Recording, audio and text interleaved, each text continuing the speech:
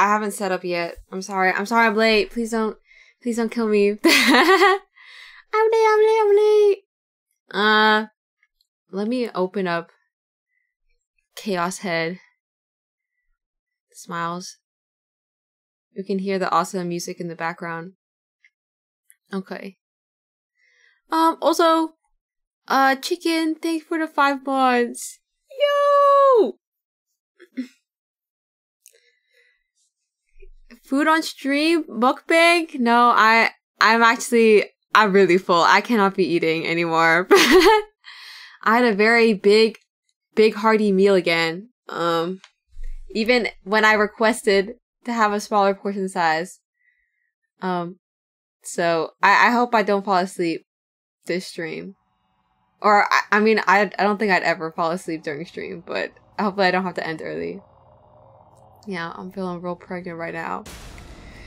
Anyways, hello August and Chicken and Moosh. And then goodbye Saribot. And then hello, I think I already said hello Chicken, but hello. And then Tangyo, hello, and Orm, and Mecha, and Hoppy, and Zev, and Becca, and Jesse, and Handsome Gold, hello, and Hoppy, 10 meals a day. I can't take this anymore. I'm so full. I was like, can you not make a fried egg with my meal? I don't think I need more than what you gave me last time. And he was like, okay, and then he just makes it anyways. What did I say? But it's okay. We live. Let's see. I feel like I wanted to say something before stream. Oh yeah, do you see my awesome Twitter art? Smiles. That's why I was late today. Please forgive me. Yours tech Kasai. Wait, I wonder if I can pull it up. Oh. I accidentally clicked. No, but the awesome intro stopped playing. Whatever. Let's see. Downloads.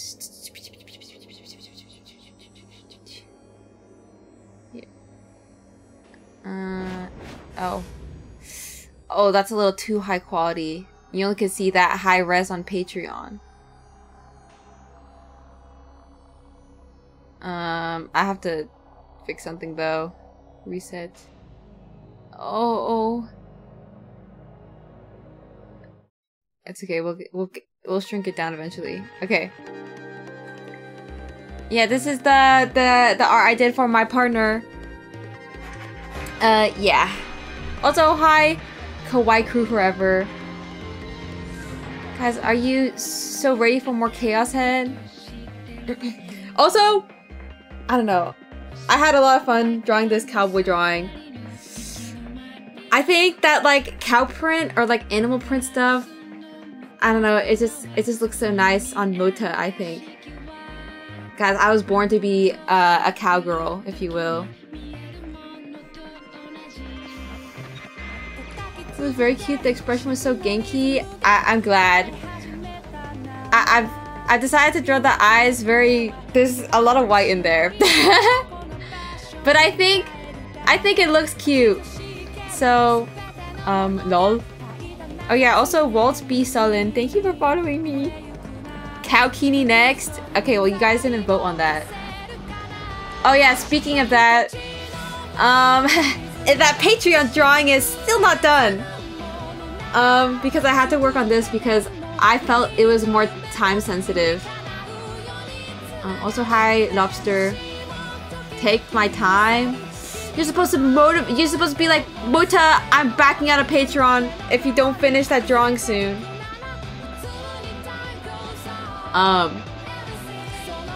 Hurry up, Moti. Okay. I'm trying to ponder whether I just, I take something from the backlog and post and give myself a little extra time to work on the sundress, or I delay, the next post for a little bit. Because I'm streaming tomorrow too, so I don't really have much time to work on the sundress drawing in a reasonable fashion. So I might just post one of my backlog arts. That art was so awesome. Thank you. I'm glad that you enjoyed it. And if anybody wants to see the speed paint of me drawing it in its entirety, oh, it's sped up. But like, if you want to see my drawing process and whatever, exclamation mark Patreon. There are Patreon. Yeah, I also draw some saucy art sometimes. So yeah, if you wanted to put me, whatever, oh. Why do I not remember this? Is there like 3 openings? Why did they do so much? Oh, I kind of want to see this.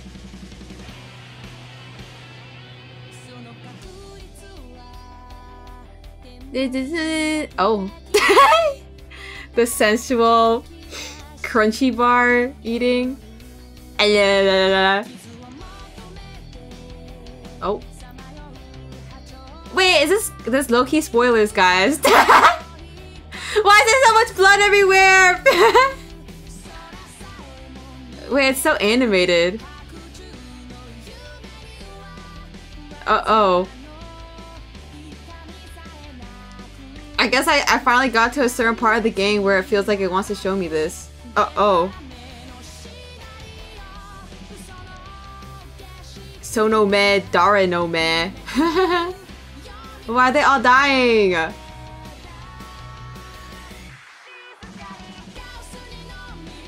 Okay, spinning. Oh. I don't know what's going on. I guess what's my summary for last time?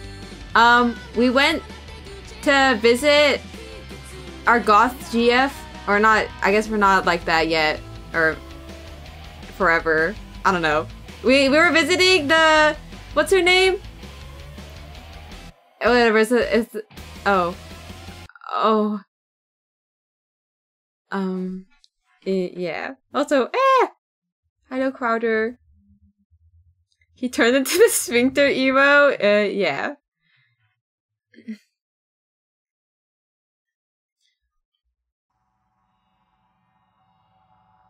DIWTWM.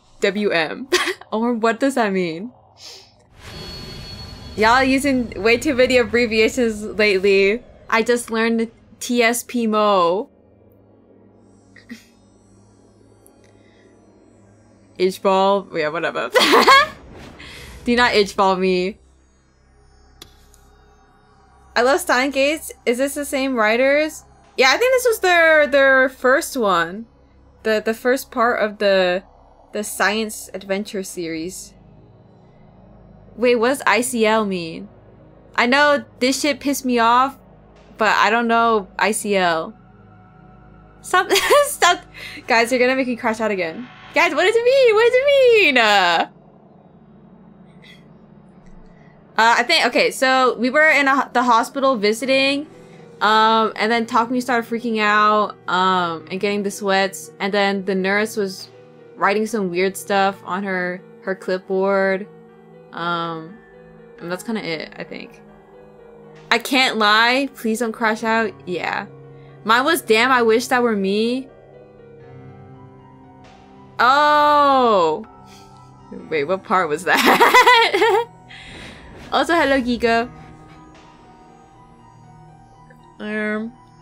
Oh, we're on chapter 8. Yeehaw! Oh yeah, and then we saw, I don't remember if it was last time, but there's something on Nanami's wrist. But we haven't talked to her about it yet because Takumi's a little stupid. But yeah. And I think that's I left on a part where I think you could just hop in. Okay, it's fine. Evening fell on the roof of an old building in Shinsen, the building atop which Nishijo Takumi's container house stood, still as death. It was Aoi Sena's second time visiting it. The first time had been a few days prior, following her encounter with Kozue and Takumi and Center Guy. She had gone to tail the boy in secret. Through this, the location was set in stone in her mind. I'm not gonna lie, I don't know what Nanami's deal is. Did you not play it? I thought you played this. Kurwa? Yeah, I don't know what's going on. Okay, so like, the context for that, for a friendly reminder is that, earlier, Nanami's hand got sent in a box to us. And then, I don't know, she has her hand back now. Question mark. I did, but only the common route? Oh! I see. Yeah, I don't know either. This is all new for me. Uh-oh. The classic, Kozupi sprite. Sena-san, Kozupi doesn't think Kozupi and Sena-san should be doing this. Kozupi hates the stuff from you. Why did you come with me then? Sena regarded Kozue in a cold manner, refusing to even turn around to view her sagging shoulders, nor her long face. Sena had come here to infiltrate Takumi's room. Nishijo Takumi is not normal. That was the conclusion she had come to after speaking to him many times. There was no doubt in her mind that he was distinctly different to normal gigolomaniacs like Kozue and herself. Did he possess delusional abilities so abnormal it proved terrifying, or could he perhaps be receiving some form of artificial support? Regardless of what it might be, the uncertain nature of Takumi greatly bothered Sena. As of the current moment, she was searching for a man known as Hatano. There was a very real possibility that Nishijo Takumi had some kind of connection to him. She had no conclusive evidence of this, but through investigating even the most lightly suspicious things with her own eyes, the possibilities would be torn down one by one. And with such methodology, she would find her target with absolute certainty. That was Sena's creed. The door had a padlock attached to it. With a slight scoff, she swung down her D-sword that she had preemptively reel-booted. The padlock was effortlessly smashed to pieces. Will Takumi-san get real mad when he gets back? Sena had already confirmed that Takumi had been heading from school toward the station with two of his friends. Oh, so I guess he's doing this while we're at the hospital. However, if he were to find out, it would make no difference to her. When it came to attaining her goal, Sena had no qualms with others coming to detest her or even being reported to the police. No, not our embarrassing little neat cave. She opened the door and stepped into the room. Sena could only grimace at the disastrous cesspool of a room. The endless piles of trash forced a groan from her mouth. Yucky! Why does it sound like you're enjoying this, Kozue? Sena-san, do you think Kozupi and Sena-san should take off their shoes off? I did not read that right. With a sigh, Sena ventured deeper into the room, shoes still adorning her feet. There's so many dollies! Oh, poop! Takumi-san really is a poor Bert! Wow! Paying no heed to Kozue, who seemed oddly impressed, Sena stood before the PC. She turned the power on without hesitation and scoured the desk with her eyes as she waited. Furrowing her brows, she picked up a sheet of paper that had been left on the desk, an essay. Whose eyes are those eyes?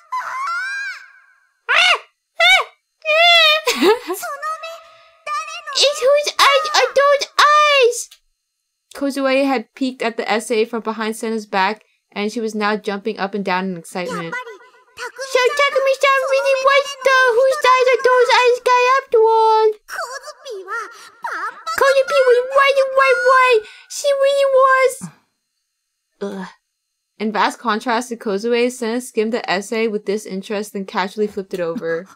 The very next instant, her eyes widened in shock. This can't be. Also, hi, Resco. Let's hope he made sure to hide everything behind a password. Honestly, with the way his shelter looks, I don't think he got anything to hide. Something was drawn there. It was ugly ass drawing. Oopie! Look at those people! Is that a robot?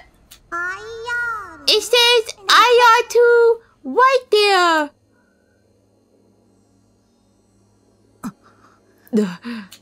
Senna-san! The sound of gritting teeth escaped from Senna's lips. Her expression was far more grim than usual, and the hand holding the essay trembled with anger. So that's it. Nishijo is the one responsible for IR2. I don't know what that means. Her voice forcefully stifled. She crushed the sheet of paper in her fist. Hey, that's his essay.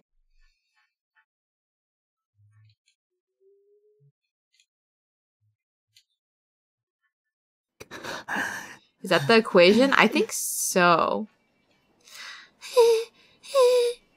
I left the nurse's off station and stumbled around the hospital, my mind buried in fog. I was doing everything in my power to avoid thinking about what I just seen. Before I knew it, I found myself standing at the landing of the staircase with Misumi-kun gazing outside by the window. What the hell happened to you? You're covered in sweat, dude. And you're looking pretty pale too. Then again, pale's pretty much your permanent skin tone anyway. Oh god, don't tell me. Were you running while looking for her? No wonder you're worn out. It ain't worth killing yourself over. I wiped my sweat away and tried desperately to feign composure. I found Rimi and Kishimoto. Despite what he said, I couldn't see either of them. Then for some odd reason, he pointed outside the window. Over there. Once I caught my breath, I approached the window. I could see the outpatient ward from it. The outpatient and hospital wards were separate buildings accessible through a corridor connecting them. They weren't all that far apart though. The hospital ward had many floors, and the landing I was on looked slightly down on the roof of the outpatient ward. On that roof, shrubberies sporting red flowers formed a makeshift garden, and it seemed to be a place where patients went to relax. In the center of the garden, I could see Rimi and Ayase. Ayase was wearing pajamas, and she was discussing something with Rimi.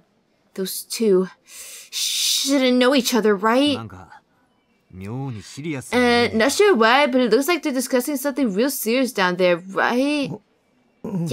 Yeah. It almost looked like they were glaring at each other. Suddenly, Ayase closed in on Rimi and slapped her right across the cheek. Oh. Also, hi, Jeffrey. Not girl-on-girl violence. Even from where I was standing, I could tell that she hadn't held back one bit. Ayase then walked away from Rimi. She was heading in the direction of the passageway, so she was probably going back to her hospital room. My man, was that a bitch slap? I nodded. Even after being left behind, Rimi didn't move an inch. She simply stood there. Also, hi, Hoso. Yeah, my awesome check mark. I don't know how I got it, not gonna lie, but it's okay.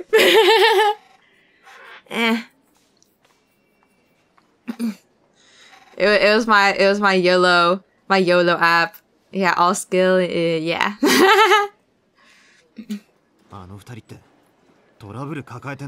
Is there some kind of drama going on between them? If there was, I knew nothing about it. How cringe was my essay? I didn't even make an essay. Like, the questions on the Twitch app were like, tell us what your streams are. And I was like, I draw. And I play games. And that was kind of it. I think it was like, maybe like 3 sentences long. Lol. The app is pretty short too. I did it on my phone.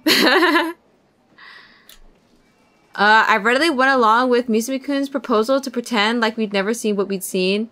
We then decided to leave Rimi to her own devices and return to Ayase's room. The state of my body was mostly recovered by now, and God's gaze had vanished. It was to the point where it felt like that horrible sickness I've been feeling had never even been there in the first place. Uh-oh. Misumi-kun let out a sound from in front of me. I looked up in response, only to see Ayase walking over to us. Her head hung slightly limp, and her gaze pointed downward. Her steps were slow and lacked any energy. Her face was very pale, and her expression was too, no surprise, intensely somber. We somehow managed to bump into Ayase in front of her hospital room. Yo, Kishimoto-san. She's so green. It's so bright too. But you know, it does look kind of comfy. It's so gross. I want to call it gross, okay? It's just... Oh, wait, that sprite was so cute. Bro, she left. No! She's gone too soon. Blinken, you missed it. She looked at me, and then, despite seeming like she was on the brink of tears, she smiled at me. Scared off the huzz, rip. That was literally the cutest, was it? Ayase sprite. I think. She was so moe. Why had she done that? Had she heard about the uproar that happened in front of O-Front? About all the shameful things I've done? Or was she just being friendly? The former would be beyond depressing. We thought you might be lonely, so we decided to pay you a visit. Though, I've gotta say, you're looking real cute in those pajamas, Kishimoto-san. His passive pickup artist. I'd activated in barely any time at all. Talk about rushing the objective.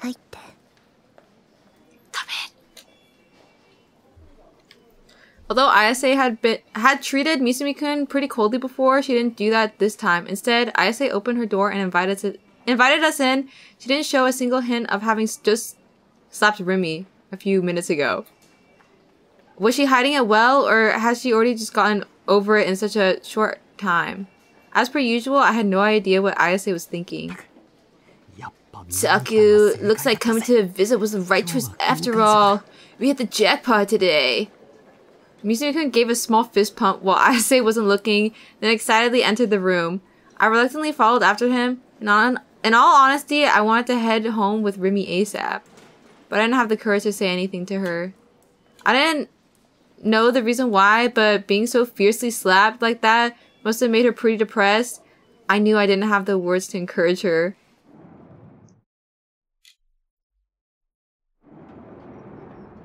Scratch, scratch, scratch. Ayase sat down on the bed and Misumi-kun very casually sat beside her. Talk about daring, I couldn't help but be taken aback by Misumi-kun's mode of attack. Ayase gave Misumi-kun a single glance before fixing her gaze upon me.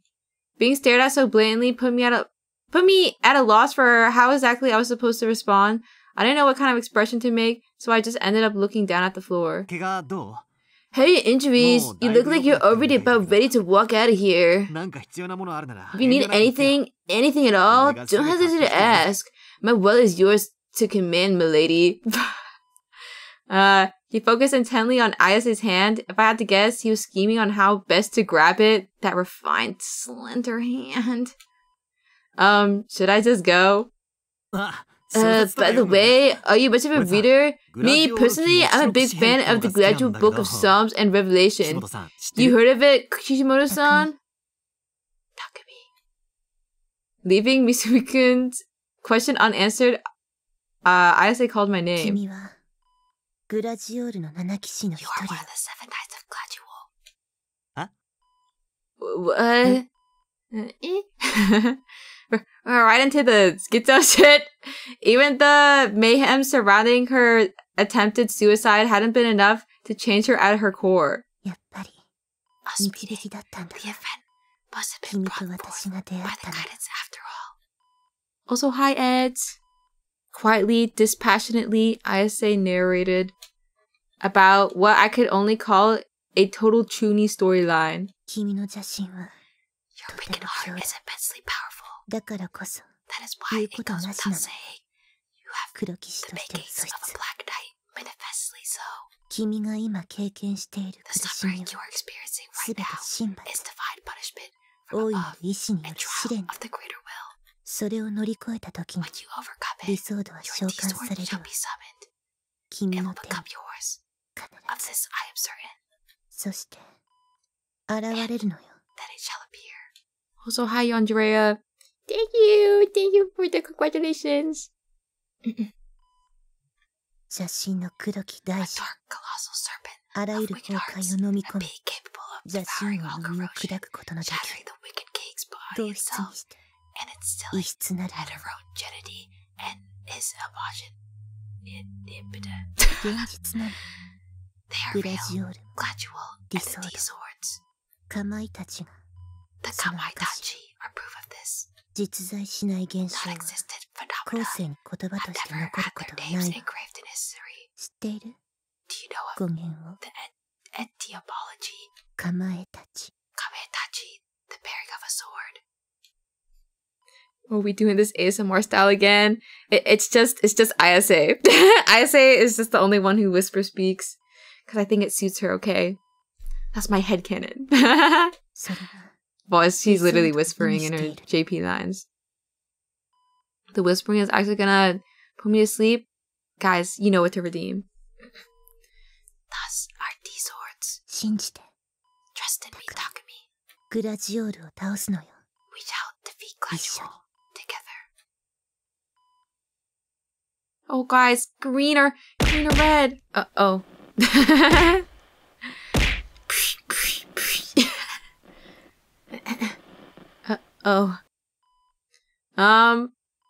I don't know. I'm not sure if I want to do green because, you know, Misumi-kun's here. He's just gonna sit there and watch us get freaky. But honestly, it might be funny, so I might do green just to see what happens.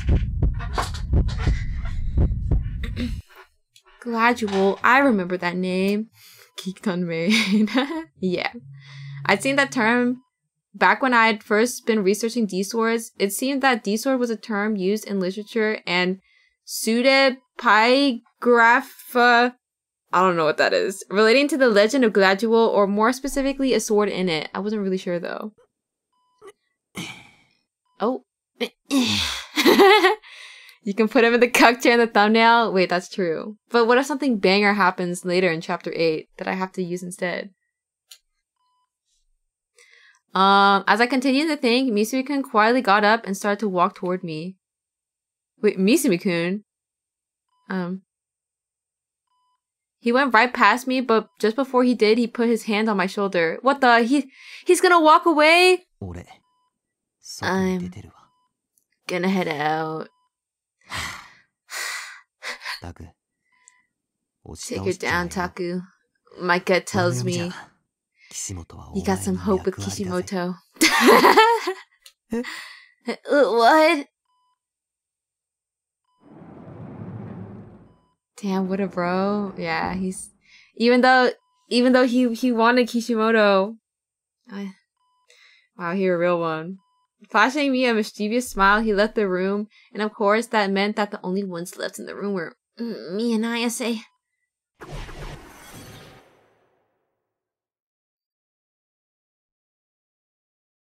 Silence. Despite having been going on and on about all this schizo shit mere seconds ago, Ayase now hung her head in complete silence. Her hands gripped the hem of her shirt as she rolled it up toward her, then straightened back out again, then toward her, then back again. I guess I had to say something? But I literally had no idea what the hell she'd been talking about. Oh, here's an idea. Since I'd come here to visit her in the hospital, I could give her a few words of sympathy about her condition and call it good. But considering she'd been put in the psych ward, I couldn't exactly just ask about her condition. What was I supposed to do? If I knew it was gonna be like this, I would have just left with Misumi-kun. Takumi. Oh. Wait, why she look kind of moe? Takumi. Hearing my name made me jump. Ayase raised her head, then held out both hands to me. Kite. Come. こっちに. Come here. Unsure of what she would do if I refused, I took a very confused step toward the bed. もっと. Closer. Urged on, I took another step.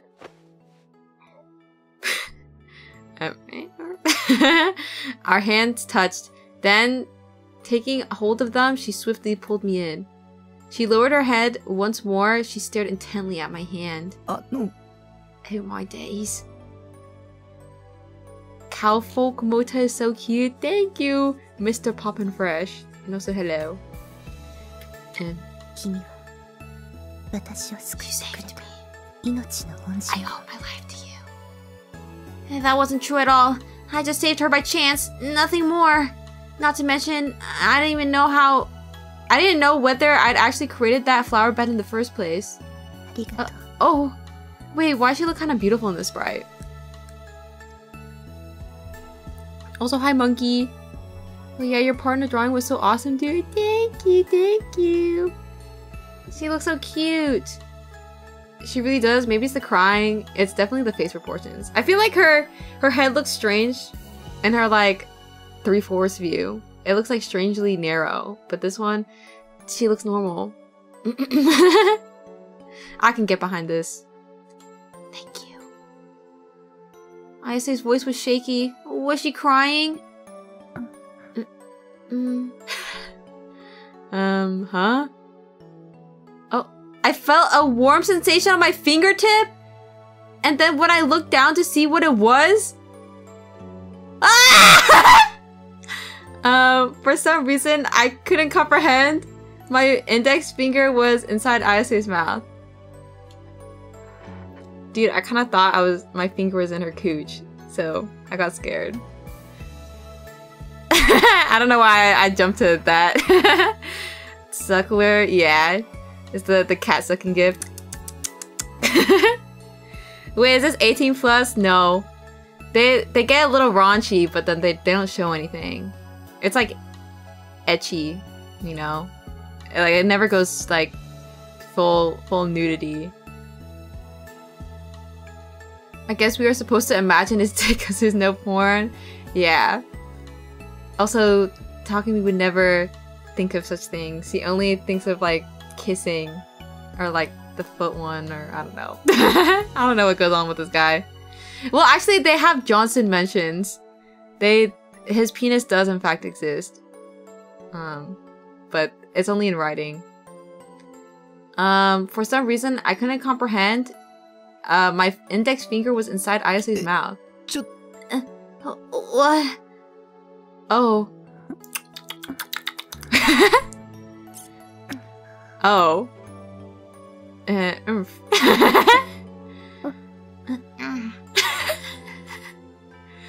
I felt something soft and warm touch my fingertip. It wriggled and coiled around my finger, then slipped in one of the gaps between nail and flesh? What? She's digging under the nail? Let's hope that Takumi keeps that clean. How exactly had we gotten to this point? I was more confused than ever, but I didn't have it in me to resist. It just felt way too good. I was now entirely at her mercy. Dude. Extra flavor. Oomph. Yeah. Also, why is he feeling so good from getting his finger sucked?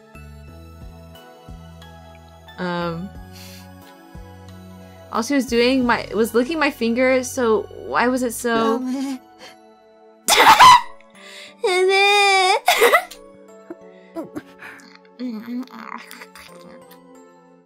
Oh! The pleasure suddenly switched to sharp pain. Ayase had bitten my finger hard. Stop!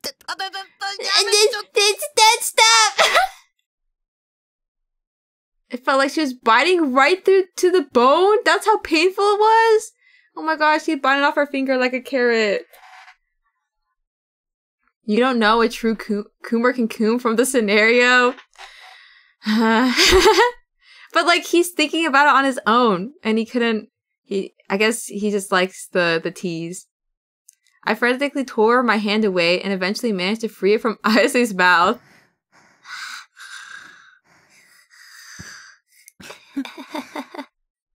Her bewitching laughter filled me with fear. I quickly went to check the bite wound on my finger. It shone with Ayase's thick, slimy saliva. Blood dribbled from the tooth marks, but the blood wasn't red. It was a sinister black. The color of your blood is the proof that you are a Black Knight. This bitch just bit his ding-a-ling. Maybe he thinks about that. Guess she was really hungry. She has been in a hospital. By having a delusion like that, I was somehow able to endure Ayase's insane psychobabble. I hadn't paid attention to a single word, but Ayase didn't seem to notice. She simply continued to talk about how Gladwell did this and Wicked Hearts did that, all while having a very serious expression glued to her face. It is all divine revelation. They should have already assembled in Shibuya, the 7 Black Knights.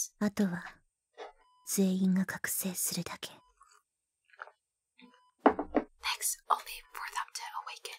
If we do not hurry, the world will be brought to ruin by the machinations of Gladwell. Okay, I say. Whatever you say.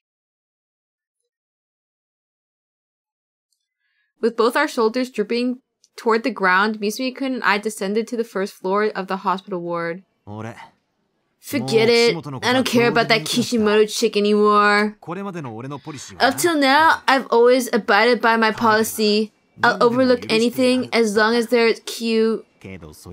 But now I know that was a mistake. Even I can't handle crazy bitch levels that off the charts. I'll just play it safe and aim for Kozue-chan from now on. Not exactly sure if that made things any better. I mean, Misumi-kun had an actual girlfriend he was dating. You amaze me, man. I can't believe you were able to listen to Kishimoto's insane BS for almost half an hour. I certainly respect that. Kozue gotta be the most crazy, right? I'm pretty sure. I think out of all of them, she might be the most unhinged, I think. The other ones are just like, in their own little world, but Kozue is just, she's something. I couldn't even last 3 minutes, and we're talking about me of all people. How? That's me. the emoji's so funny. Barely listening to Misumi-kun, I focused on my surroundings as I walked. And then I found a dazed girl standing in front of the outpatient lobby, Rimi. From a side view, I couldn't see even a trace of her usual energy. She seemed deep in thought as she gazed up at the lingering sunset, her hair fluttering in the chilly breeze. Oi! Rimi! Hey yo, Rimi! Rimi quickly turned after Misumi-kun spoke, her face brimming with surprise, then gave us a big wave. Rimi acting like she didn't just get slapped in the face. Finally, I found you guys! The sight of her smile filled me with relief. I instinctively ran up to her. Yes, bishy girl. Of course, I couldn't exactly bring myself to hug her or anything like that. So that was as far as it went. Such a touching reunion! I'm so glad we were able to meet again, Taku! Where the hell did you go? I didn't know where the hospital room was. I was looking all over. I can't believe you just leave me behind like that. Rumi made a show of pretending to cry. お前が先に行けって言ったんだ Were you the one who told us to go on ahead? I did, didn't I? So, were you able to see Kishimoto-san? As I nodded, I noticed Misumi-kun was grinning very obviously beside me. Oh yeah, we did. And you got bitch slapped by Kishimoto, right? What could you possibly be talking about? Remy must have wanted to hide the fact that Ayase had slapped her. That was why she had been avoiding the topic and leaving it at that. Read the room! Misumi-kun. There's no use hiding it. I saw the whole thing. Makes me feel like a gossip-hungry housekeeper or something. I guess I've been caught red-handed. Her face now pointing down at the floor, Remy gave an awkward sigh, then gazed up at me. Did you see it too, Taku? Well, Yup, Taku and I saw the decisive moment when you let it rip across your face. Rap. Dude, you just don't say that! What the? I get so many options right now. I want this to go messy, so I'm gonna go red. Well, darn, I must look pretty stupid for trying so hard to hide it.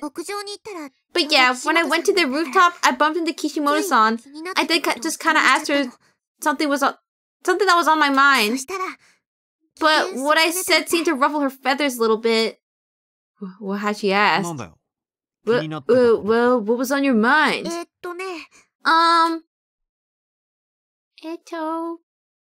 There's the drama going down.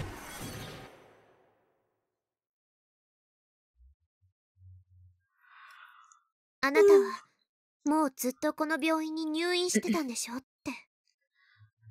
asked her if she'd been hospitalized here all this time, or accused her, I guess. What does that mean? Oh, what's that supposed to mean? Okay, so here's the thing. Kishimoto-san was never discharged from the hospital. With a bit of pride in her voice, Remy began to reveal some pretty shocking information about Ayase. The reason she barely came to school was because she was never allowed to leave the hospital in the first place? Same thing with her concerts? And Newgen was just a delusion she created, which she then enacted herself. She committed all those crimes to perfectly fit with the lyrics of Phantasm's songs. This was so she could draw attention to them. That's my theory on the truth behind the Newgen incidents. I was pressing Kishimoto-san about it just before, and I didn't hold back. Okay, Remy Tin Hat theory. And then I got slapped because of it. That wasn't something to teha over. Anyone would get upset at being treated as a murderer without proof. Then again, when I treated Remy like a murderer, she hadn't gotten all pissy. But I know my theory's right, so that means you just gotta be careful, okay, Taku? Kishimoto-san. She's not normal. Yeah, I don't think any of you guys are. I couldn't believe what I was hearing, and I'd come from Remy of all people. I wonder if I'd misheard her.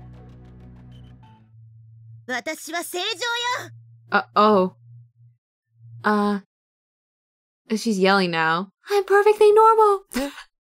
Huh? A clear voice echoed throughout the room. When I looked over to find the source of it, I saw Ayase standing at the entrance to the hospital ward, D-sword in hand. All is the guidance of the greater will. With that shriek, she charged at us with her D-sword. What the? Run for it! Taku, what do we do? I don't know. Glory be to Gladual. Ayase had clearly gone off the rails. She came closer and closer. This was bad. We had to run. If we didn't, we'd be dead. Oh, we were dead. I was in too much of a hurry, so I ended up tripping over myself. I fell to the floor so hard it was almost comical. Taku! Leave him, Remy. Rip. Abandoning me, Rimi and Misumiku ran away. My arm reached for them as their backs got smaller and smaller. Bro, they don't gaff. Wait, don't leave me behind! Die! And when I turned around, I saw Ayase's figure mid-swing as she brought her D-sword down on top of me. Uh-oh.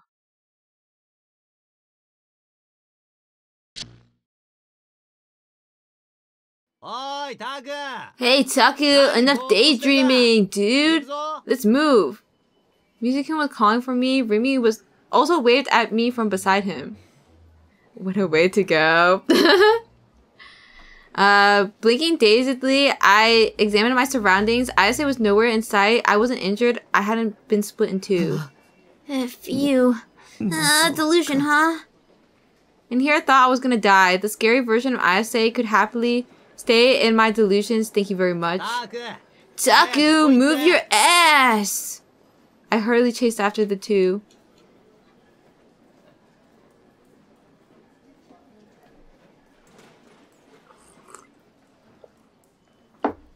Gulp. The three of us walking shoulder to shoulder, we made our way through the outpatient lobby. The outpatient reception was already closed, meaning very few people were still there. However, the large TV screen at the end of the lobby was still surrounded by around 10 or so people. What's going on? Maybe the newest new gen just hit? My body stiffened at what Misumi-kun had so casually said, but immediately after that, Rimi nonchalantly grasped my hand. Okay. Nonchalant Rimi. Thanks to the warmth of her hand, my fear stopped there. The tension in my mind felt like it was melting away. Yeah, flirt. Rimi was my soul support. Rimi gave me peace of mind. Rimi would stay by my side. It might be a little too optimistic, but I felt that as long as Rimi stayed by my side, I could just barely endure any fear that might come my way. Thank God Rimi was here for me. And she leaves again. Lol. Hey, you two, check this out! Misumi-kun had already made it to the TV and was urging me and Rimi over to it. All the other people there, patients both young and old, and even some nurses had gathered around the TV. Their eyes were glued to the screen. What the hell was going on? Should we go see? The two of us moved to a place where we could see the TV, with me guided along by Rimi's hand. I then timidly turned my eyes to the screen, and when I looked at the captions on the screen, I was completely dumbfounded. New gen culprit arrested! It was a news report announcing the arrest of the new gen culprit. Also, hi Zenny.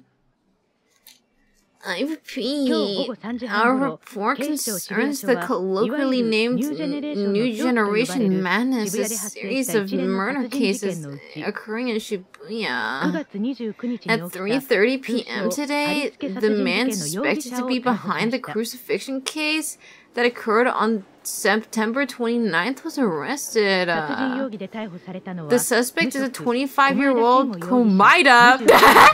Komaeda Dakarapa! Shingo, who was unemployed at the time of his arrest. As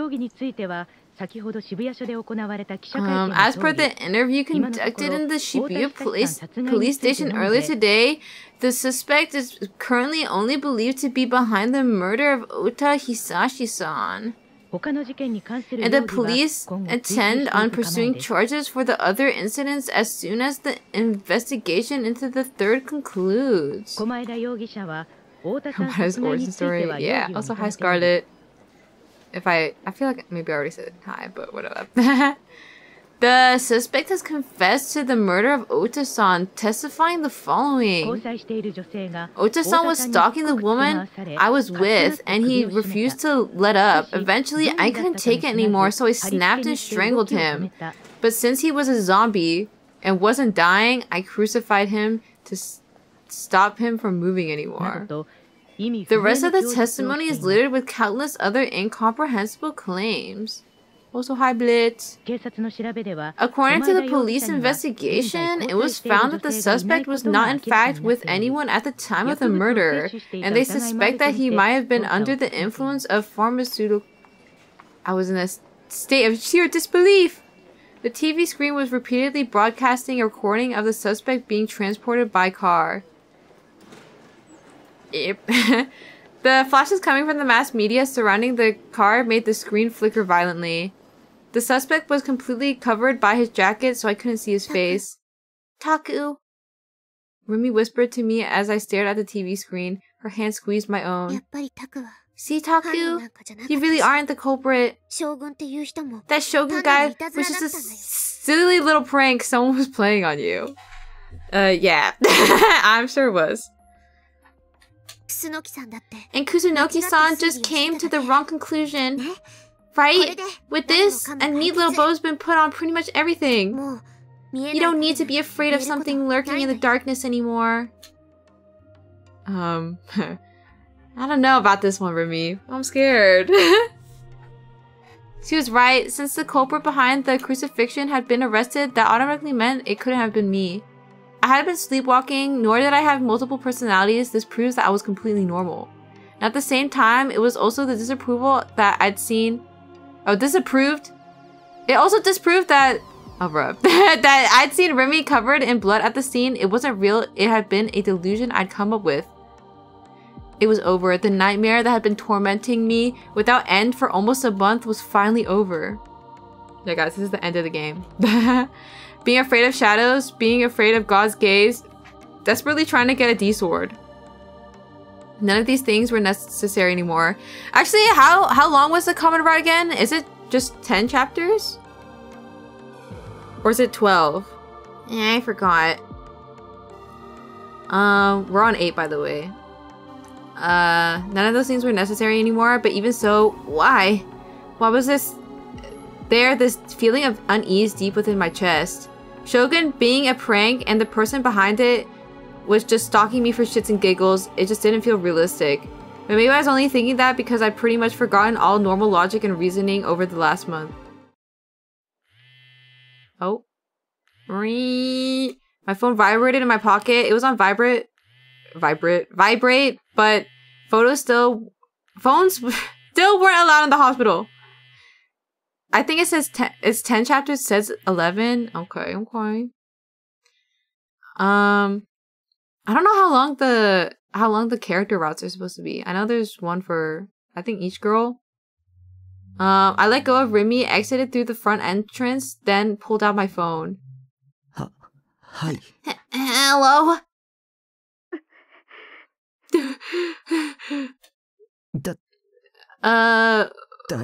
Who is it? I braced myself. You, my past, might have started playing again.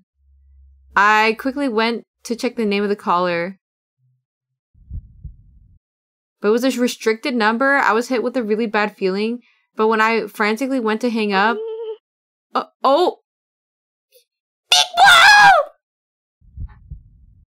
Blue! No! They got her again! Bruh. The horribly pained voice that come through the phone was unmistakably Nanami's. Nanami?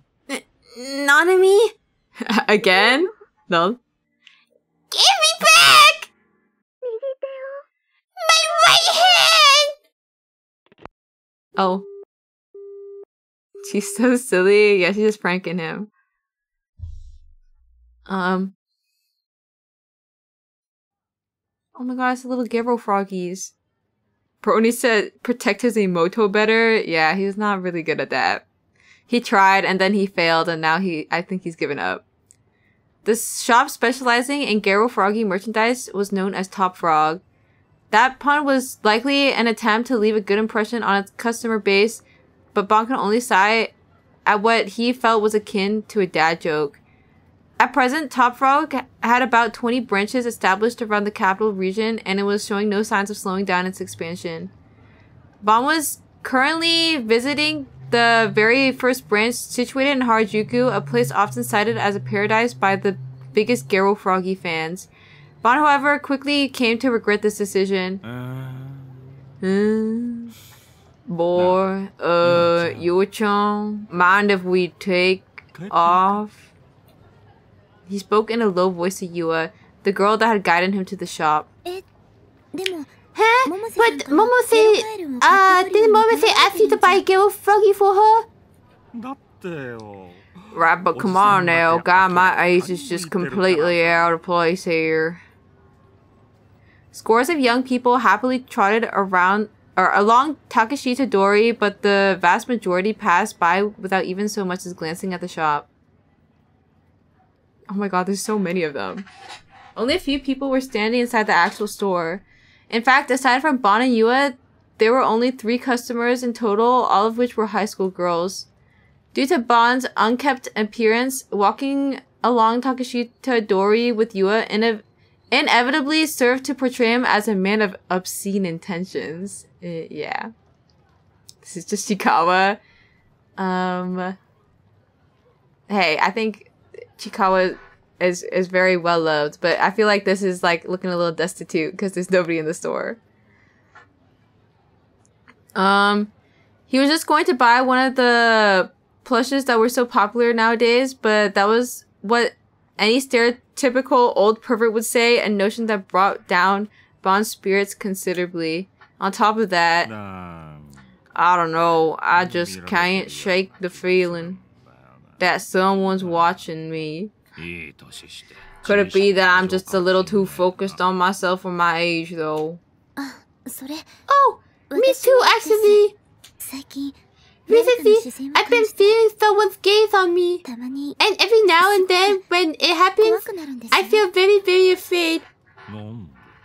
Oh, so it's not just me? Though, while it doesn't bother me, that might be something to worry about in your case, Yua-chan. If someone happened to be stalking you.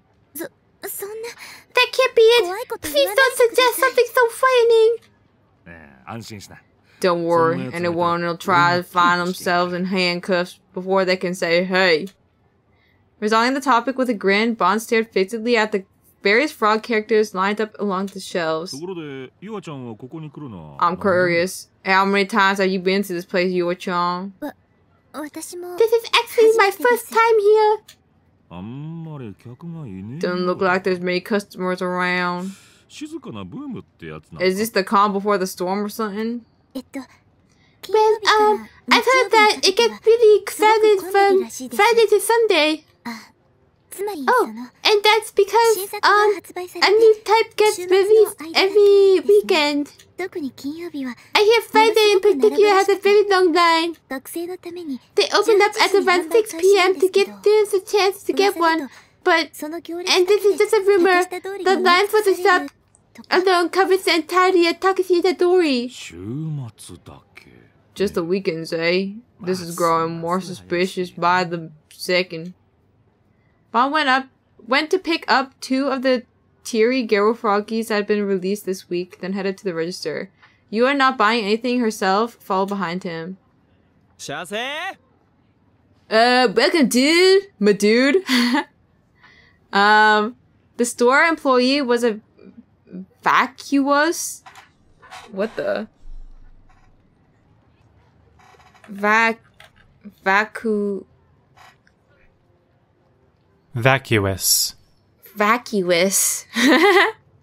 having or showing a lack of thought or intelligence, also known as mindless. Okay. Vacuous looking man in his 20s. His hair had been dyed green and he had earrings in. If he were not behind the register, he certainly would not look like a clerk to the passing observer. At the very least, it was no outfit to be serving customers in. The employee stared at the 2 with relent nor restraint. Present for the daughter? Yep, you got it. My baby girl won't stop twisting my arm, so now we're here. But I suppose you gotta suck it up and act like a dad every once in a while. Bon forced a smile as he looked eagerly. Oh no. Ingratiatingly at the younger shop clerk. Yua's gaze fell to the floor as her face turned to one of shock. Nonetheless, she did not break the father and daughter charade. Gratiate? Really? Gratiately.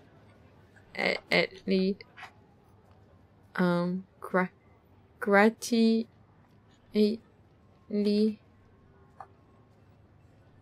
It's not showing up, guys.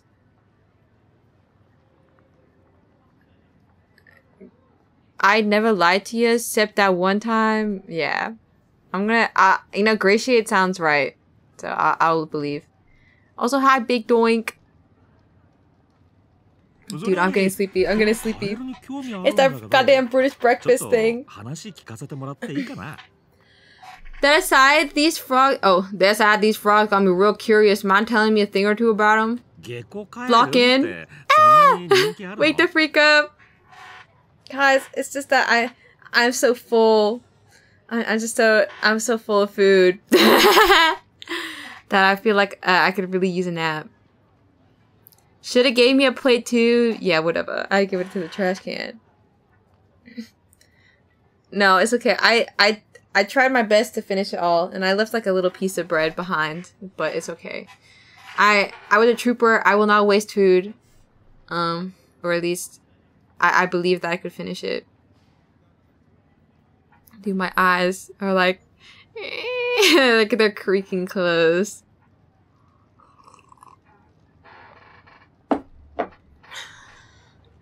If I'm still sleepy in like 9 minutes, I'm gonna go splash water on my face. We need to lock in and read the story because I really want to know what happens. First off, are these gecko froggies really that popular? Sleeping stream today. wait, I wanna try. I sound like I got sleep apnea. I don't get it. I don't know how people do the.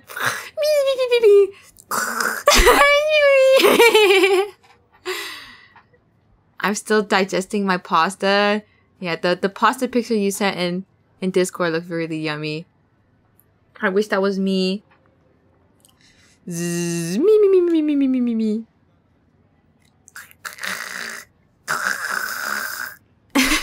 Act 2.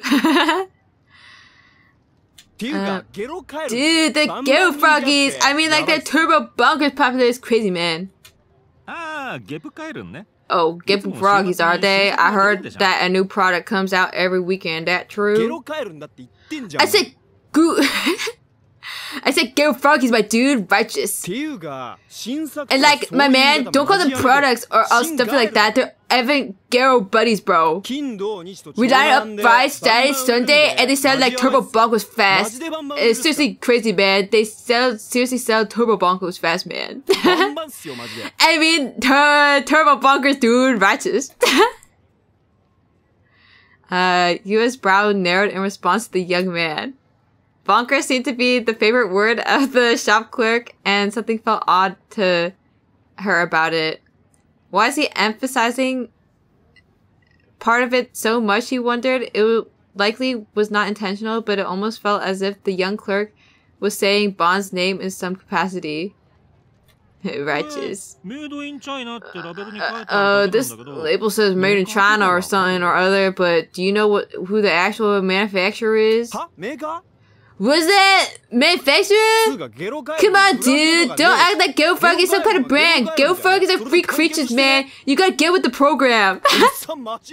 Seriously, that's turbo uncool. Let me tell you this. Geo Froggies, they ain't made. They're born. And it's bonkers.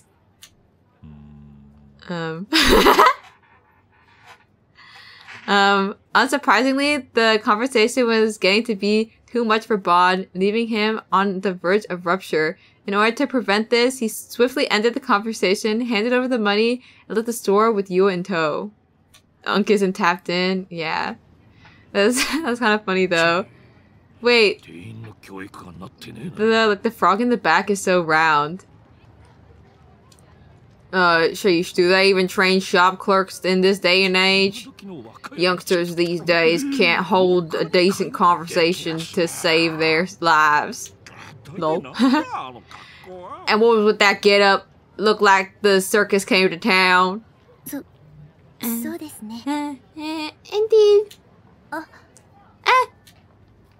Yua came to an abrupt halt. She grabbed Bon's suit cuff and pulled him to a stop as well. Look at that, Bon-san! What was it? Yua was pointing in the direction of a white 2-ton truck. It was pulled over at the side of the road, and a number of cardboard boxes were being unloaded from the cargo bed. The boxes were carried one after the other into the back of the Garo Froggy shop. Well, would you look at that? Those must be the new Garo Froggies coming out tomorrow. It's Garo Frog. I never would have noticed that. Nice catch you with, Chan. And no, this happenstance. Usually the cargo bed of the truck would have a company name or logo emblazoned on it somewhere, but the one before Bon and Yua was completely blank. However, the cardboard boxes being inside had something resembling a company name written beside a few Garo Froggy illustrations. Faithworks Limited. Ever heard of them? No, I can't say I have. In that case, we ought to pay Momo-chan a little visit. Okay. Garo Froggy lore. We parted ways with Mizumi-kun at the station, then headed straight back to my base. The whole way there, it felt like I was stumbling my way through a nightmare. Nanami's face kept popping into my mind, and each time it did, her expression was different. Nanami had always been the type to wear her heart on her sleeve. When she was angry, she'd puff her cheeks and pout. When she was happy, she'd smile so wide it'd make me embarrassed. Memories of all of those different expressions made my heart thump again, and almost painfully so. The phone call from before, the things she'd said, what the hell had they meant? They could only mean that the bandage wrapped around her arm when I'd seen her at school must have been... Excuse me. Where could she be now? At school? Or maybe she'd already gone back home? Give her a call, Takumi. It's not that hard. Come on, Taku. You gotta look where you're going. I don't want you to trip. Supported by Rimi, the two of us came out on the roof. Oh my god, there's so many. There's literally so many. Freaky time on the roof? I need to wake up. Let's do a green. What is it? I was thinking of heading back to my parents' house now, actually. Now? That's kind of sudden. It shouldn't take more than half an hour to get there on foot. And, I want you to come with me. As I made that request, I was so nervous, my heart felt like it would burst out of my chest. I was even somewhat surprised that those words had even managed to come out of my mouth at all.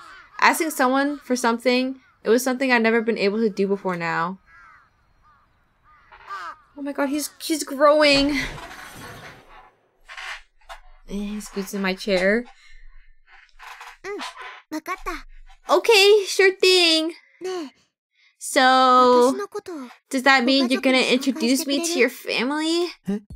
What?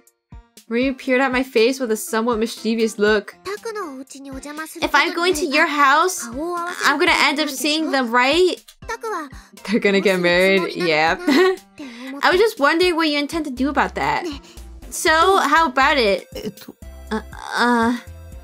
Wasn't that an event that only came after you started dating? Remy and I weren't a couple, at least for now anyway. Hey, hang on, what I just said, for now? Was I seriously thinking we had a chance of ending up together? Yes, Remy was really nice to me, but at the end of the day, I was an otaku freak! There was no getting away from that. No chance in hell that was ever happening! No point in even hoping for it too. Quit being such a conceited loser, Takumi! Taku, come on, what's the plan? How was I supposed to answer that? Telling Rumi that I'd introduce her would be expecting way too much. But saying I wouldn't introduce her would probably hurt her. Oh, for goodness sake, this is driving up the wall. If you're not gonna give me a straight answer, then let me make it easy for you. Oh. Introduce me! Hi. Oh, okay. Caught off guard by her, I nodded in spite of myself, but Rumi seemed perfectly satisfied with my answer. All according to plan. A familiar voice reached my ears. Oh, what the? Not of me. Surprised, I turned to where the voice had come from, only to find Nanami hiding in the shadow of the container house, smiling. Nanami! Nanami! Why was Nanami here?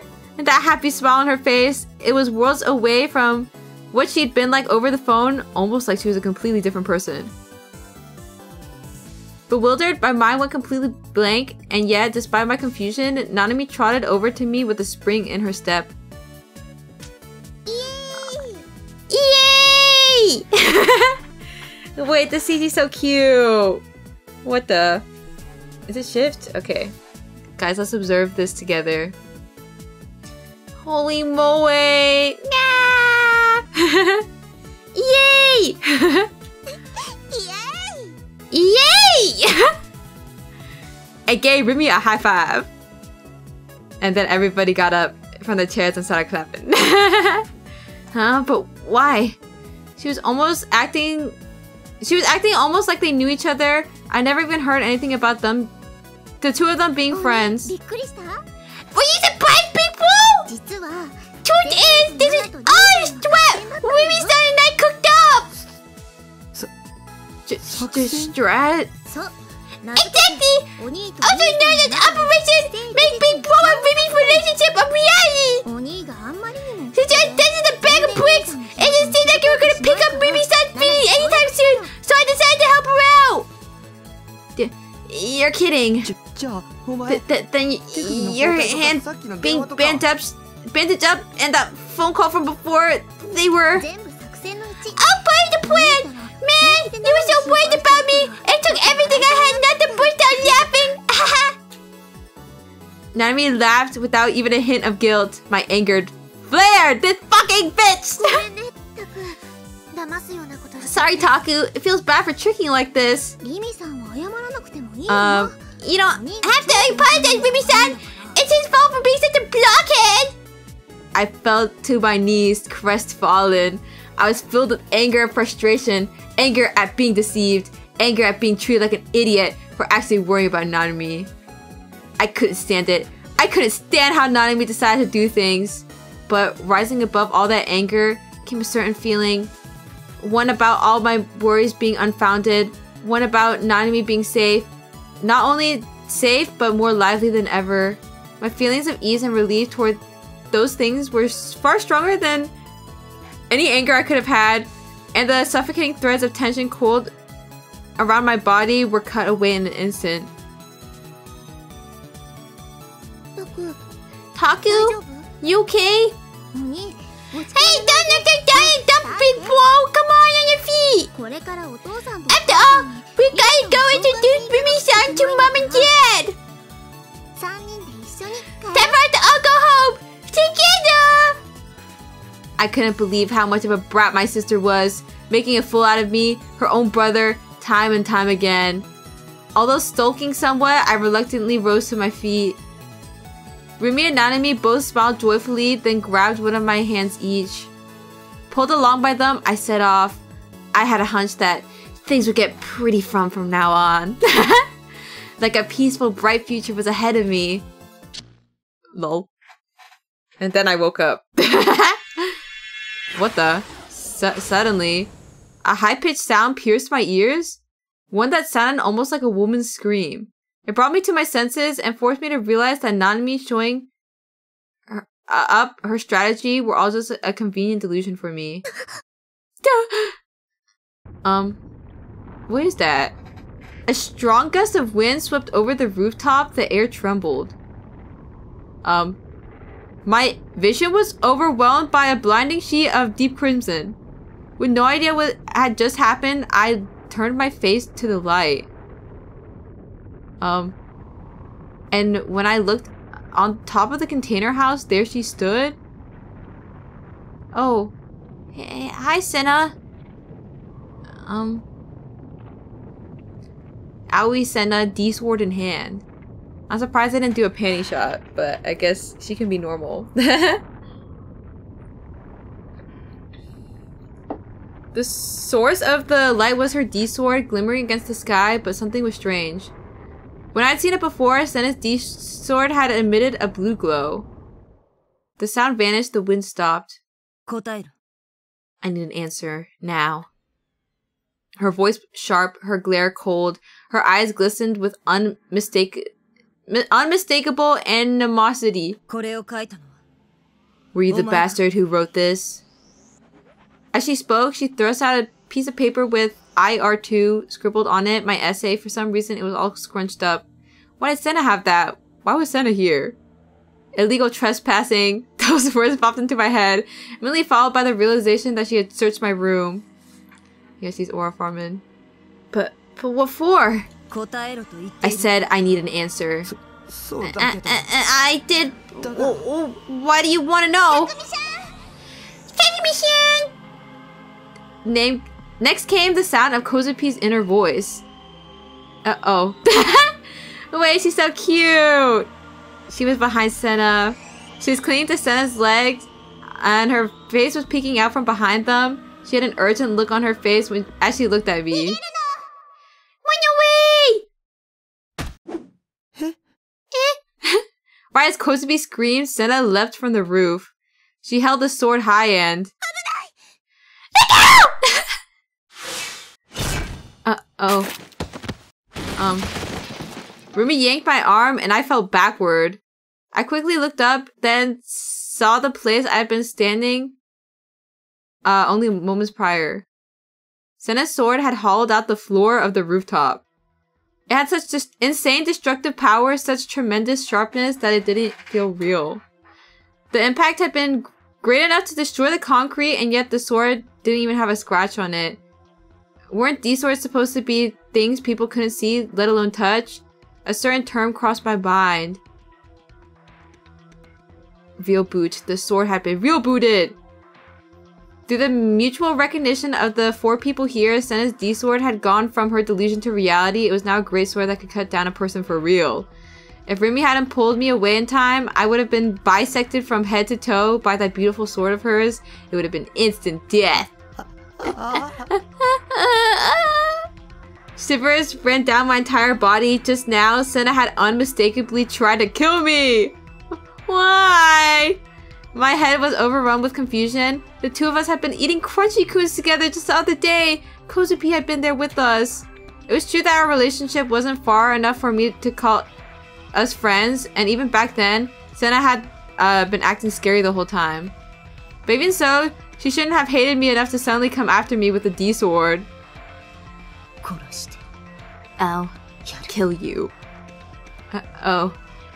Senna raised her head. She glared at me with even more intensely than before. Her movements were incredibly fast, in spite of the fact that she was holding a gigantic sword. Uh-oh. She kicked off the ground like she was starting a 500-meter dash.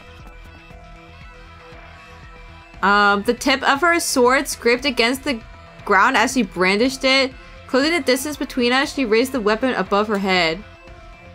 In that instant, my instincts worked out exactly what kind of situation I was in.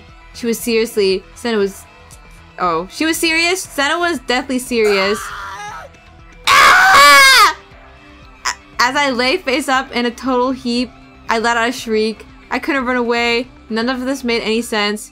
Getting a game over like this, desperately running away from Shogun, yet getting surprise attacked by Senna as a result of it. It was far too ridiculous, far too sudden. I didn't want this. I didn't want to die. I really didn't want to die. Right then, a single silhouette leapt above me and landed between me and Senna. When I saw looked to see who it was. I realized it was Remy. She stretched her arms out wide to bar the way of the approaching girl. Was she putting her life on the line to shield me? Move. But if she did that, she was gonna die. I didn't want that.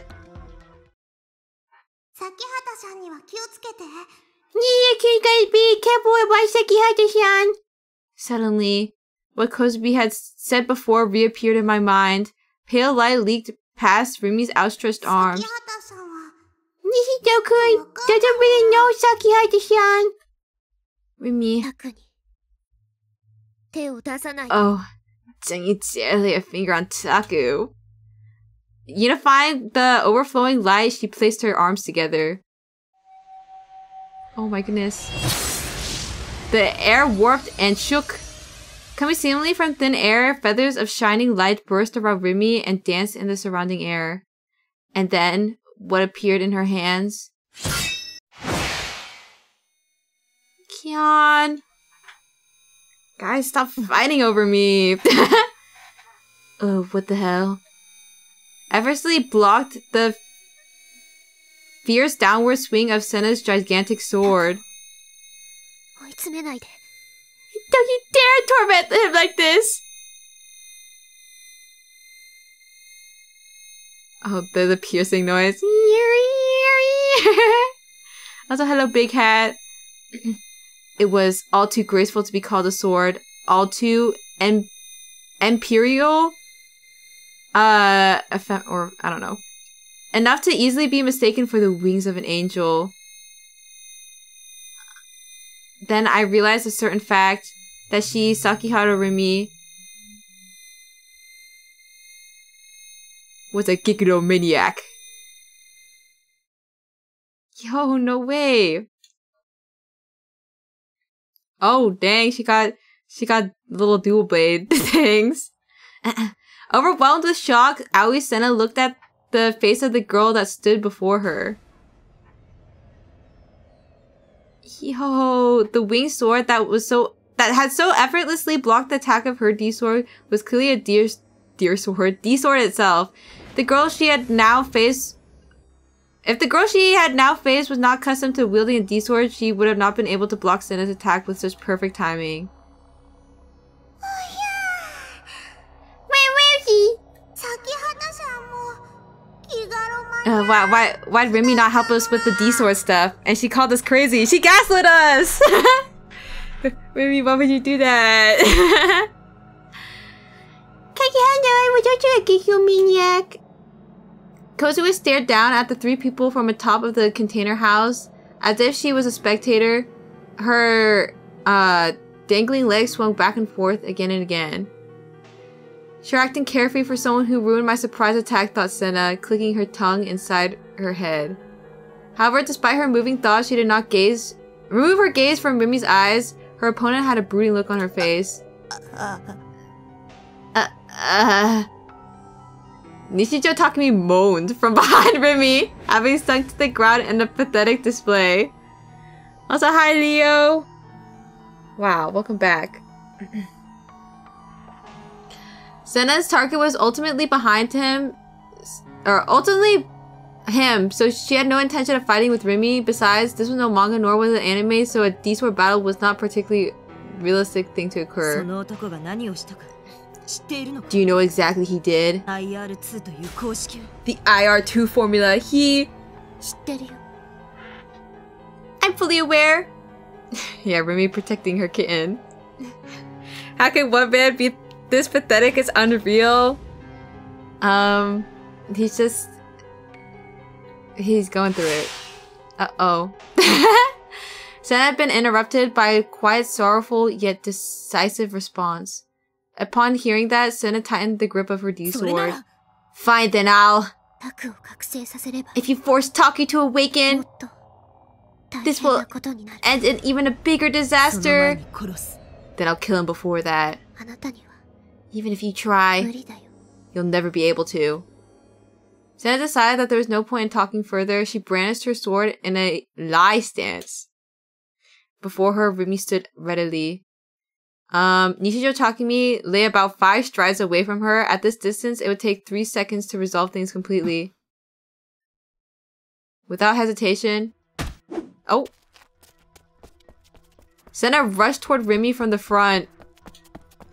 Aiming straight for the girl, she swept her D-sword toward her flank. Oh. Rimi attempted to block it like before, but... Uh-oh. Senna's strike had been a feint! Her sword passed through both Rimi's sword and body. She had released the real boot. At present, Senna's D-sword was no more than a delusion. It could touch nothing, it could cut nothing, it could kill nothing. But that had been her very aim. Due to having twisted her body to block the attack, Rimi's reactions would be slowed. During that time frame, Senna had already slipped past her and made it 2 steps closer to Takumi. Uh-oh. She real-booted the sword once again in an instant. This is it! Takumi faced Senna with eyes of fear as she effortlessly real-booted the sword. With her D-sword that had once again become real, she moved to pierce Takumi's heart. Senna. What? Senna. What? A figure flew past the corner of her vision. The instant she heard its voice, the girl, fiercely shaken by it, missed her target. The tip of the sword grazed Takumi's leg and stabbed into the concrete. Senna slowly raised her head. You. Then let out an angry growl. At the edge of the roof, their form lit by the backdrop of the setting sun, stood a single man like a phantom among the corporeal. It's the homeless guy! Hey. Sniff sniff. His face was pale, deathly so. Homeless guy jump scared. Hey, I didn't say all that. The pupils that resided within his sunken eyes were surrounded by bloodshot whites. His head hung toward the concrete, his face without expression. The instant Senna saw this man, neither Takumi nor anything else mattered to her anymore. The man Senna had chased after without end, the sole object of hatred. The man that had abandoned her and betrayed his family entirely? What the? This is Senna's dad? Oh. Hey. The very man now stood before her very eyes. Is it? Am I? Yeah, I'm guessing it's her dad, I think. I finally found you. Senna took a step toward the band, gritting her teeth to hold back her overflowing hatred. She once again brandished her D-sword. Another step forward. There was nothing I could have done. I had no choice but to offer your mother as a sacrifice. Oh. Shut up! As she met her end, your mother could not have looked more at peace. For this reason, Senna, I want you to be at ease.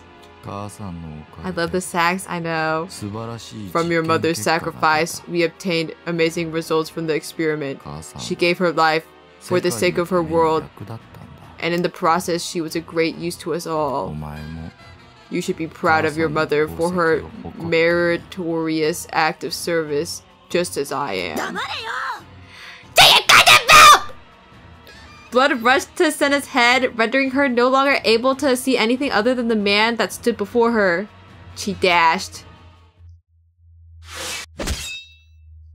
Uh-oh.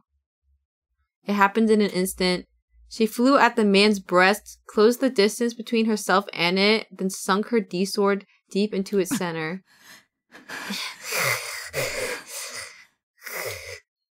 That was Senna's long-held desire. She had roamed Shibuya daily for the sole purpose of killing this man. She had dreamt of the day that she would kill him countless times. It had never left her mind.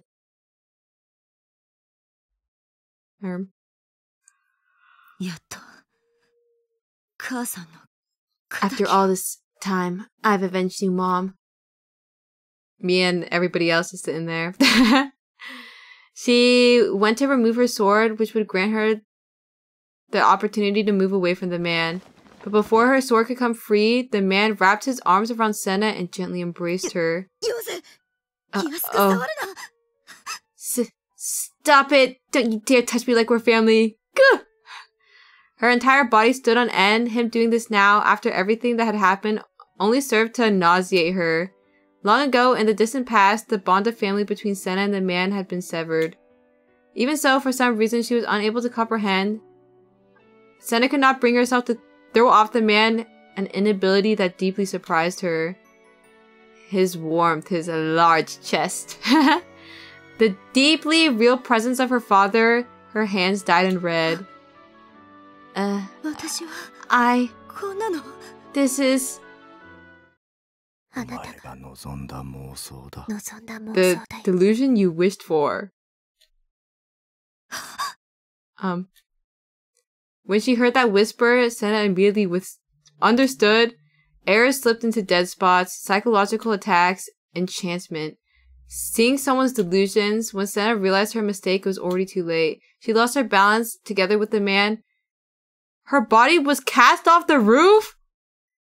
To Senna, the ground that lay 8 stories below looks oh so far away. Owned.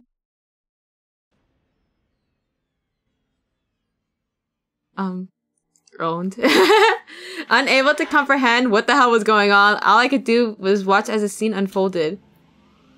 Senna had suddenly run to the edge of the roof, lost her balance for no reason I could see, was about to plunge to the ground right this very second. Oh my.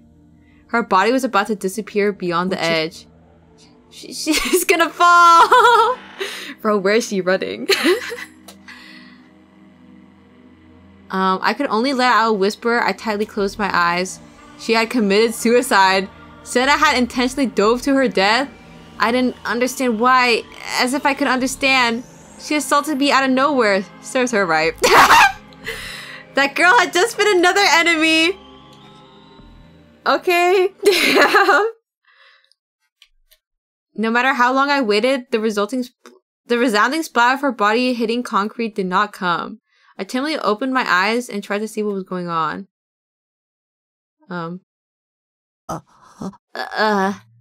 Senna wasn't falling, instead she was on her knees. Rumi stood right beside her, she was holding Senna's arm. Had Rumi saved her? Senna threw her D-sword away and started crying like a child. What the hell was even going on anymore? From my perspective, it looked like Senna had just tried to die of her own volition. I'm sorry for making you see something so painful, but I really had no choice. Rev. He's like, she'd be sending the psychological beams. Rumi had done something to Senna. The usually bright and happy girl I was used to felt like an entirely different person now. A brooding face, sorrowful whispers, quivering eyes. The girl standing over there wasn't the Rumi I knew. Sekihata-san! A voice reverberated in my mind. Kozubi hadn't moved from her position on top of the container house, meaning she was still staring down at us. It's all done now, Wayo! If Sekihata-san is gonna watch a clunky splatter, drop Senna-san up. Kozubi's not gonna let you. If you do... Oh. Kozubi was smashed into teensy-weensy pieces. Don't look at me like that. A chill ran down my spine. Kozubi was speaking with her usual airhead, anime-esque tone of voice, but the things she was saying were deadly serious.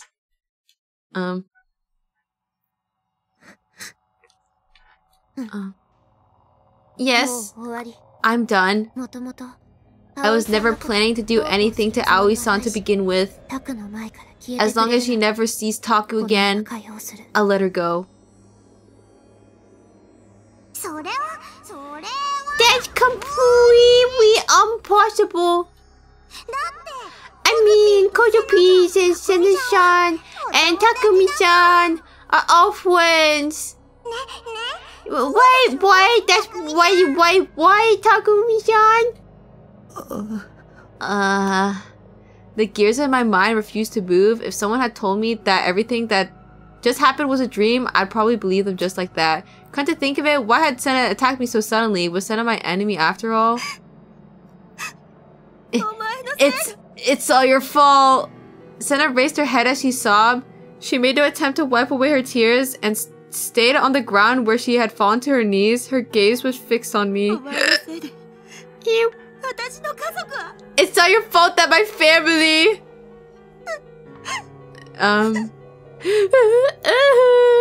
I was completely bewildered. She was launching nothing but raw emotion at me. What the hell did she think I'd done?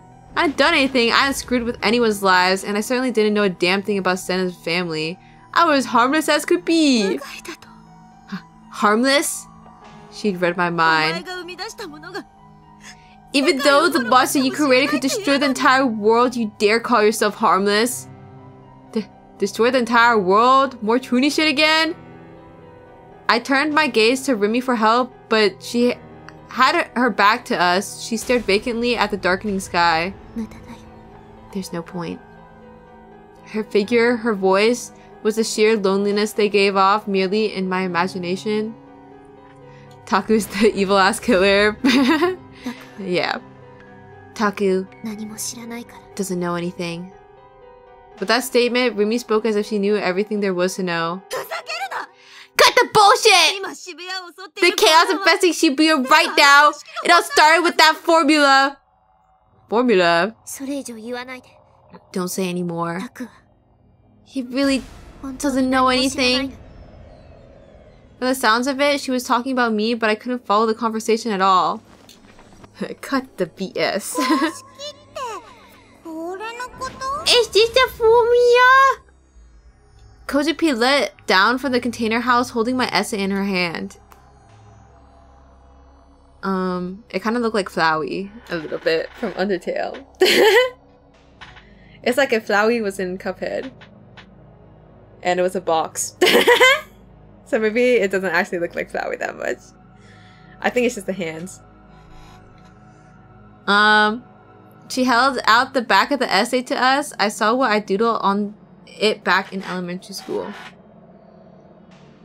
IR2. The chaos infesting Shibuya right now has started from this.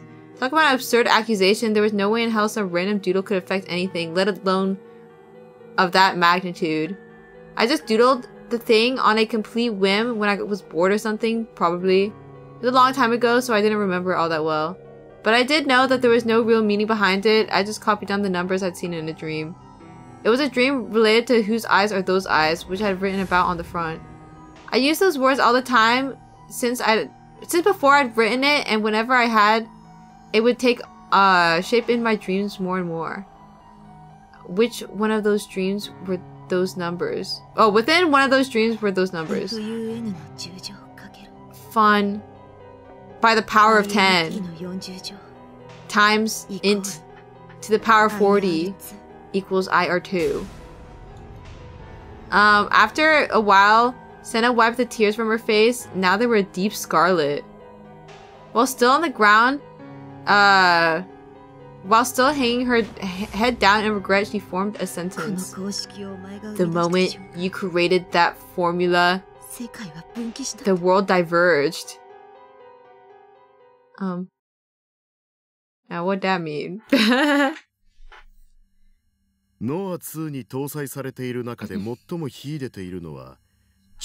make this guy British? Or did I make him French? Actually, I don't even remember what voice I gave him. I'll just give him French. What stands above all else within Noah 2 is a particular formula incorporated into the core system. Dude, this is not French. Whatever, I'm just gonna go back to British. Its solution has remained unknown throughout human history, even to this very day. One of the millennial prize problems, yes? The 7 still unsolved problem within the realm of mathematics is with $1 million prize. I'm afraid you are incorrect. It is not among those 7. You see, in truth, there was a time when the Millennium Prize problems contained 8 problems. One was expunged before the rest were made public, which is how it has remained even as we stand here today. The equation incorporated into Noah 2, I take it. And the reason behind its expungement, the possibility within to shower the world in calamity, most notably. Just what manner of formula is this? It is a resonance phenomenon which speculates on electromagnetic forces with the fundamental interactions. That is what the formula conveys.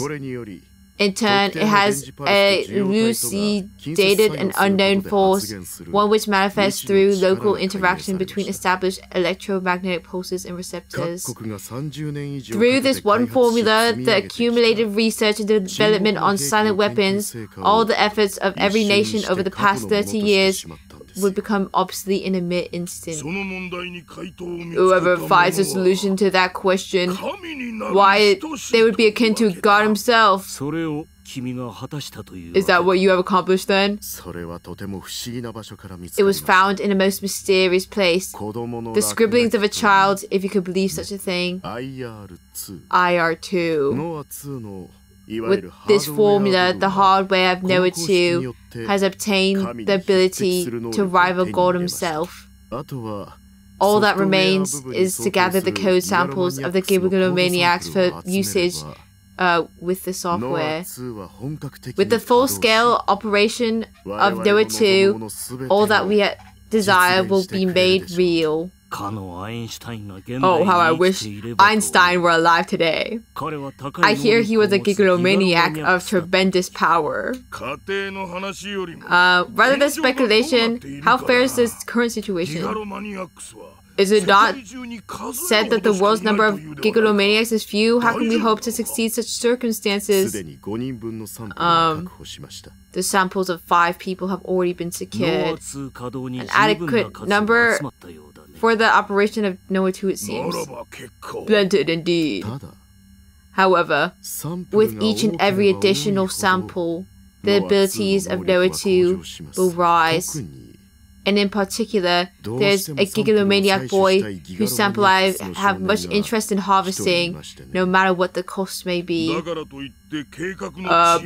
Be as it may, any delays that face our project will not be tolerated. What milestone do you believe shall mark Noah 2 entering full-scale operation? The final experiment prior to operation, the 3rd melt carried out by myself. Do you plan to induce another earthquake? What of its estimated scale? It is anticipated to be one on the same level as the Great Kanto earthquake. The Great Kanto earthquake? Did that not have a magnitude of 7.9? With modern day building code and seismic isolation levels in mind, the city will sustain nowhere near as much damage as it once would. But the number of casualties will certainly dwarf that of the first 2, will it not? If in line with our estimates, it will total approximately 5,000 people. Also, hi Rig. Monkas, yeah. Although I must say the estimate is optimistic. Are there any questions? I expect you'll be taking responsibility for this folly. Shall I carve out my stomach and perish before your very eyes? This is the final experiment. When the time comes and the 3rd melt has produced the results we seek, Noah 2 will see perfect completion. The world's possibilities will then be in our hands. Oh.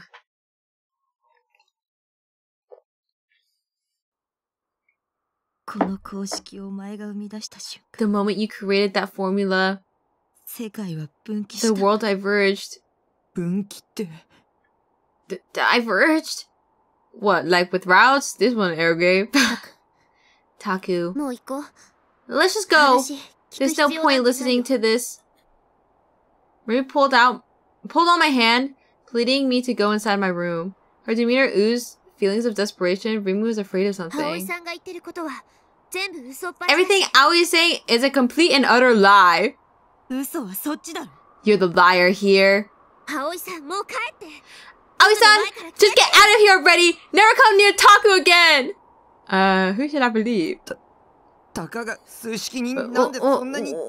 Why are you getting so bad over just some random formula? Do you really not know anything? Think about how Einstein authored E equals MC squared. Through simply creating that formula, a future where nuclear weapons are developed was born. The IR2 you created is the same as E equals MC squared. No, it is even bigger. It has an even bigger effect on the world. IR2 made silent weapons a reality. Fight, kiss. I think they hate each other right now. I'd believe the one that isn't trying to kill you.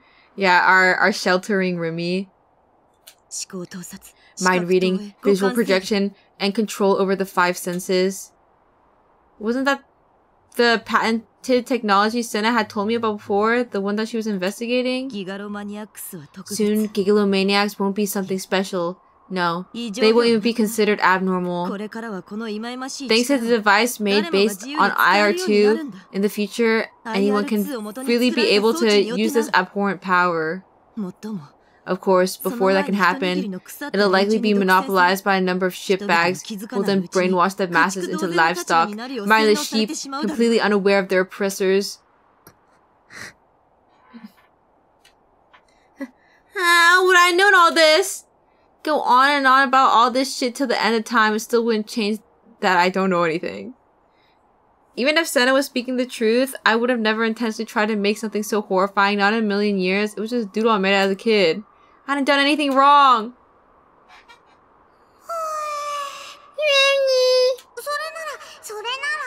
If that's so, if that's really so, I am too IR2. It's something that explains the powers of the gigalomaniac. Oh, buckety, just like that. The things that old moldy guy said were true after all these. I mean, he said the most important thing was the boy who created those eyes are those eyes. And that boy was Takumi-san all along. Kozume spoke in a carefree tone. I would never be able to act as innocent as she could. Just like me, Rimi also showed no signs of answering. Senna, meanwhile, opened her eyes wide and raised her head with a start. She rose to her feet, staggering. Why is her footing so unsteady? Did it have something to do with what Rimi had done to her earlier? Kozue. What did you say?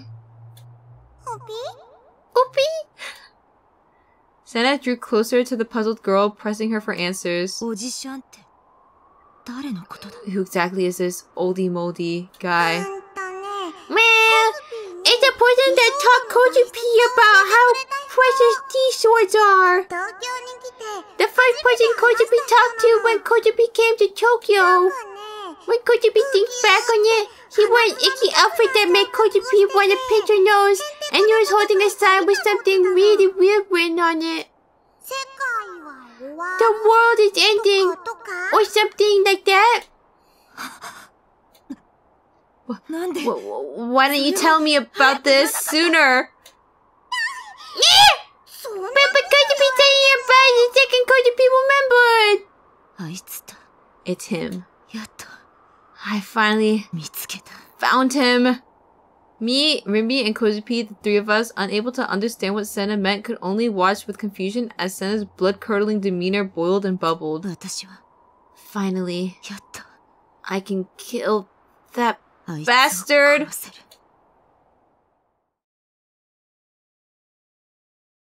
Dun dun dun.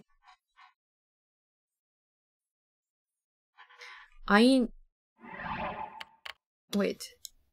I think I need that splash of water, guys. I'm having a food coma, guys. I'm having a food coma.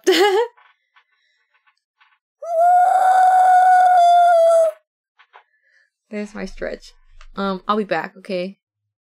I'm gonna get water and I don't know, sprint around or do something. I'll be back. Tell me what's the reason why you always fed. Yeah, I'm kinda fed up, but I know you never gonna stop obsessing over poop smelling. I'm trying to keep it daddy, man. Fuck every hater trying to see me take a fall. All I ever do is ball. When you see me at a drunk, I'll be getting to the guap, reminiscing all the time that I used to go broke. Now I'm moving like a boss. I ain't never going down to the floor. I'm the gold on the throne. I'm the king. Everybody knows I'm lit like Murderberry. I'm the shit. Brown on green. I'm the shit. I'm the shit. I'm the shit.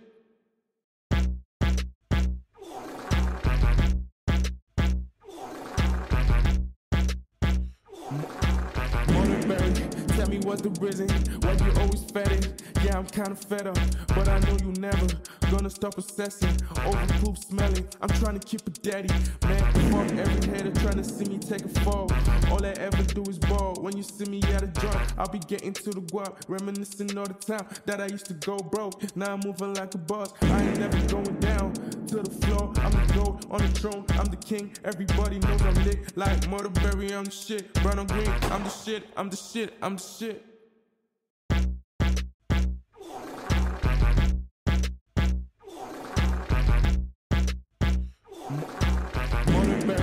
Tell me what's the reason why you always fed it. Yeah, I'm kinda fed up, but I know you never gonna stop obsessing over poop smelling. I'm trying to keep it daddy, man. Fuck every hater trying to see me take a fall. All I ever do is ball. When you see me at a drunk, I'll be getting to the guap, reminiscing all the time that I used to go broke. Now I'm moving like a boss. I ain't never going down to the floor. I'm the gold on the throne. I'm the king. Everybody knows I'm lit like Murderberry. I'm the shit. Brown on green. I'm the shit. I'm the shit. I'm the shit.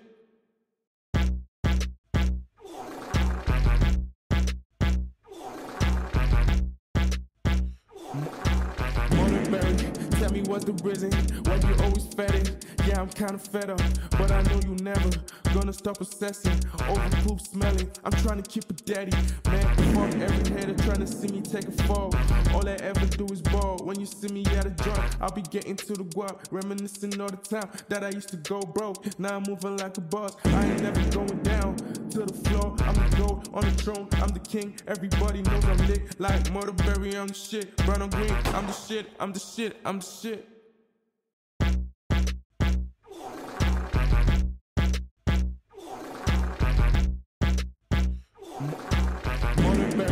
Tell me what's the reason why you always fed it. Yeah, I'm kinda fed up, but I know you never gonna stop obsessing over poop smelling. I'm trying to keep it daddy, man. Fuck every hater trying to see me take a fall. All I ever do is ball. When you see me at a drunk, I'll be getting to the guap, reminiscing all the time that I used to go broke. Now I'm moving like a boss. I ain't never going down to the floor. I'm the gold on the throne. I'm the king. Everybody knows I'm lit like Murderberry. I'm the shit. Brown on green. I'm the shit. I'm the shit. I'm the shit.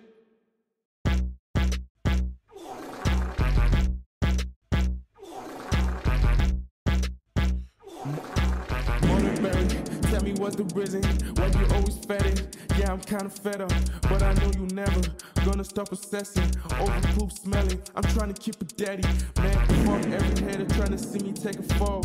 All I ever do is ball. When you see me at a drunk, I'll be getting to the guap, reminiscing all the time that I used to go broke. Now I'm moving like a boss. I ain't never going down to the floor. I'm the gold on the throne. I'm the king. Everybody knows I'm lit like Murderberry. I'm the shit. Brown on green. I'm the shit. I'm the shit. I'm the shit.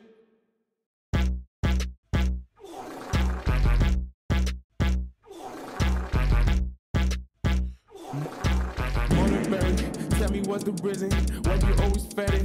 Yeah, I'm kinda fed up, but I know you never gonna stop obsessing over poop smelling. I'm trying to keep it daddy, man.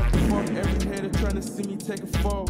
All I ever do is ball. When you see me at a joint, I'll be getting to the guap, reminiscing all the time that I used to go broke. Now I'm moving like a boss. I ain't never going down to the floor. I'm the gold on the throne. I'm the king. Everybody knows I'm lit like Murderberry. I'm the shit. Brown on green. I'm the shit. I'm the shit. I'm the shit.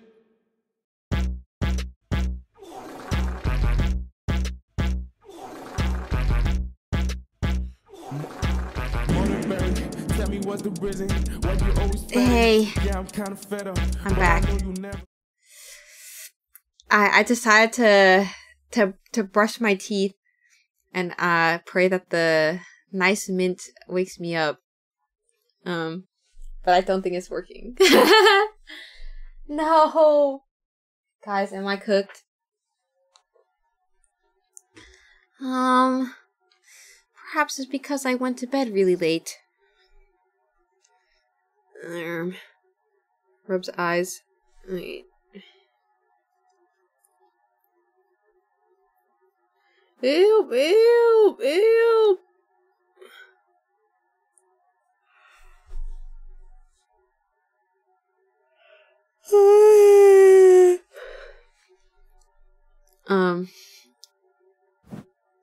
Guys, we gotta get. I want to play more though, but I mean, it starts. My senses start to trail off. The stream is just too comfy. Yeah, they're gonna make me fall asleep. Keep going. I get like the whip cracked on me. Oh yeah. Was it? I was looking at the art earlier that people drew for me for my partner. And I thought that Moosh's one was really funny. I liked looking at the dingleberries with the little whip marks. In fact, let me pull that up.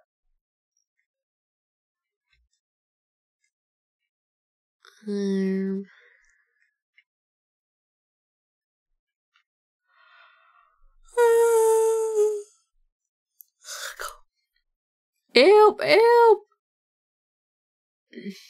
Dingles deserve it. Almost branded too. Yeah, after that one stream. Oh yeah, I was thinking about whether it was really that bad and whether I should upload it on YouTube, like for the VOD or whatever. And you know, maybe I'll save it for I'll save it for a donathon reward. Be like, I'll relist it on YouTube. I'll keep the VOD safe in the meantime. I can just cut it. It's true. But cause I did make the suckle emote that stream, and I thought that turned out really awesome. So I don't remember if I said hello, Ratasu, but hello. Am I glorious opera? Hello,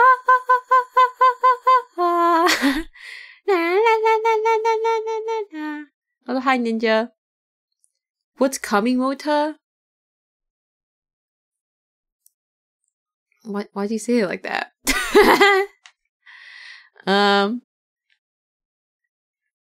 You didn't? I'm just lurking? Oh. Okay. Okay, wait. Where'd the damn picture go? Oh. I wanted to show the Moosh partner image. They look so funny. You're the weird one for thinking that, Mota? Bro, whatever. Horse.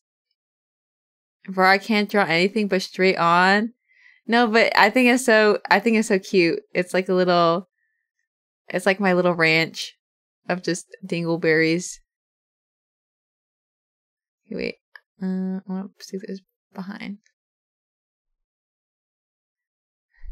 The dingles are into being whipped? Chicken, can you confirm? I love the one that's face down on the floor and like dead. I got one too many beatings. This one's West. Guys,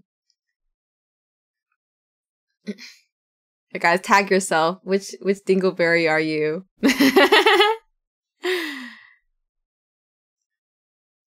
Also, I'm a little scared that the horse has like bloodshot eyes. It's a little scary. Good Friday, my fellow motorist. I'm sick to death today. I may pass out soon. What the? Go to sleep, Angel. Horse is out for blood. Yeah. It got that horse disease. The one in the back whose detail is difficult to tell. Wait, let's get a zoom in. Oh, I didn't mean to click that. I don't know. I just think they're shaped so beautifully. Also, wait, I want to check my Twitter for something really quick. Because there should be an announcement for something quite soon. Okay, we have not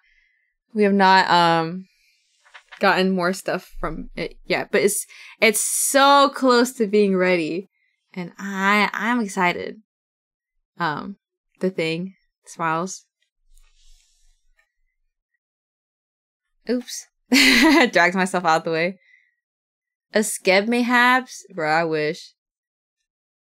There was this one skeb artist that I wanted to commission, because I think Barry's was looking for, like, was it Not Safe for Work Rex? And so I was looking through skeb with Barry's, and I found a pretty good one that was also pretty cheap. But I don't know. I can't bring myself to to buy it out of my own volition, but I thought the art was really cute. Not safe for work, Skeb. Why get it not safe for work, Skeb, when I can just draw it myself? Alright, Nina's one was kind of crazy. Lol. Right, who calmed that? Yeah, after seeing that one, lol. Dingle's enduring the Mota abuse. When you Mota abuse, this is deserved punishment. This is you guys getting whipped into shape. Keep walking. Actually, what else do I have in here? Also, was it? My sewing machine arrived, and that box is so large. I wasn't. I don't know what I'm gonna do with it. I only saw like a peek of it in the front room.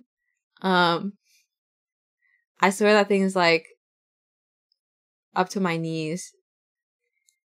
Where are you gonna sew on the ground? I didn't think the machine was that big. I think maybe it's just the box. But I don't know. I haven't opened it yet, so we'll see. Sewing on the ground is kind of... I think I'm gonna have back issues if I keep doing that. I wonder what... I do want to... Maybe I can learn how to sew on stream. Our first hand cam after a very long while. Actually, wouldn't it be the first hand cam of this year? Isn't that crazy? I don't remember. Actually, my last one was in Halloween. Lol. Guys, you forgot what my fingers look like. Probably just the box to keep it safe in transit. That is probably true. Or more to the shrimp. Her back forever broken from crown sewing. Yeah.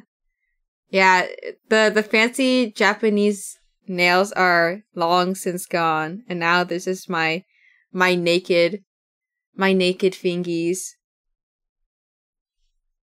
Save check. I think I just saved in Chaos Head. Okay, well I'll put the dingles away. What is this? Why is it white on the corner? Hello? Oh.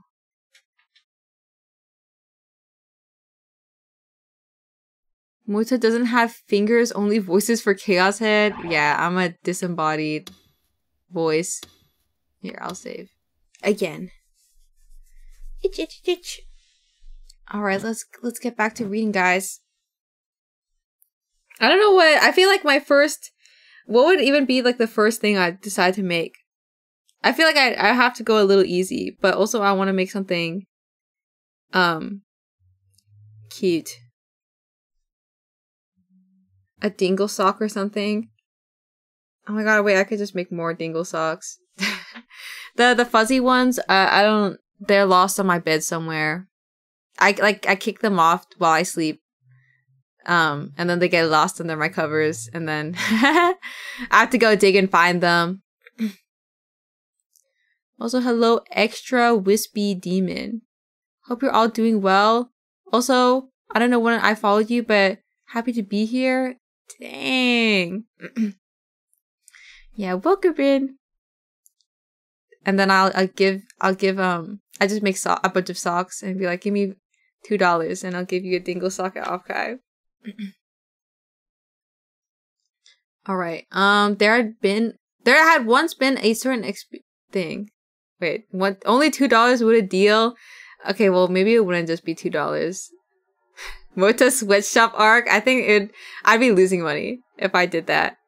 I feel like I would definitely not price it as you know, something of quality work. It's like if I was a beginner artist, I would not be charging what like the little babies be charging.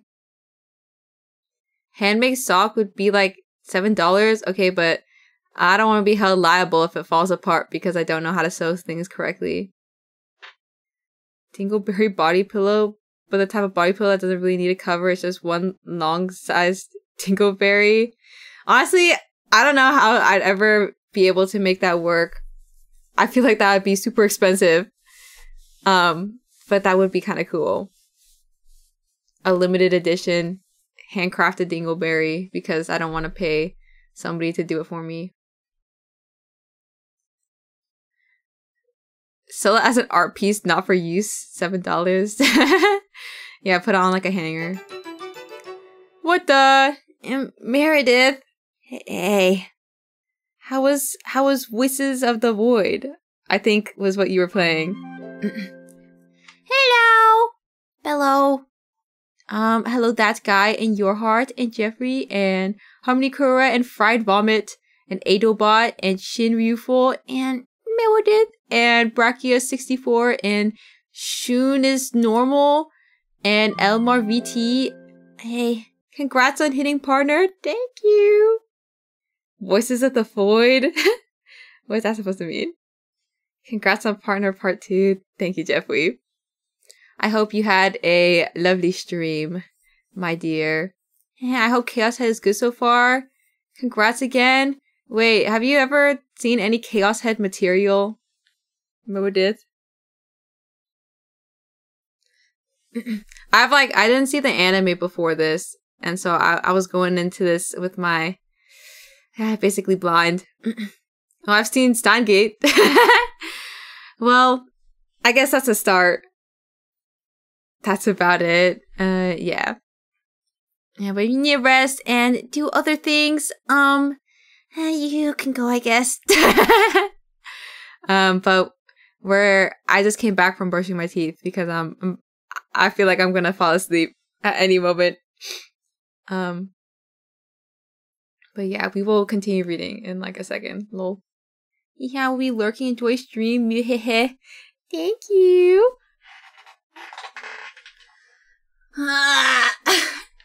Let me adjust in my chair. Wake up! I'm trying! Congrats on partner. Thank you. Okay. There had once been a certain experiment. But it was an experience she had known nothing of. Oh.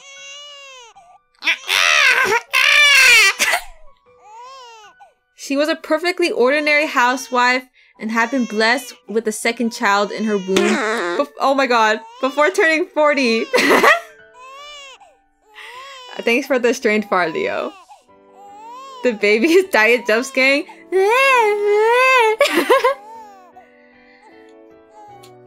No, perhaps perfectly ordinary might not have fit her quite so well. After all, Her eldest daughter was already old enough to enter high school, a 15-year gap from the second child. She had been slightly worried that crying is like making me tweak out. I'm trying to read. Worried that her eldest daughter, adolescent, oh my god, I need to turn off my volume. Adolescent that she would oppose the pregnancy.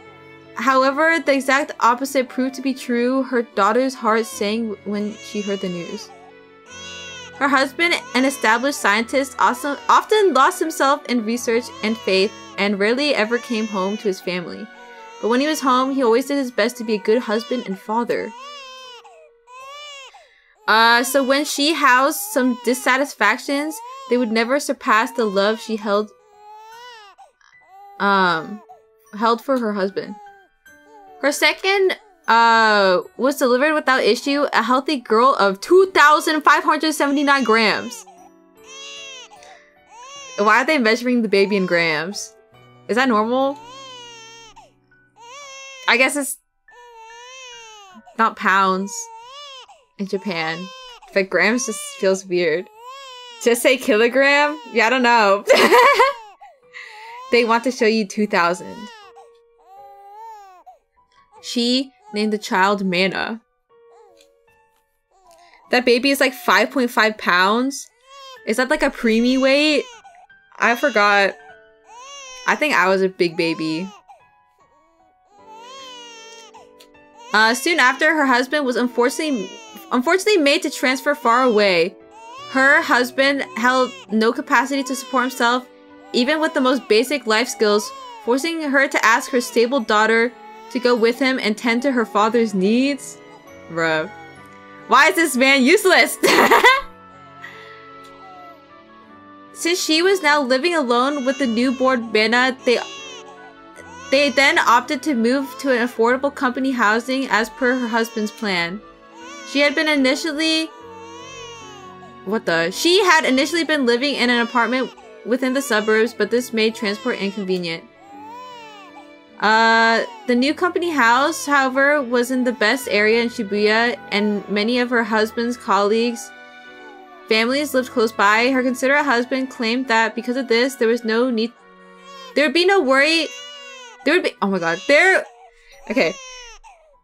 be nothing to worry about in her times of need, including when she needed help with the baby. Every room in the company house was spacious, and she particularly favored the bedroom. One wall was home to a large mirror, and the opposite wall had an even larger window. From there, she could view the luscious greenery of Yoyogi Park. This baby needs to quiet down, is what I'm saying. Lowers my headphones to 0. Why do they keep saying she and her? I have no idea. What do they mean by this? Also, hi, Psycho Mantis.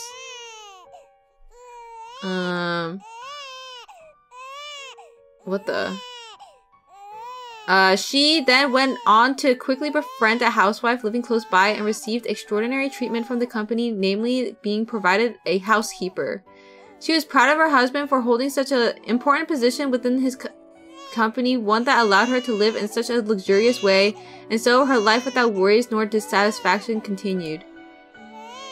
2 years passed. While Mana had experienced delayed growth, she had grown into a healthy child, all while not contracting any major illnesses. She was a very pampered child.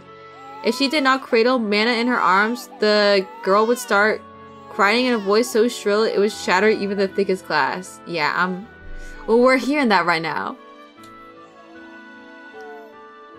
Actually, she's calming down. I was just kidding. Regrettably, she had fallen ill about a month prior. A particularly grave symptom was a fierce tinnitus, something she suffered from throughout most hours of the day. Fortunately for her, the housekeeper and the housewife next door were more than willing to assist her with taking care of Mana. Regardless of the help she received, she was essentially joined at the hip with Mana and was never able to part from her for even a moment. This baby on a damn loop. Yeah. Gainta said, yeah, just play this part. Baby crying on loop forever. This is what it's like to be a mother. And I don't ever want this.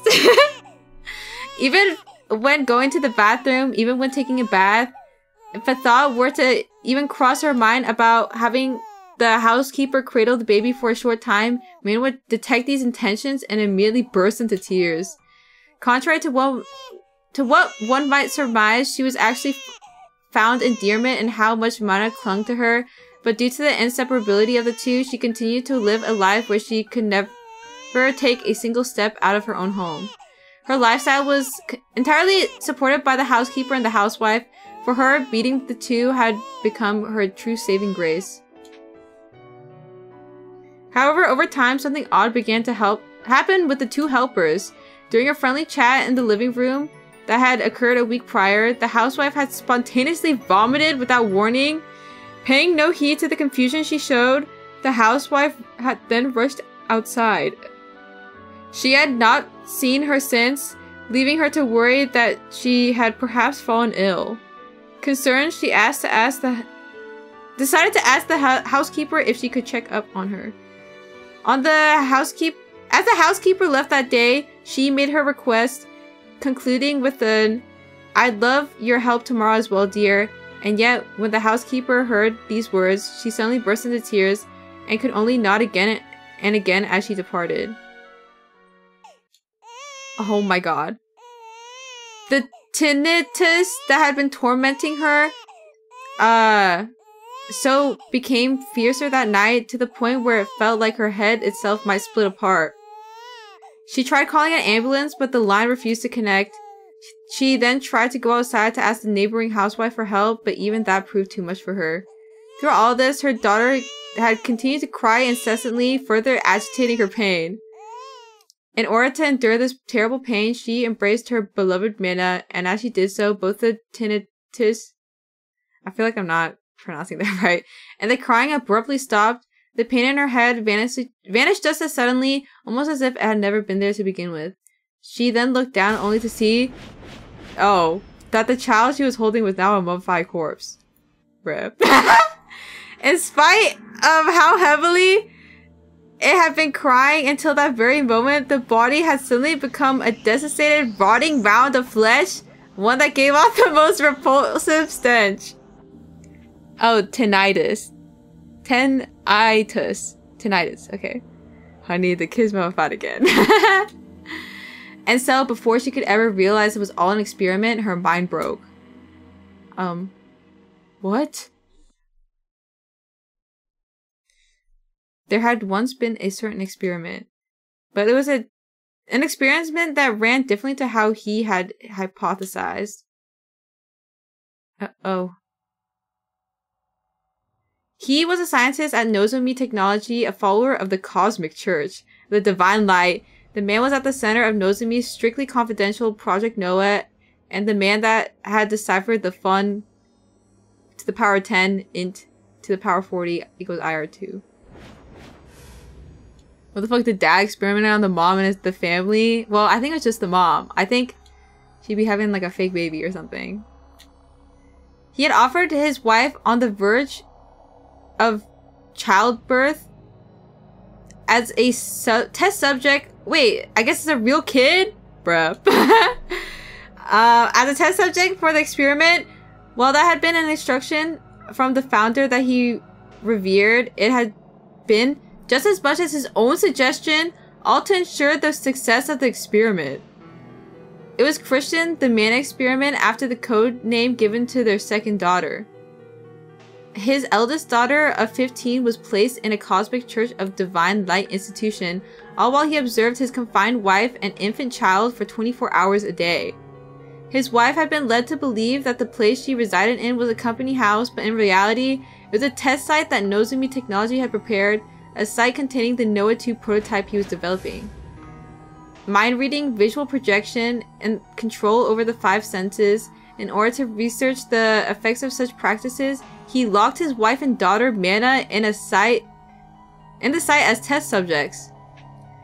Not much was known about the effects of electromagnetic radiation on the human body, so he very much intended to halt the experiment immediately if his wife or child showed any strange abnormalities. The experiment was then met with an unfortunate accident soon after it began. Mana passed away at 1 month of age, her cause of death unknown. Maybe it's that big ass hat that the mom's wearing. It was an accident nobody could have prevented. He was overcome with sorrow and attempted to bring the experiment to a close, and yet such a thing was not permitted to him.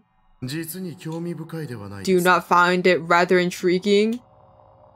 This is how they invented 5G. Yeah, guys, much to think about. Those were the words of his employer. His employer was referring to the bizarre sight visible within the experiment. His wife did not seem to recognize Mana's death as real, and instead treated her remains as if they were still her child. In her eyes, Mana had never died, but in truth, these things were all a simple projection of reality only she was privy to. This is how they make iPhone? Yeah. This was an effect of Noah 2 prototype, or of the Noah 2 prototype, and in a certain sense, the situation provided an optimal opportunity to test its capabilities. Consequently, he had his wishes disregarded. Eventually, even he came to think that continuing the experiment would be best for his wife's sake. Upon looking upon the one-way mirror, his wife would embrace the corpse of their child and lived every day in blissful happiness. She would gaze through the window toward the greenery of Yoyogi Park, but in reality, the window was a mere wallpaper and the scenery a projection. And yet she simply smiled at the view, all while gently tending to her child as she cooed.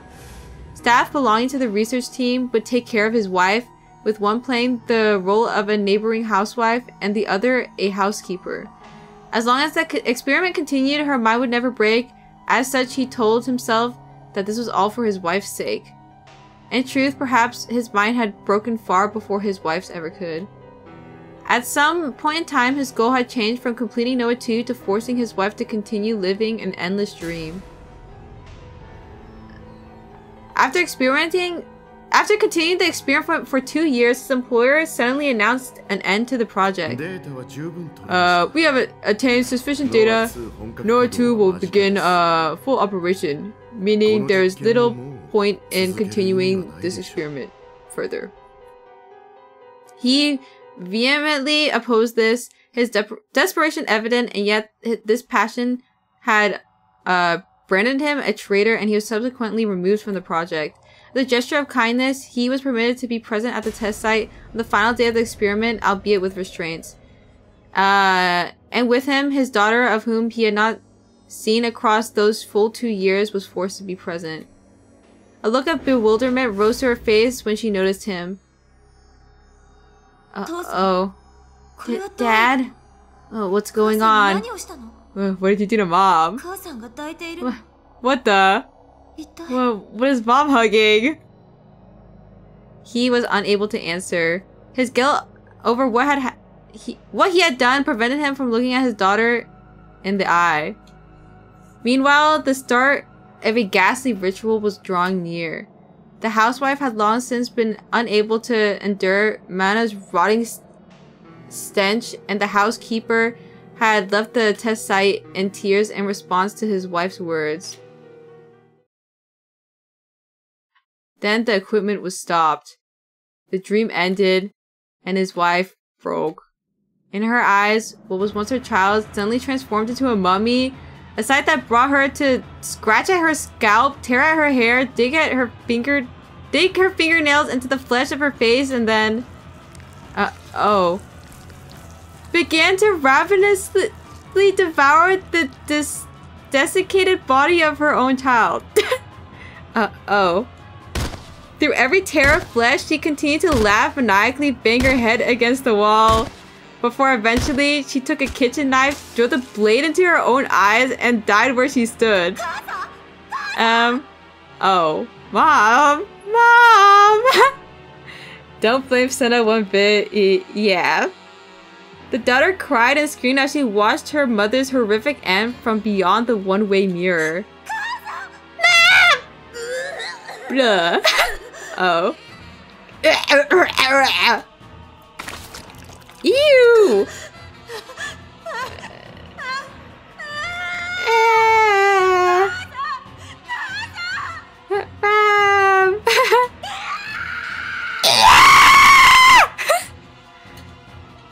daughter was taken away by 2 researchers, with one taking hold of each arm. He was not even granted the opportunity to pursue his only remaining relative. I'm sorry. I'm so sorry. Why the fuck did they force Senna to see that? Because they're fucking evil? Yeah. Guys, all for the experiment. And they need to get more data. He blamed himself for everything, believing he had reaped what he himself had sowed. Regardless of his reasons, when he had resolved to continue the experiment 2 years ago, it had been obvious how things would end. Mere days after bearing witness to his wife's death, he vanished, and now nary a soul knew of his current whereabouts.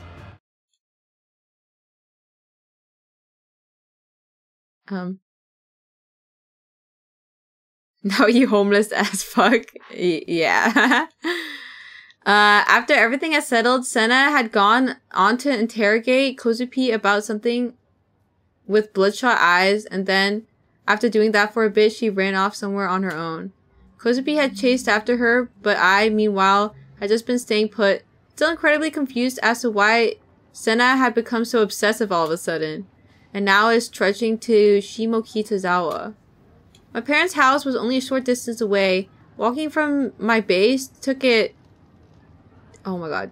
Walking from my base to it took less than half an hour. Could Nanami be there? Okay, what was the experiment as it says? I mean, it probably was. Maybe. I mean, it was going on for 2 years, so... I'm sure it was a hashtag worth. I don't know. Though not as busy as Shibuya itself, the roads of Shimokitazawa were fairly crowded. I was still being hit by the aftermath of that Esper debacle. Namely, some passerby looked at me with mocking sneers, while others even took pictures of me on their phones. Lol. The fact that Senna's dad hugs her in her murder delusion is kind of sad now. Yeah, it is kind of sad. Maybe deep down, she knows. The experiment was to make a lady go crazy and eat her mummy child, then yes. Yeah. Overwhelmed by embarrassment and humiliation, I hurried along the road to home. I'm sorry. Rumi's eyes were pointed to the ground as she said that. She was walking a bit behind me, and in the time we'd spent moving along, she'd already repeated those words over 10 times. I'm sorry for not saying anything. Also, hello, Chad Keith. You know, I'm starting to think this formula that has fun in it is not very fun. I wonder what the FUN stands for. I feel like it's totally not supposed to be, like, fun. I'm just saying it's fun.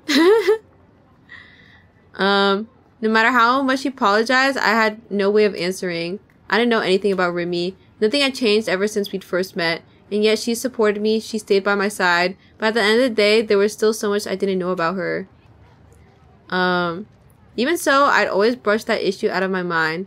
Perhaps it was because something in me knew that she wouldn't stay with me if I knew the truth. And that terrified me. Why do you stay by my side at all? I worked up the courage and asked her what was on my mind. I asked her the reason why she would stay with a guy like me. Was it because she was trying to lure me into a trap the entire time, just like Yua had? And yet, despite my suspicions, the answer she gave was nothing of the sort.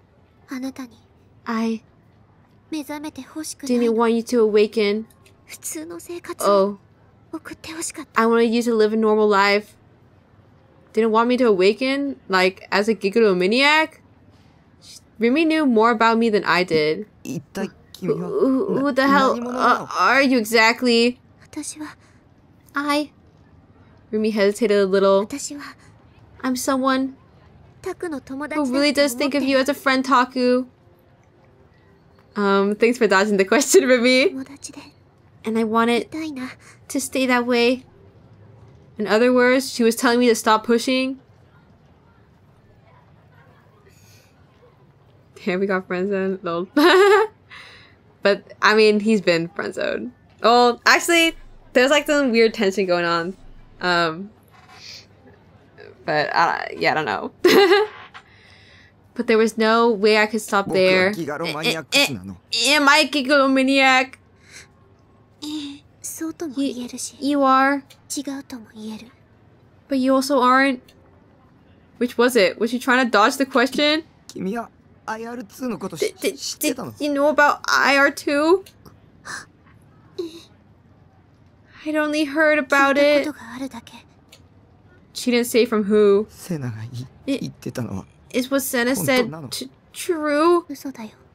No, it's all lies. Lies. Telling me it was all lies was a lie in and of itself. I could just tell from looking at her. Ew.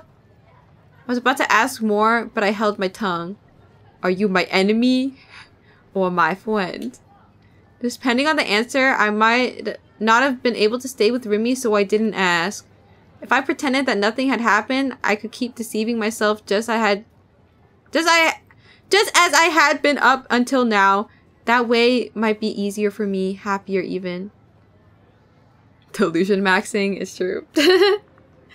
Okay, that was what I was gonna do. I was gonna keep being ignorant and keep living a lie told by Remy. Remy had saved my ass so many times already, so there was no way any harm would come to me if I did that. I deserved to live a normal life, just like she'd said. Thank you. I averted my eyes from her and swapped out my question for a few words of gratitude. For protecting me. Taku. I couldn't think of anything else to say, so I just continued walking toward my parents' house in silence. My eyes were eventually met with a familiar alleyway. It was a quiet, secluded residential area. Every now and then, I could hear the faint sound of a train in the distance. I'd known this specific chunk of scenery ever since I was a little kid. This is where I'd grown up. I'd walked to both elementary school and middle school using this alleyway. If I headed through the narrow alleyway in front of me, my house would be right there. He's not on good terms with the truth, at least.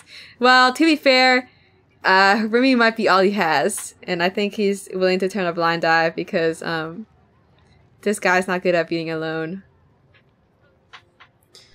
I was scared of seeing Nanami again, but I had to know for certain whether her arm was still there. I stopped and took a deep breath to calm myself, and then, right as I was about to start walking again... Wait!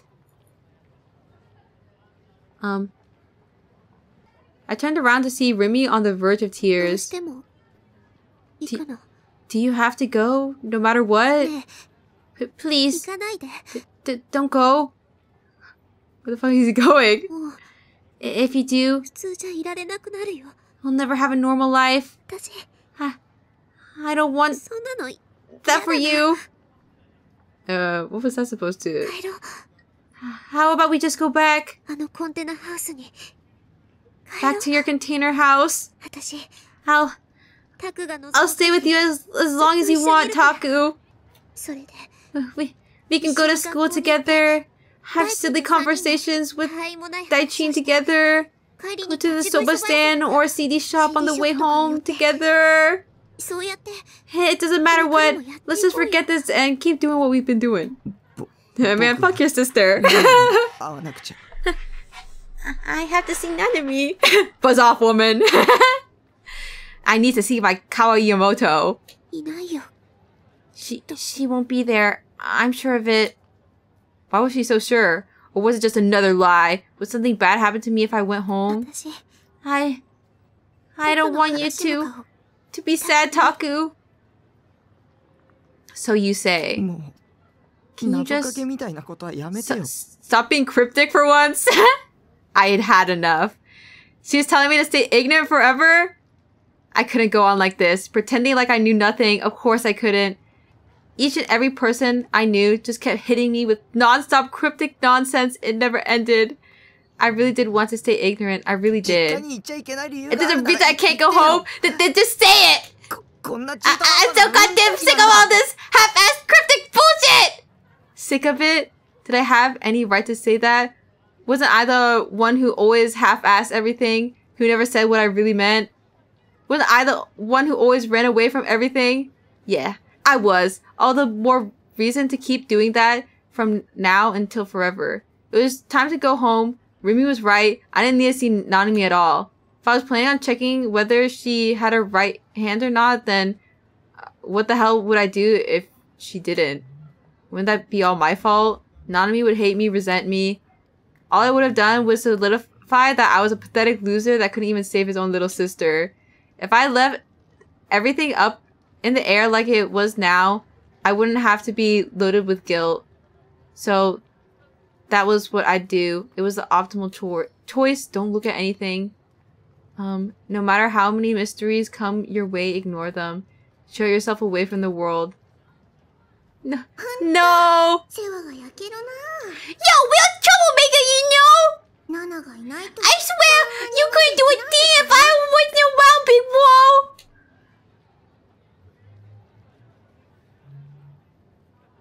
ダメだ。 I can't do it. Nanami's cheerful voice popped into my head. ダメだよ。 I just can't do it. If I ran away now, I wouldn't be able to face Nanami for the rest of my life. I wouldn't be able to go back home for the rest of my life. Taku? I clenched my fists and stepped forward into the narrow alleyway that led to my parents' house. I was less than 50 meters away now. At first, I just sped walked, then I started running toward the home I'd been raised in. 30 meters to go. 20 meters. 10 meters. Bye, Rimi. 0 meters. Oh, Mota. What is that?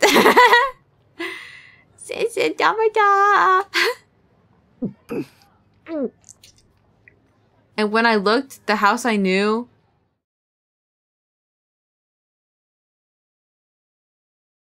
was gone? あれ? What? The name on the door plate was wrong. It wasn't Nishijo. In fact, the entire shape of the house was wrong. It was far newer and nicer than the home I'd lived in.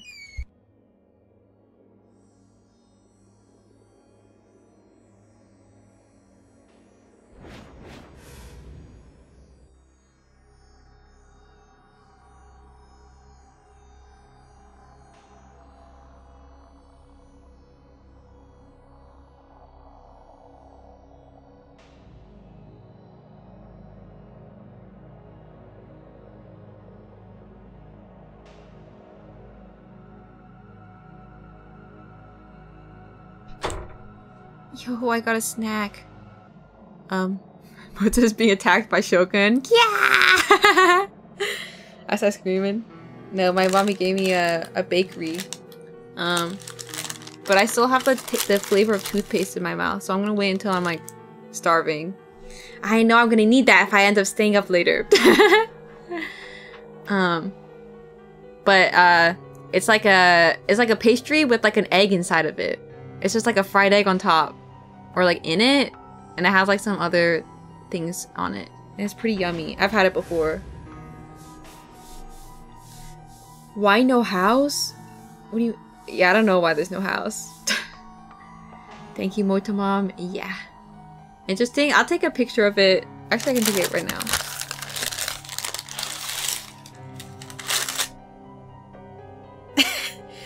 It kind of look a little goofy.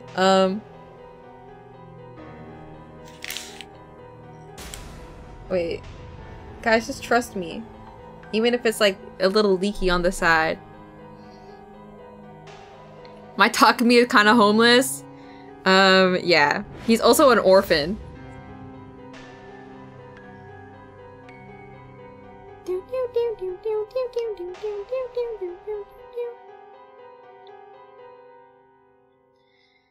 Leaky. Yeah, it's cause, was it? The egg is like spilling on the side.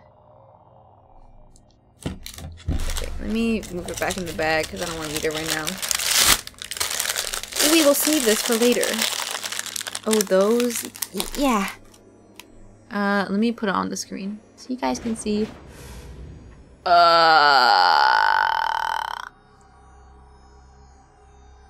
Save image as. Toad in a Hole? Is that Toad in a Hole? Isn't Toad in a Hole with... Isn't that have sausage? Where is it? What a weird name. Isn't Toad in a Hole a British thing? I don't think this is British. Or it might be like the... What was it? Where'd my image go?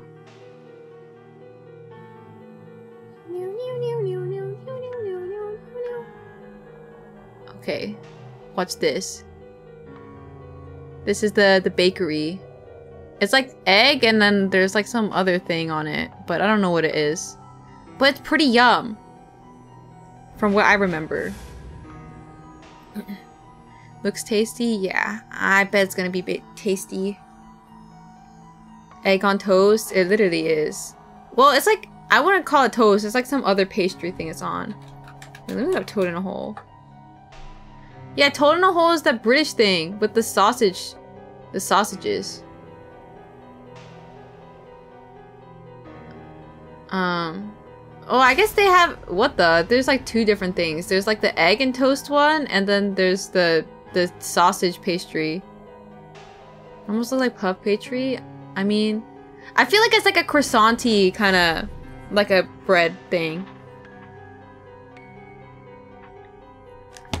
Anyways, let's find out why Takumi does not have a house anymore. Yeah, it's a little flaky, I think. Beans on a cabbage leaf, British food. Hey, I'm British. And I don't know if they eat cabbage like that. Rub-a-dub-dub, thanks for the grub. What a delicious treat that can't be beat. Why are you typing like that? Alright. Just read the book already. Okay. I looked around. I wondered if I had mistaken one of the neighboring houses for mine. But I hadn't. Actually, none of the surrounding scenery lined up with my memories. I considered that maybe I'd gotten lost or taken the wrong alley, but there was no way that could have happened. I recognized the entire route until now. In fact, I knew for a fact that I remembered the route, but my home wasn't at the end of it. After taking the path from my memories, the scenery that should have been here hadn't appeared, and a completely unfamiliar one had instead. Jamais vu. Wait. Jamais vu. Please, pronunciation.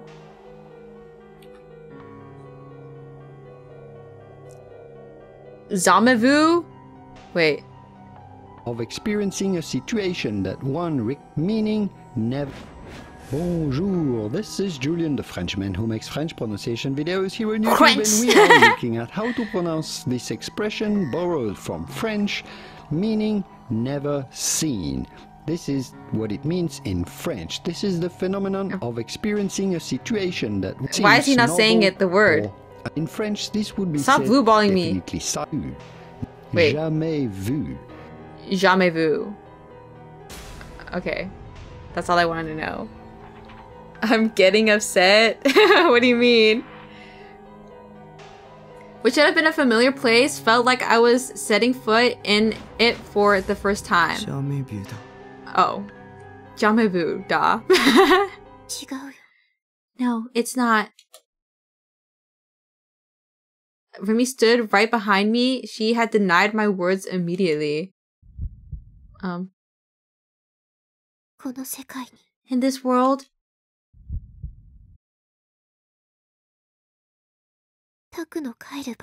you don't have a home to go back to, Taku. Oh. Disowned. They speak French in Japan now. It's spreading. Bonjour. The sunset illuminated the lone corridor of the hospital. The lights were not turned on in this short period before night fell, rendering it fairly dim. The clamor of dinner time from before had calmed, and an eerie silence descended in its place.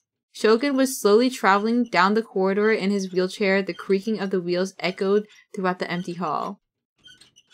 Many nurses passed him by, but none spoke to him, nor even so much as glanced his way.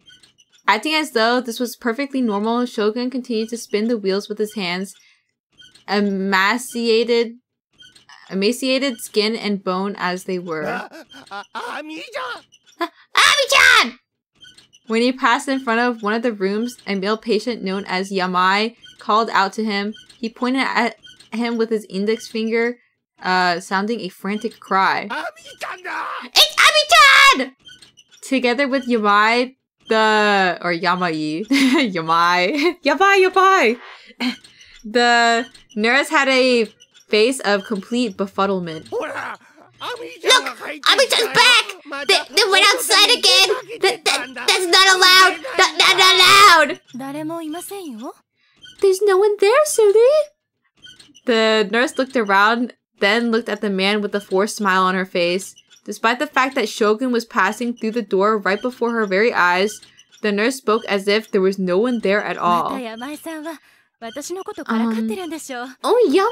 are you trying to tease me again? Well, unfortunately for you, I won't let you trick me this time. Ami-chan! Ami-chan! Ami-chan! Yamai became increasingly worked up as he continued to... Wait. Hold up. Like, Nanami? And Takumi? Like Taumi-chan? Aumi-chan? Bro, wait, let me put together the pieces, guys. I'm thinking. I don't know what Raumi would be, though. Rimi? No, I feel like that's a little bit of a reach. But the Ami and Taumi. Suspicious. I don't know. I don't know who would be Raumi, though. She can see the ending. Guys, it's all coming together. Yamai became increasingly worked up as he continued to cry out. Shogun simply ignored him and slightly turned right at the end of the hallway.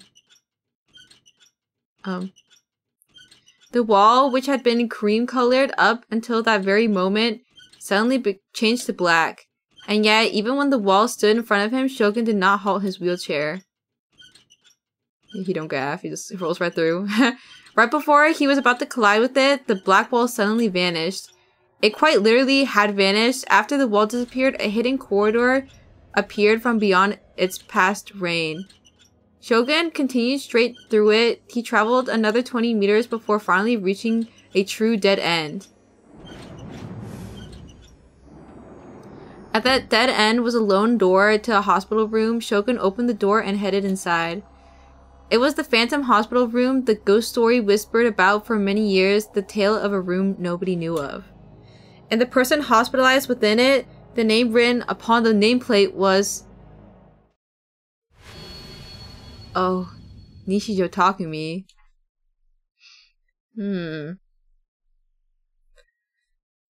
Chapter 9. Wait, what the? We're already on chapter 9?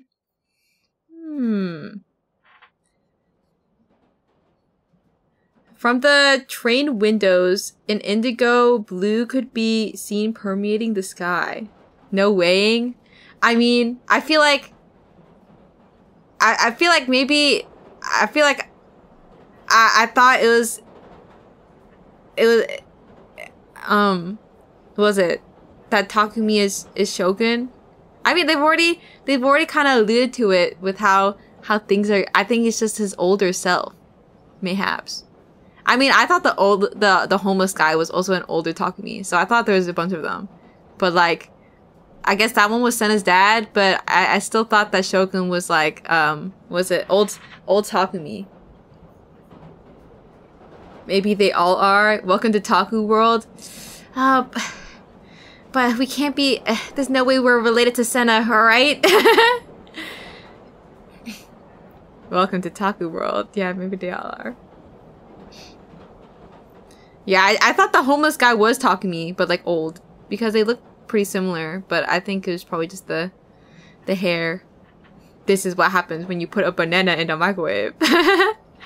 You got baited into reading an incest romance, man. I should have known with the Nanami Coke scene. From the train windows... Oh, I already read that. The trains at the Yamanote line grew chaotic as businessmen and students alike made their way back to their homes. Also, I should probably save since we've entered a new chapter.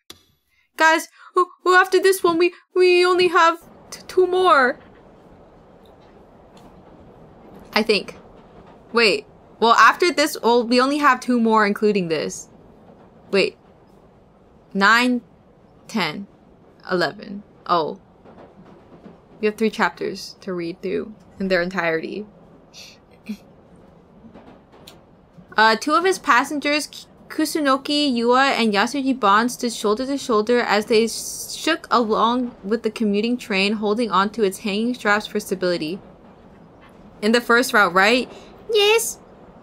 I don't know. I literally don't have no clue how the rest of the game works. I literally only know that the common route is like the first one. And then after that, I like don't know. I think it's dependent on what you pick to have delusions about. But like the first time around, I think it doesn't affect anything. I imagine there will be a lot of fast forwarding. Yes. I mean, that's pretty typical for visual novels, I think. Gotta skip. But hopefully they have like a relatively fast skip function. Yeah, I'm curious on what they're gonna do.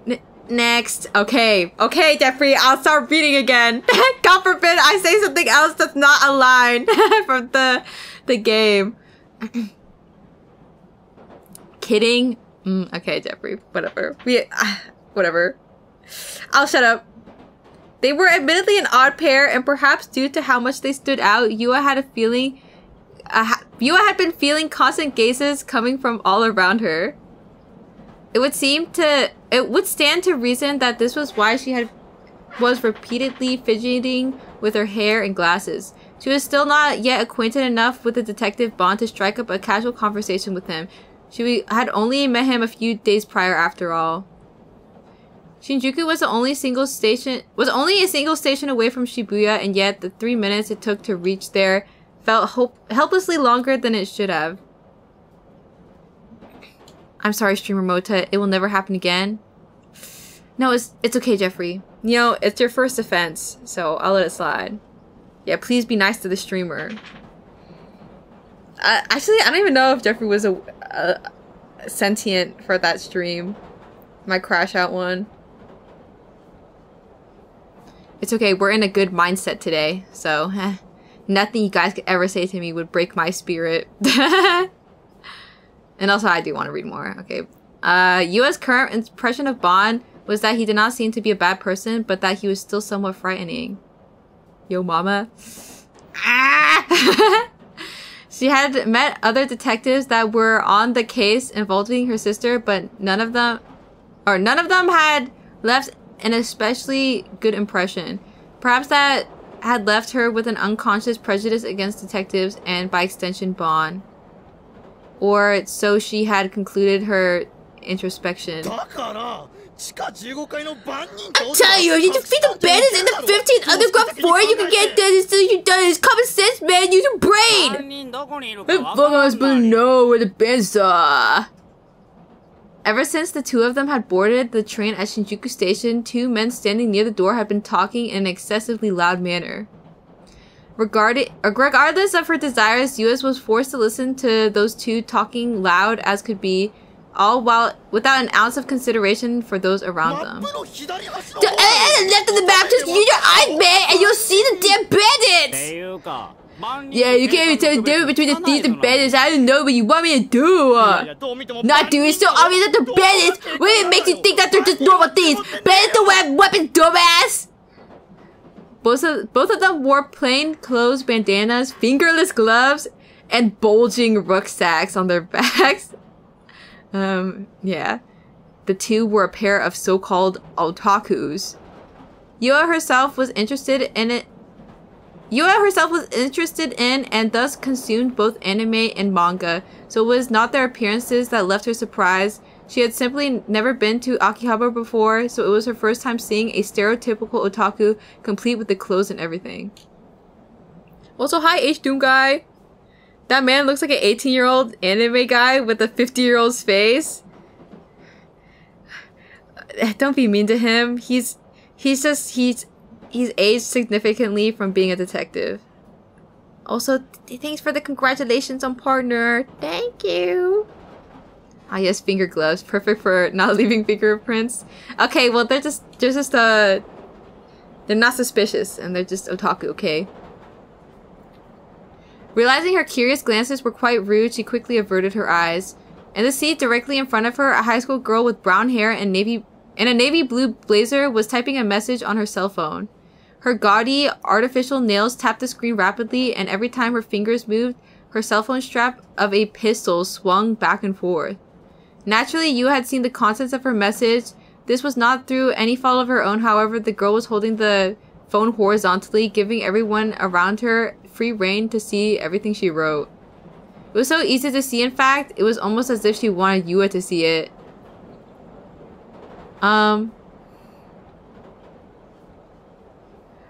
Okay, so like, yesterday, oh my god, yesterday, went to Mixer with a co-op, and it was so boring. Guy couldn't, read the room at all. So annoying, like, OMG, kill yourself. Horrific typing quirk, like, this is crazy. I think I read it as we got the point. I think despite being a high school girl herself, you could not even begin to grasp the concepts of her message. It was possible that it could have been Gyaru speak, but to her, it looked nothing short of coded message. Bang! All of a sudden, the voice of a child rang through the train's interior. Startled, Yua turned toward the source of the sound.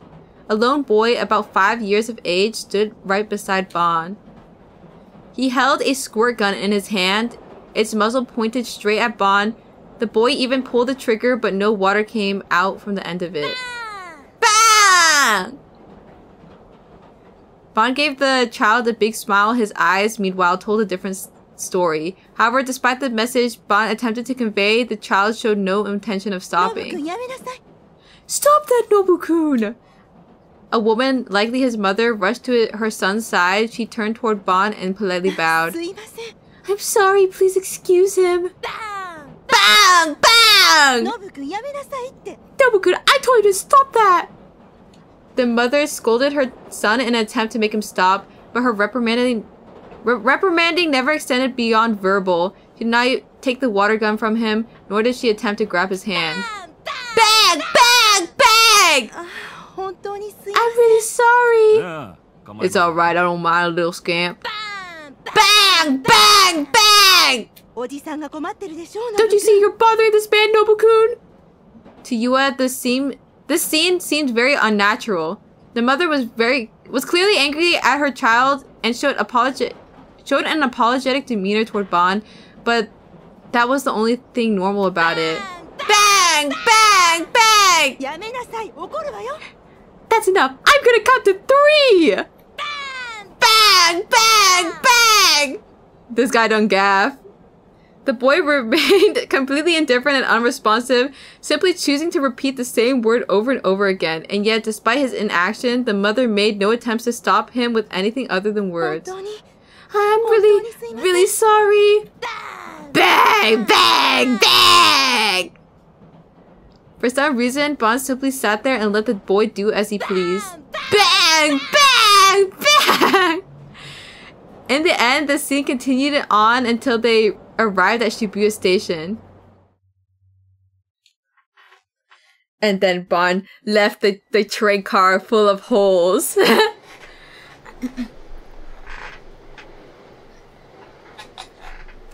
Sorry, I need to adjust my pants. My PJ pants. They're getting caught on my leg. Upon coming to a full stop at the station, the train doors opened, but the mother and son showed no signs that they intended to disembark. Yeah. Don't look at me like that. It was getting stuck on my foot because I'm sitting with my legs on the seat of the chair. My PJs are talented. Yeah. The emo combo. Yeah, it's kind of crazy with the lower half.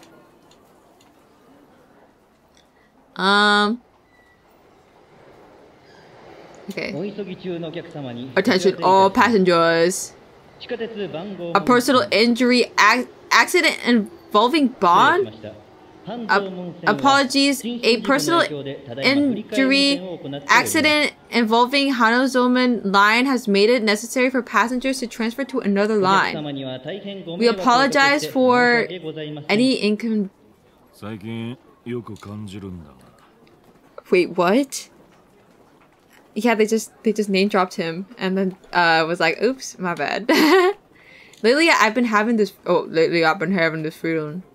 A crowd of people came and went through the platform. As Bond walked through that along with that crowd toward the Hachiko gate, he began whispering to Yua. Like, I'm being stalked by a large number of people. How many? I'm not sure. Yeah, now he's really getting gang stalked. Well, what do you mean?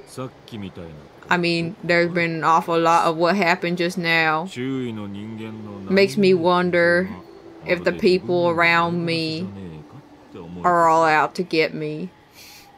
Me when I go outside. This was the reason why Bond had shown no reaction to the boys' mischief. Events such as those, ones that did not present much trouble, were becoming an everyday occurrence for him. Once he had begun picking up on it, it made it difficult for him to stay sound of mind. But I'm probably just overthinking it. I doubt many people out there could care less about a plain old guy like myself. He got genuine ops. Look out! Yeah, he's so chill. He even got his hands in his pockets. Oh my god, it's literally gang stalking! Wait. Only problem is gang stalking is a real thing. Oh my god. Wait, I want to see what they put for the definition. When God tells your ops to gang stalk. Okay, an organized term. Wait, why is this so long? An organized form of stalking, despite what the name implies, it does not mean that a group of people simply follow a victim. Instead, it refers to a repeat minor offenses, often various forms of harassment perpetrated against an individual by several individuals. In some cases, the harassment is done with such utter sophistication that the victim has no way to perceive the many incidents as connected. This will net me a banger tweet, thank you. Yeah. Specific examples of this harassment may include a victim being repeatedly bumped into by various people they don't know, a car honking endlessly in the victim's house late at night, people the victim has never met before alluding to private information only the victim should know, etc. Even though each of these offenses are not a cause for worry when viewed alone, if they continue to occur several times a day over the course of several months, the victim will begin to deteriorate mentally. This eventually results in the victim growing terrified of everything around them, even the most mundane things that aren't actually intended to be part of the stalking effort, and no longer able to trust anyone. However, there's a very fine line between actual gang stalking and someone suffering from a persecution complex, so identifying gang stalking as such must be done with extreme caution. Wow.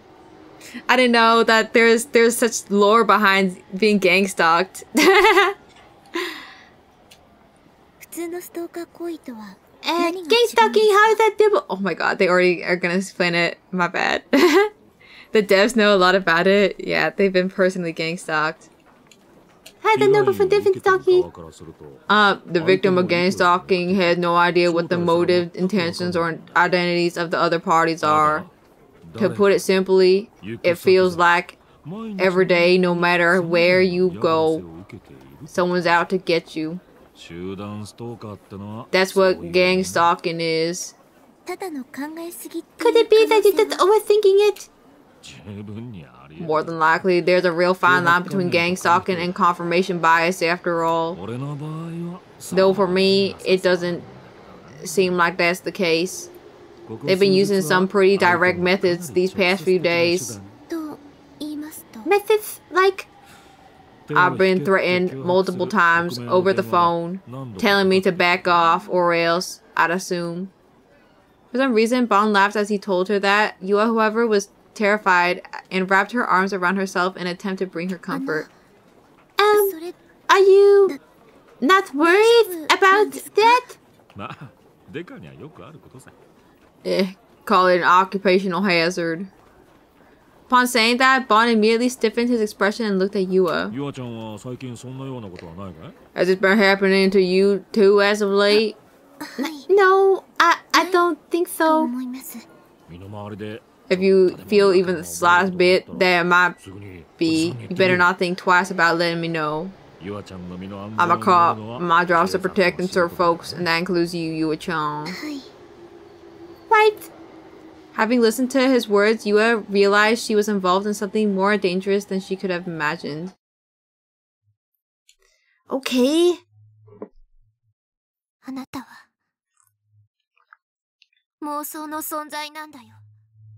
What? You are a delusionary existence. Takumi is not real?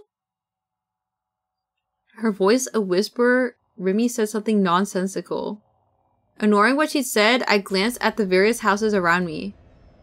In this place, well rooted in my memories, in this place I couldn't seem to recognize. Houses that should have been there were nowhere to be seen. Houses that shouldn't have been there were all I could see. The gap, the disparity between what I knew in my memories and the real scenery surrounding me was getting wider and wider. No! There's no gap! Yelling those thoughts out loud, I desperately denied the despair welling up in my heart. Yeah, there wasn't any gap, not in the slightest. I just taken a wrong turn. This wasn't the right street.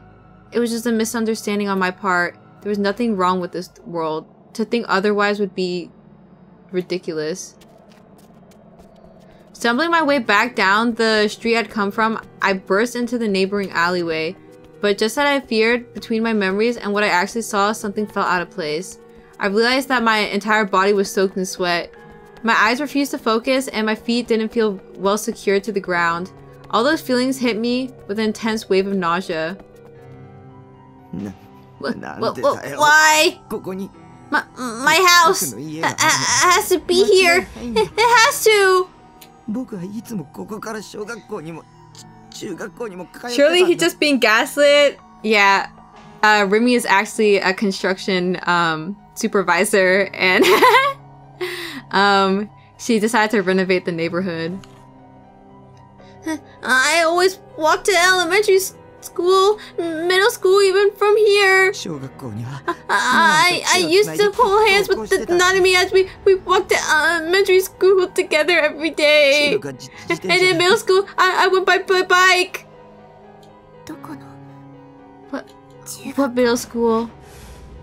Remy, who had been following me, quietly asked a simple question. What's that supposed to? What's the name of the school? What? Everyone knows that. It's right around here. It's what? We thought Remy was the tulpa, but Takumi was the tulpa all along. I can't believe this is happening. I couldn't remember. I had gone to middle school. I had clear memories of it, but I couldn't remember any of the finer details. It was like some intense haze was covering my mind. The name of my middle school, which class I'd been part of, or even the name of my homeroom teacher. No specific names came to me. It can't be. I just forgot. Taku, listen to me. In your memories, it's not my house is right here. It's my house should be right here. That's how it feels, right? Dementia gameplay. My sanity was hanging on by a thread. But I remembered the whole route here, didn't I? How do you explain that? Because those memories were fabricated. Stop making that face. Mimi's eyes were pointed straight at the ground and she looked terribly sad. Without looking up at me, she just continued saying the most confusing, nonsensical things. Things that, once again, I didn't understand. Things that were impossible to understand. So I stopped trying. You've never been to middle school. I get it now. This is a prank, isn't it? Isn't it? Yeah, I see right through you and none of me actually know each other, and you're both trying to prank me. I see. It all makes sense now. You really got me. I tried my best to laugh it off, but Rumi didn't so much as chuckle. I'm sorry. The next thing I say is gonna hurt, but I have to say it. Taku, you should never have existed. Oh. My bad. Stop fucking lying to me! She was just trying to deceive me. Ruby was my enemy, just like all the others. They couldn't fix it with your doing, wasn't it? If that was true, then what happened at the crime scene when I first met her hadn't been a delusion. The true culprit behind Nugent wasn't the man I'd seen on the hospital TV earlier today. It was Rimi. She'd been monitoring me the whole entire time. She knew I'd witnessed everything, so she refused to let me out of her sight. Also, I could never tell anyone else what I'd seen. That was the sole reason she'd bother staying with me all this time. You were covered in blood back then. That means you're the culprit. That was the delusion you wished for.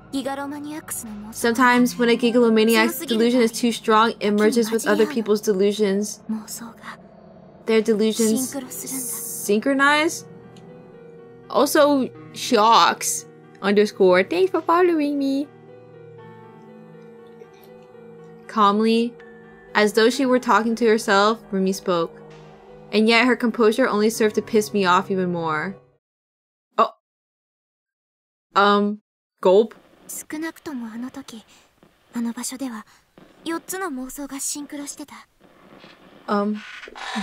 I don't know what to pick, guys. This is a crazy place for a delusion. Dude, this guy's brain is crumbling.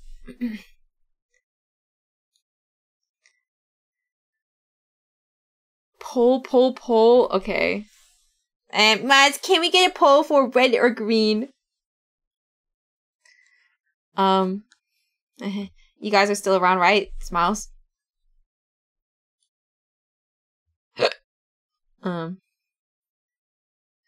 Moosh, do you know how to make a poll? Actually, it doesn't even work on Nightbot. Maybe I'll just make it, okay? I'll just do it. I have to do everything around here. Which one? Green. Red. You guys have a... I guess I'll just give me 2 minutes. What about no delusion? I think no delusion, it like just boots you back to like, it just skips anything.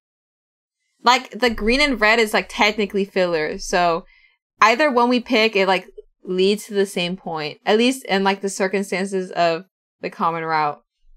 And from my understanding. Like, it's just like nothing happens. And it just continues with the story. No way we got 50-50.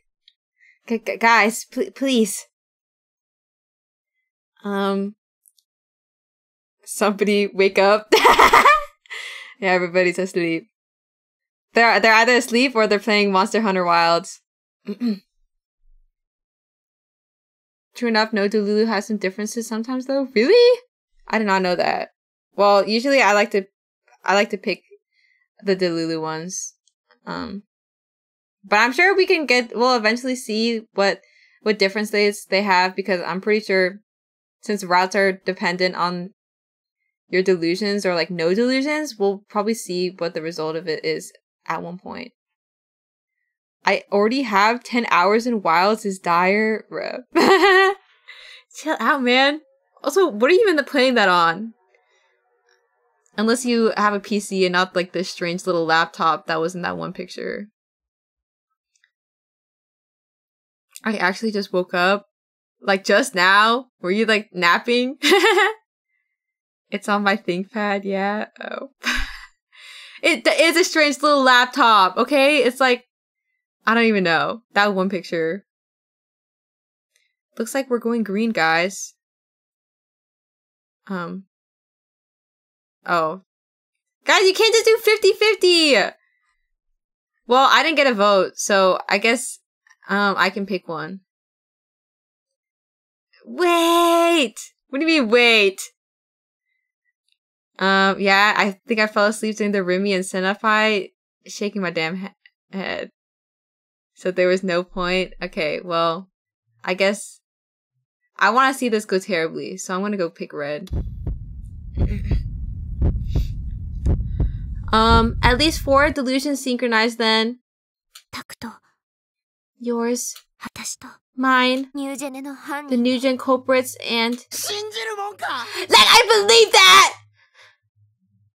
Before she could continue, I cut her off.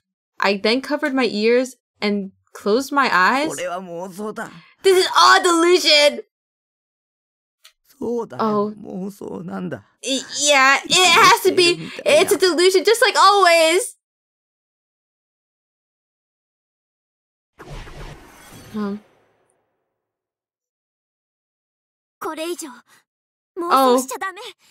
No more delusions, Taku. I guess, now we know. Oh, man.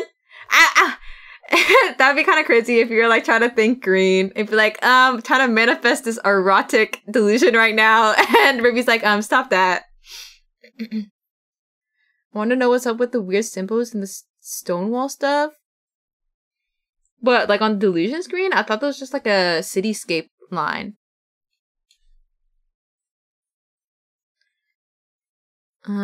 Itches my foot. My mind, still trying to delude itself, was forcefully ripped back to reality by Rumi's words. Otherwise, I have no choice but to erase you, Taku. You're gonna kill me? A chill ran down my spine. My perception of Remy, the girl I thought would save me, was rapidly spiraling. Now she was turning into someone completely unrecognizable to me. You are you? I knew it! You really are a murderer! So why did she look so... Biting her lip as she fought back tears, hanging her head as low as could be, it made me hesitant to accuse her of anything. Tell me it's a lie. Tell me it's all a prank so we can laugh it off! Bushy girl?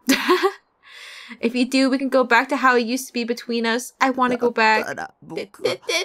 What am I? I suppose a person created through a gigalomaniac's delusion. That's absurd! I have memories of my own. I might not remember the little stuff from middle school, but I just forgot, that's all! You were born only a year and a half ago. What the? Here, baby! I can't believe he's a 1-year-old. Man's a toddler, he's literally an actual man-child.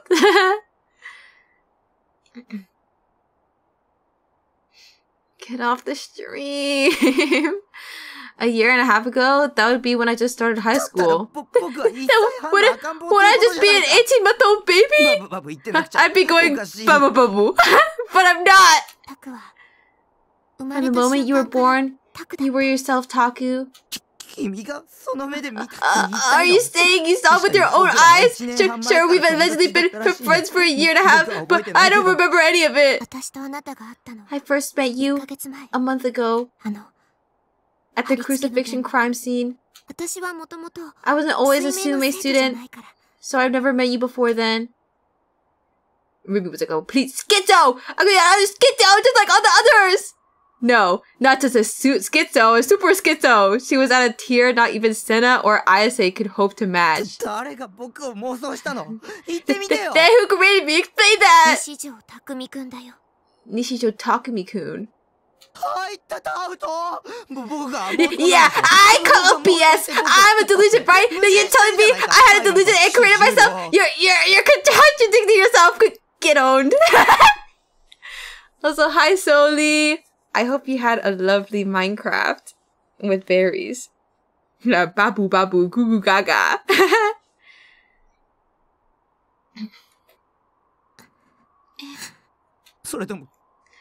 Or maybe this is all your delusion?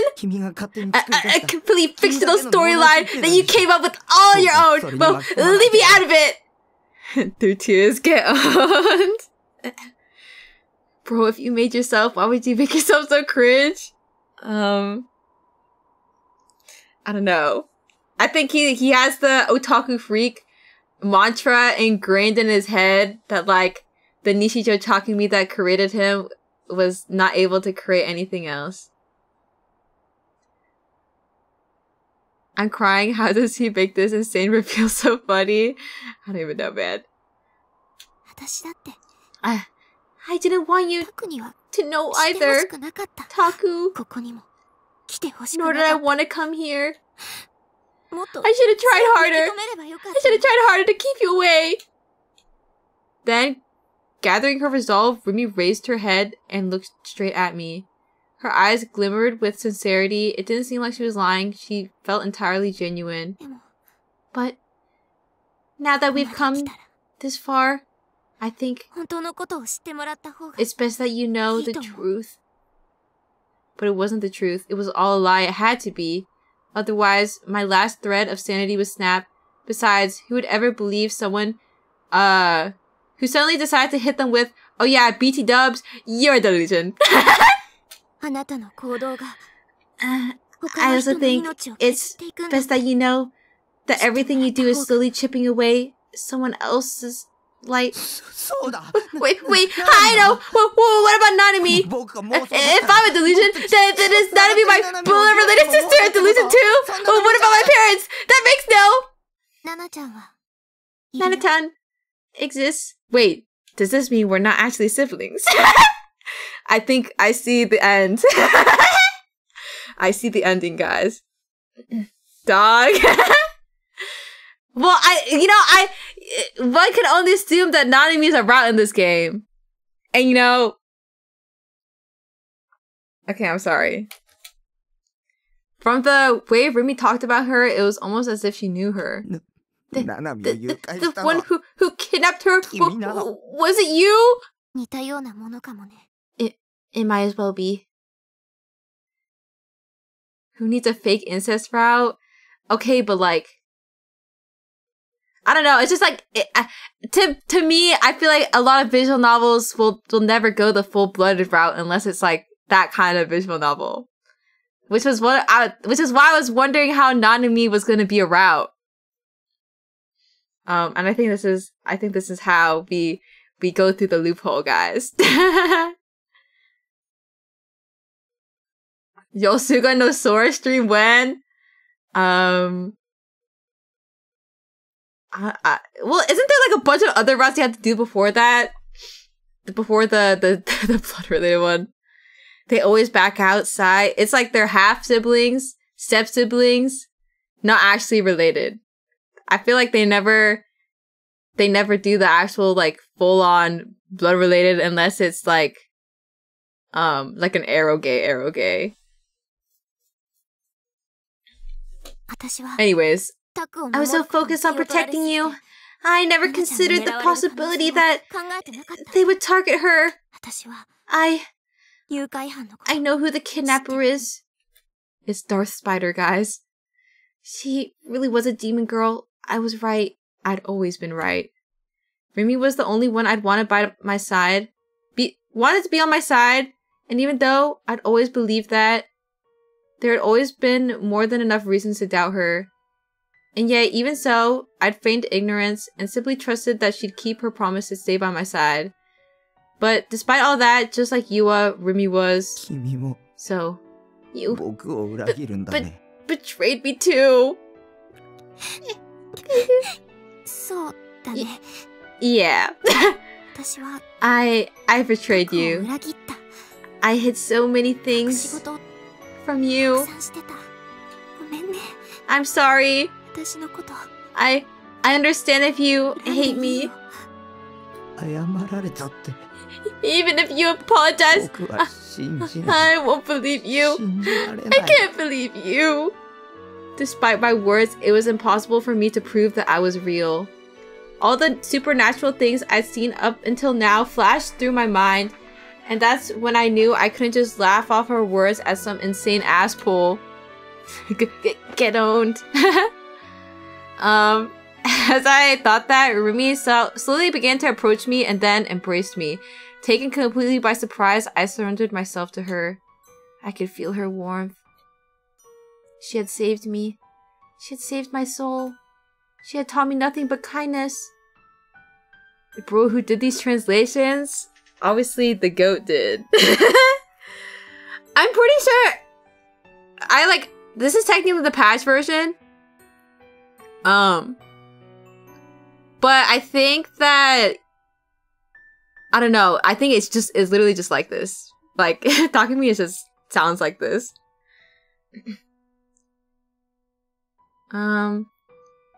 But now, despite being in the center of her embrace, her warmth could not have felt more distant. そろそろ行かなきゃ。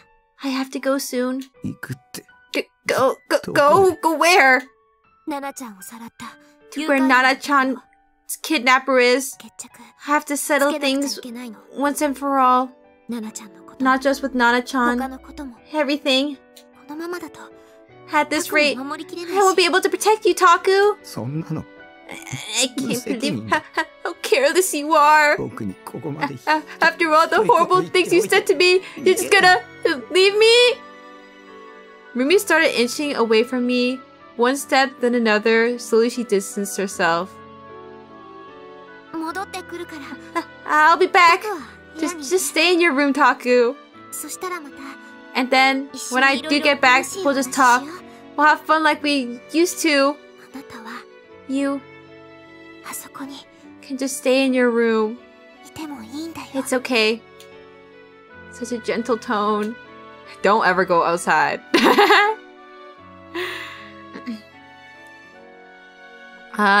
Even though she said all those cruel things, why was she still being so nice to me? でも But 一つだけ you have to promise me one thing. もう妄想はし No more delusions.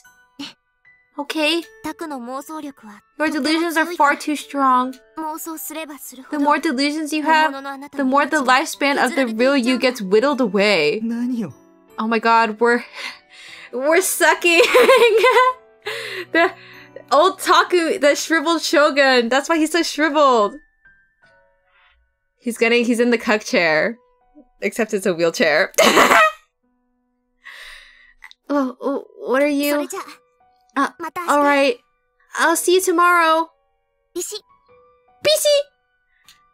Mimi struck a pose, saluting me with the most unnatural smile on her face. It could have not been more forced. He gets drained every time Taku gets horny. Yeah. Imagine like your lifespan getting depleted because he's like popping a boner at the CD store. Rip. He can't help it. He's just a teenage boy. Victor emo. His energy, his chakras is being sucked. Stop by Viagra. Ah! Phantom sucked.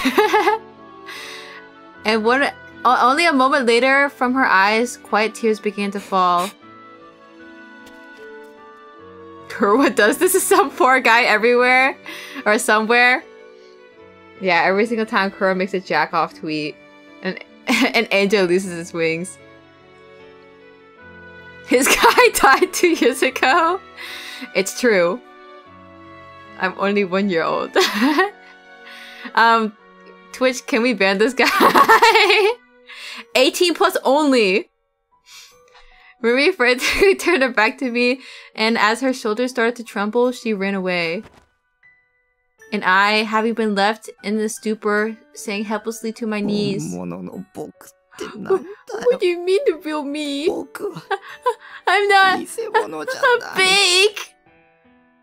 All color vanished from the world. All hope I'd once had was gone. My very existence had been denied. There was no meaning in me being here. Not even my death held any meaning. Rumi had left me, leaving behind a meaningless husk. She was my enemy. She had deceived me.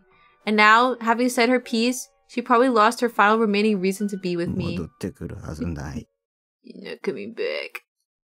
Rumi had abandoned me, but of course she had. I was a delusionary existence, according to her, a monster. Forget it. I don't care anymore. The gaff. With no willpower to even stand up, I just stayed here. Or stayed there, still unable to organize my thoughts, incapable of crying due to sheer shock. The twilight wind robbed me of all warmth. And the very little that remained of Rumi's faded completely. As I looked up at the sky for no particular reason, I gazed at the sunset, a sunset that had almost been completely eroded by the dark night. No more gaff to give is so sad. これが新作？またへんてこね。 Sorry, I'm itching. So this is the new one? Another oddball I see. Momose smiled as she stared fixedly at the Garo Froggy keychain Bon had just purchased. でも可愛いじゃない？ But if it ain't cute, there's not a new one. It's one from last week. Sorry. What was the name of it again? Bon glanced over at Yua as if pleading for help. The Teary Garo Froggy. Yeah, that. ごめんね、ゆあちゃん。 I'm sorry for putting you through that, Yua-chan. Having to keep this unpleasant old man company must have been awful. Oh, that's not...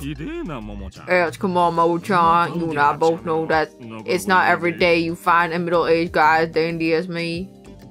With Bon's half-joking protest falling on deaf ears, the president of Frisia served Yua some tea. Having a deep sigh, Bon sat down on the chair and glanced around the office. The employees of Frisia, who usually worked well into the night, had actually returned home on time today. Each worker's schedule was arranged to tell this exact tale on the whiteboard. Thanks to their departures, despite the sun only having just set, the office was completely silent as if it were the dead of night. So, Momo-chan, you end up looking into Faithworks? Before riding the train from Shinjuku, Bon had called Momose in advance and asked her to look into Faithworks. その前に。 Before we get into that, smile still on her face, Momose glanced over at Yua, who was sipping from her teacup. お茶を飲んだら帰った方がいいわ。 Yua-chan, I really do think you should head home once we're done with the tea. 日も暮れたし。 It's getting dark already. Wouldn't your parents be worried about you? My parents don't gab. Yua realized what the intent behind Momose's words were. Whatever the conversation that would soon take place was, it was not meant for Yua's ears. Are you worried about me? そうよ。 Why, of course, dear. Momose nodded with a serious look on her face. Although thankful for her consideration, Yua shook her head definitively in response. I'm not going anywhere. I'll do anything in my power if it means I get closer to the truth behind Mia-chan's death. あなたはこれ以上 You really shouldn't get yourself more involved than you already have. I will pass the point of being an outsider. An opposing and wavering resolve dwelt within Yua's words. Momose was perplexed at the unexpected opposition. 意外と頑固ね。 Surprisingly stubborn for a young lady. Well, benching her this far into the game would be a tad cruel, don't you think? If push comes to shove, we can leave her with the guys at the station for a while.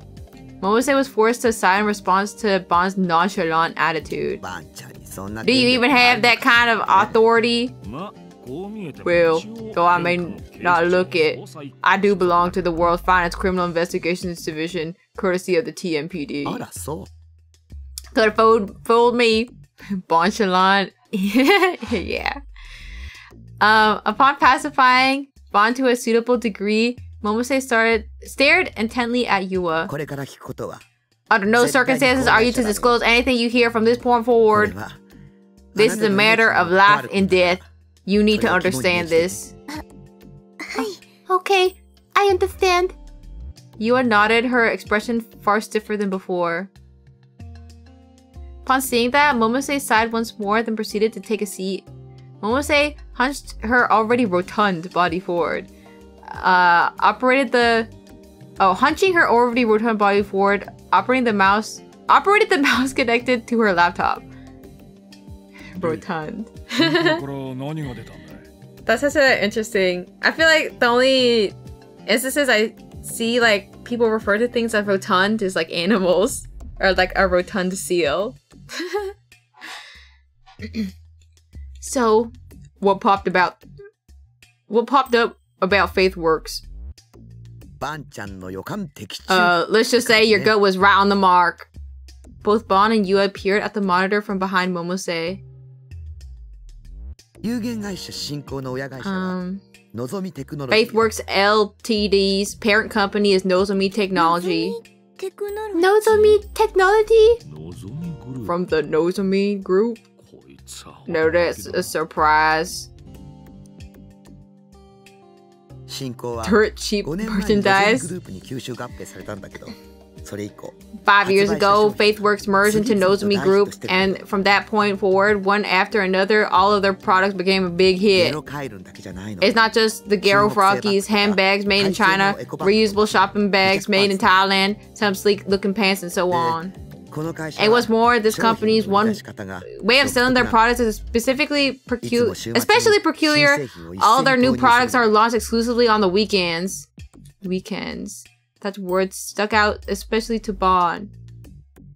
Could it have something to do with GE rate? Whether it's a coincidence or simply inevitable, the reason why FaithWorks products are such big hits is thanks to the fluctuations in the GE rate. That much is certain. Remember the graph I showed you before? I mentioned that ever since around 5 years ago, the values would always go up on the weekends. That lines up perfectly with the FaithWorks and Nozomi merger. Do you think FaithWorks might be manipulating the rate? FaithWorks is not that big a company, so I don't see that being possible.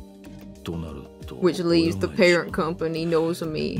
They're definitely suspicious with the whole group at their fingertips. Manipulating the GE rate would be a piece of cake. Wait, Nozomi is a given, but that's not the only thing strange about FaithWorks. Once I went back and took a look at the funds that trickled in, when it was being founded, a real big shot came up. A big shot? Yes. Yes. Inohana Kozuo. Haha. Well, if it isn't the leader of the Meiwa party. Although at the time of the FaithWorks establishment, he was still part of the Democratic Liberal Party. It's all connected. Just like what happened with Professor Ota as well. As the earthquake from a while back, the Meiwa party has been putting pressure on the media to keep them from covering stuff that might be related to the GE rate. By the GE rate graph, after investigating a few various sources, I found yet another interesting pattern. As of now, there were two aspects about the GE rates that Momose had her attention on. First, the fact that they consistently rose each and every weekend. The maximum values themselves were not particularly notable, but aside from New Year's, Golden Week, and the Bon Festival, they always went up without fail. And second, the drastic rise following earthquakes. For both the quake 2 months ago, in which there were 8 fatalities, and one quake 1 week ago, in which there were more than 100 fatalities, the GE rate has shown an extreme upsurge for a short period of time. So, about the third pattern, these spikes only happened 4 times in the past 5 years, and the times they appeared were inconsistent. The values weren't as high as when the earthquakes hit, but they were still fairly high. At first, I didn't understand what all meant, but as I looked into it, I managed to find something that would fit that description. Something that only happened 4 times over 5 years. Huh? Could you tone down the song and dance and just tell us? The elections. If we take into account both houses of the Diet, in the 4 times elections were held recently, the days when the GE rate spiked matched up perfectly. Deet. Is it diet? It's not actually diet? I've never seen that word before. Yeah? What the heck? What? Diet? I guess now I know. Bond stroked his shaven chin with a stern look on his face. Oh, like deity? Diet is the government construct? I see. Now they be using big words. I'm gonna get lost in the sauce. I always read it as diet. I mean, it feels weird if it was called the Diet Party. The elections were the opposition party, the Meiwa party made... Oh, the opposition where the opposition party, the Meiwa party, made great strides and becoming the ruling party. If I remember right, that was... Do you also plan to play the new psychological horror game Tsunagari Chess School? I've never heard of that game. I feel like, if anything, I'd play the next Chaos Head. Or not, Chaos Child? That was after this?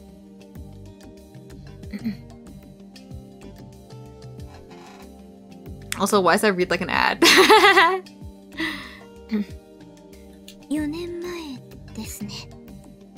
4 years ago, wasn't it? Yes, and it was 5 years ago when Inohana Kozuo suddenly left the Democratic Liberal Party and joined the Meiwa Party soon after.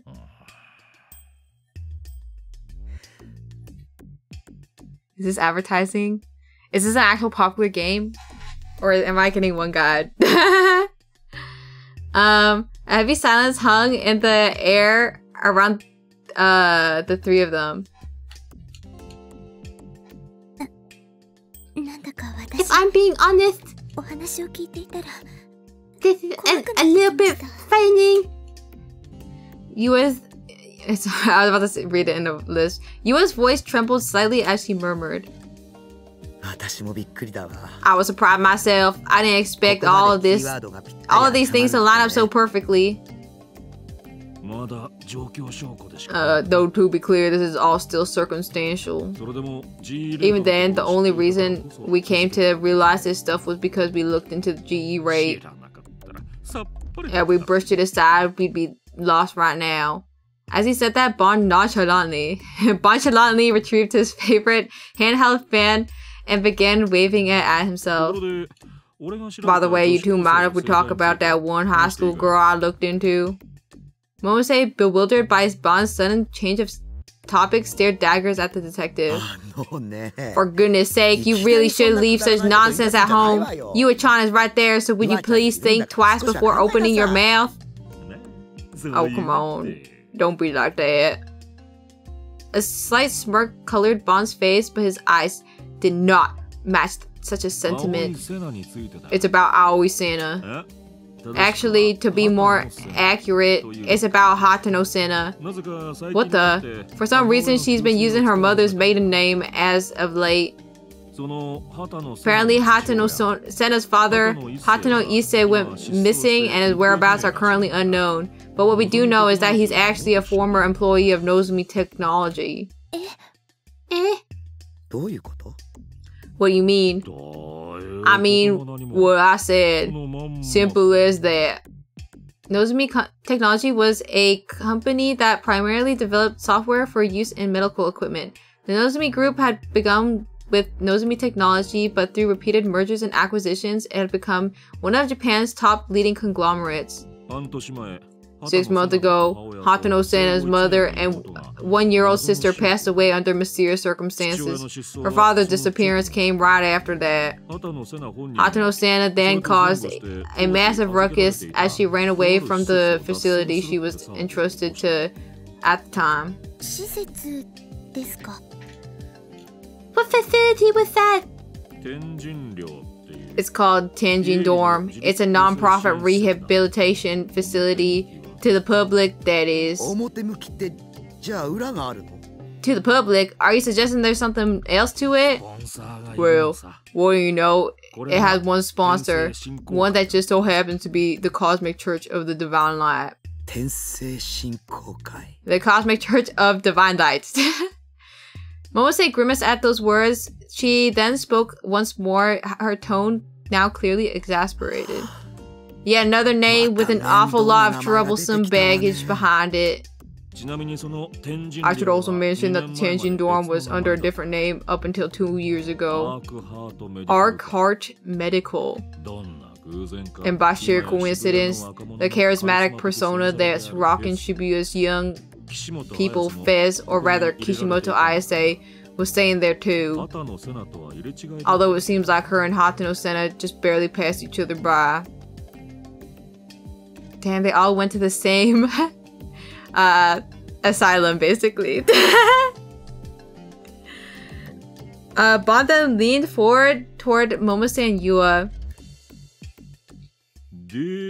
Well, there you go. But here's where things get interesting. Arc Heart Medical, unlike Tenjin Dorm, was a mental facility. They treated patients suffering from mental illnesses.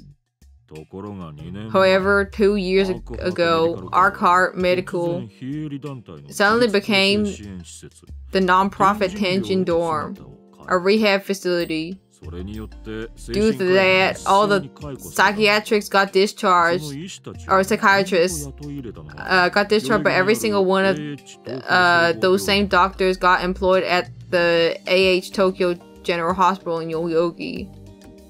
Didn't the victim of the numbskull case work in that hospital?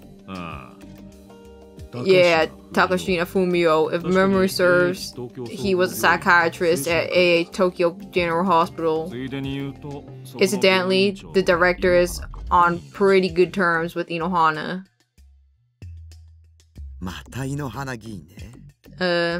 There's his name again. Yua-chan. That Nishijo talking kid you were after, he actually visited AH Tokyo General Hospital 3 times this month. Is that so? The police were following him the whole time. We know that one for a fact. Furthermore, there are even records of Nishijo being hospitalized there a few years ago, and his attendant physician, Takashina Fumio. What's really strange, though, is Nishijo's medical records. He got in at 10 years ago, at 10 years old, and a few years later, about 2 years ago, the record stopped, and then there's no record of him being discharged. Could someone have falsified the documents? It's up in the air, really. That was about as far as I got. Oh, and one more thing in regards to Hatano Sana. There's a high school student named Orihara Kozue that she's been palling around with. She's a classmate of Nishijo's starting about a month ago when she transferred in. This little lady has quite the backstory to her. Her father's an employee of one of the Nozomu Group's affiliates. They used to live over in Hiroshima. While she was over there, an incident occurred where 3 students in her grade were attacked by some unknown person and suffered serious injuries. I'll really be putting in the work. Yeah, it's like, this person. Apparently, all 3 of them got their right arms lopped off by some bladed weapon in a horrible state of affairs. Orihara happened to be present there that day. There were doubts about whether or not she was the culprit, but she wasn't arrested on the grounds that the weapon used to commit the crime didn't exist. The grapevine says it got too hard for them to stick around up there after that, so they moved here. The weapon didn't exist? Don't you mean they couldn't find it? No, it full on doesn't exist. They didn't even know what was used to cut them up. The crime happened in such a way that no one other than Orihara could have done it. But even if she was a culprit, it was impossible for her to pull the weapon out of nowhere and hide it somewhere. The debate raged on pretty hard on this fact, to the point where some argued whether or not it was the Kamaitachi phenomenon. A magic trick involving someone pulling out a sword from nowhere. No, that's just speculation. Who knows? This feels wrong. Yua, as if trying to stop herself from trembling, hunched down toward her knees, then began to stroke both of her arms with her hands. It's hard to put my finger on it, but it's as if some greater will that we know is at play here. Due to the nature of the job, I can't really afford to subscribe to conspiracy theories like that. But just this once, I might have to. The Meiwa Party and Nozomi Group.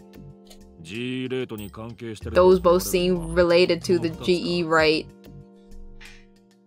Turn my heater off, lol. The Cosmic Church of the Divine Light might yield some gold if I dig just right. It never did have pleasant rumors surrounding it.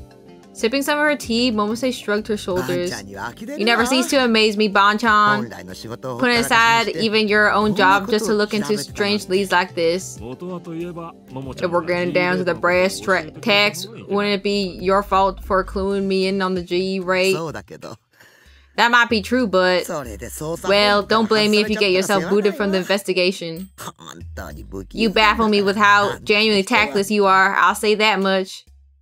Those words were neither those of astonishment nor of condemnation, but rather a fairly roundabout way of praising him. Momose, despite her words, acknowledged Bon and his pursuits. Oh my god, ring, ring, ring. Oh, got a call coming in. Bon's cell phone let out an electric tune. Looking at the display, he saw the caller was a restricted number. Hello? Loud static could be heard from the other end of the call. Bon took the phone away from his ear and looked at the display once more. His connection was good, so he was likely not the issue. It must have been the caller causing the problem. Bon brought his ear close to the phone, believing that the call was coming from someplace far away. Who's this? Back off! This was one of the anonymous, threatening phone calls he had been receiving recently. The mechanical sounding voice was likely due to the use of a voice changer. Bon let out an audible laugh before proceeding to answer. Oh, look who it is. You know, it keeps bugging me that I don't know your name. Mind giving me something to call you by? Besides, you're telling me to back off, but what am I supposed to do? What am I supposed to be backing off from? You have to be specific, or else how am I gonna know? Back off! They always hung up there. Always after saying back off twice, the pattern repeated itself so often it was practically routine. No matter how much Bon tried to speak to them, there was never an answer. My goat Shogun. Back off right now! Bon, this day, that would finally change. Or else. Huh? Sir. Who's this? I'm sorry. I was, careless. Upon hearing that, Bon finally understood whose distressed voice it was on the other end of the call. Suwa? Yeah. They nabbed me out of nowhere. Who nabbed you? Where are you right now? I don't know who did it. They had a black ski mask and... How many are there? Just one?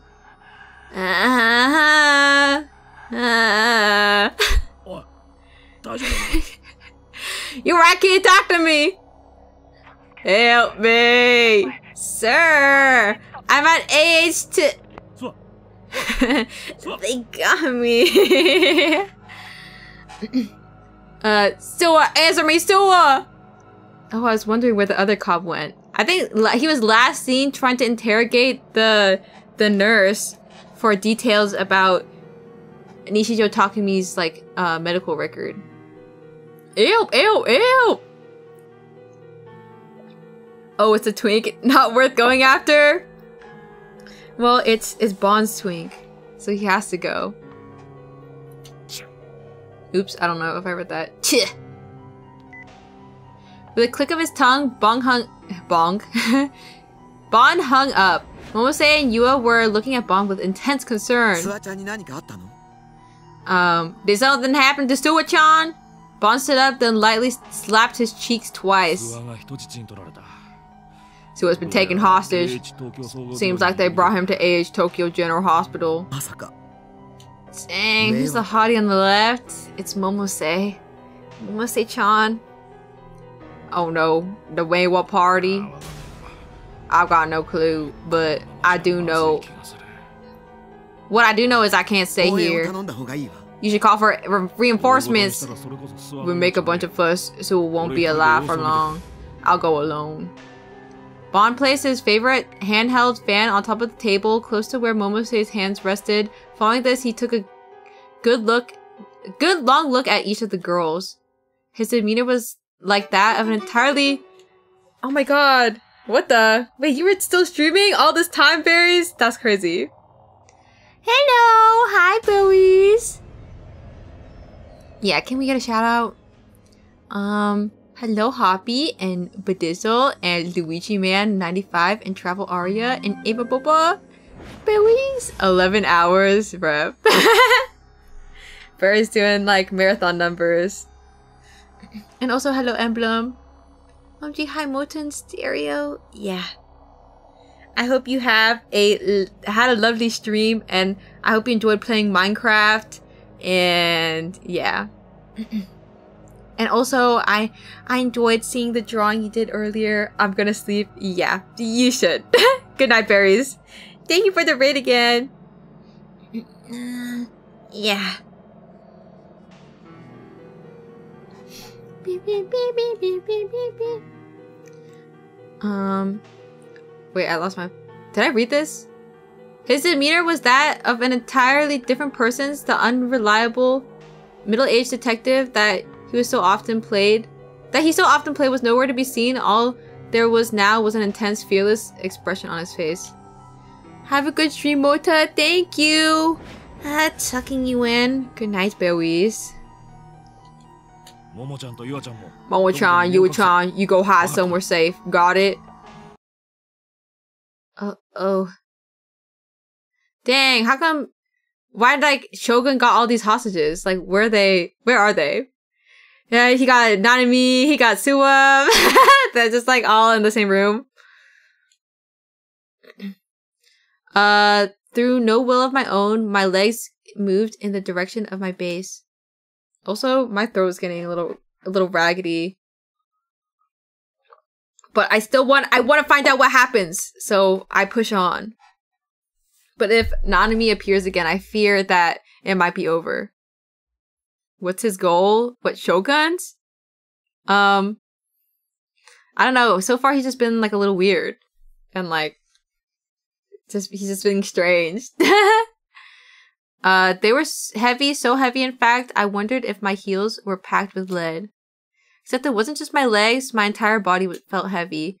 But despite how hard it was to move, I kept telling myself that it was proof that my body existed, that I wasn't a delusionary existence. Also, Nash_ here. Thanks for following, and also Traveler Aria. The sun had already set, meaning that there was no one in the city to pay attention to me as I staggered through the streets. Before now, I would push everyone away, telling them not to look at me. I was scared of getting too much attention or being a laughingstock. But even though I'd done that for so long, right now I just want anyone to look at me. I want someone to see me with their eyes. I want someone to acknowledge that I was here, that this Deus Ex Machina that was the day I needed. So, how far am I? I'm on chapter 9. So I think we're getting close to the end of the common route.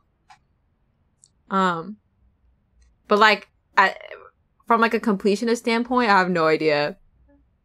Finish it now. Gulp. Yo, marathon bedtime story. It was solely. This is so late in the game. I thought you were gonna play it. Unless you'd rather just listen to me narrate, lol. But no one did. Oh, yeah, I have no idea what's going on. Yeah. This is like all the reveals are happening in this chapter. Well, actually, I still don't really know what's going on. I don't think any of us know. Yeah. Quick, a tilder. I don't know. Like, I can only tilde like what happened last time. Can I summarize? So basically, we have been playing as Nishijo Takumi, a loser, otaku freak, as he says. And you know, he's just doing his own thing. He sometimes has like daydreams, quite vividly. And you know, he's just like going to school and like as little as possible so he can graduate. And then there's like a string of murders that happen.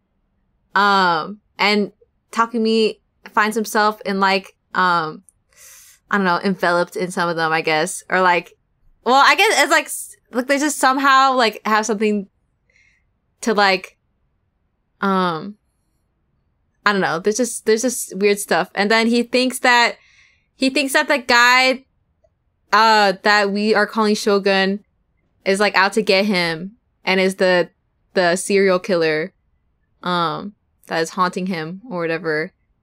And like basically he's and then Takumi is trying to real boot his D sword. But you have to explain what those things are. And so basically there's like these girls with cool swords or whatever, and he's like, one of them says that if he gets a cool sword that he will be able to be protected, and that he should probably get his cool sword. And then, Takumi tries to get his cool sword, and it doesn't work. And then his sister Nanami gets kidnapped.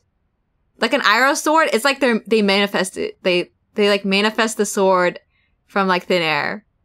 Like it's from their mind palace. And basically they make their Delulu sword become reality. And that's what Takumi has been trying to do. And then, I guess like, a more significant point is that like, his sister gets kidnapped by Shogun, ? Or it's some guy. I don't really know yet. And then they were trying to egg him to try to like manifest his D sword. But he didn't do it. He gave up and, yeah. He couldn't do it. And then, now everything's kind of falling apart. And now Rimi, his friend that has been with him through the tough times and has been sticking around with him so he's not lonely, told him that he's not a real person and he's actually just somebody else's delusion that has been manifested into reality. Yeah. That's my really poor summary. Also, hello, DJ Noah. Just like Dingles to Mota. Which part, Soli? Are you good? Am I the Shogun to the Takumi? The Takumi being the Dingles. Be moving you guys with my little puppet strings. We aren't real. Oh. We summon Mota like a primal. Yeah. I'm not real, guys. I'm actually Takumi and I'm being gang stalked as we speak. I'm fake. That reminds me of August spelling a folked. Is that even they're not even that close to each other on the keyboard. I don't know how that happens. I was real once. Wasn't too bad, to be honest. A real shame. But yeah, I think that's the best summary I can do. And so right now, he is coping with the fact that he's been told that he's not real. And he's just, not a real person. Lol. With my sweaty hands, within my sweaty hands was a cell phone, the one I'd gone out of my way to buy with Nanami. Yeah, he's crashing out. I'd be relieved, not gonna lie. Shape up, Taku. No. I only had 4 numbers registered on it. Rimi's cell phone, Nanami's cell phone, Misumi-kun's cell phone, and the number for my parents' house. I tried desperately to think of a way to prove I wasn't fake with just those 4 numbers. You are a delusionary existence. No, I wasn't a delusionary existence. I was real. I'm a real boy. I was Nishijo Takumi. I was 17 years old. I was a second year at Suime Academy. I was in a family of 4. I was... Help me. Prove that I exist. My teeth were chattering. A clearly audible cracking sound. I wasn't cold whatsoever, and yet I trembled all the same. I'm a real doll. Save me. From the 4 numbers I had, I chose Misumi-kun's. Help me! Yeah? Misu? Taku, what's up? Everything going smoothly with Rimi?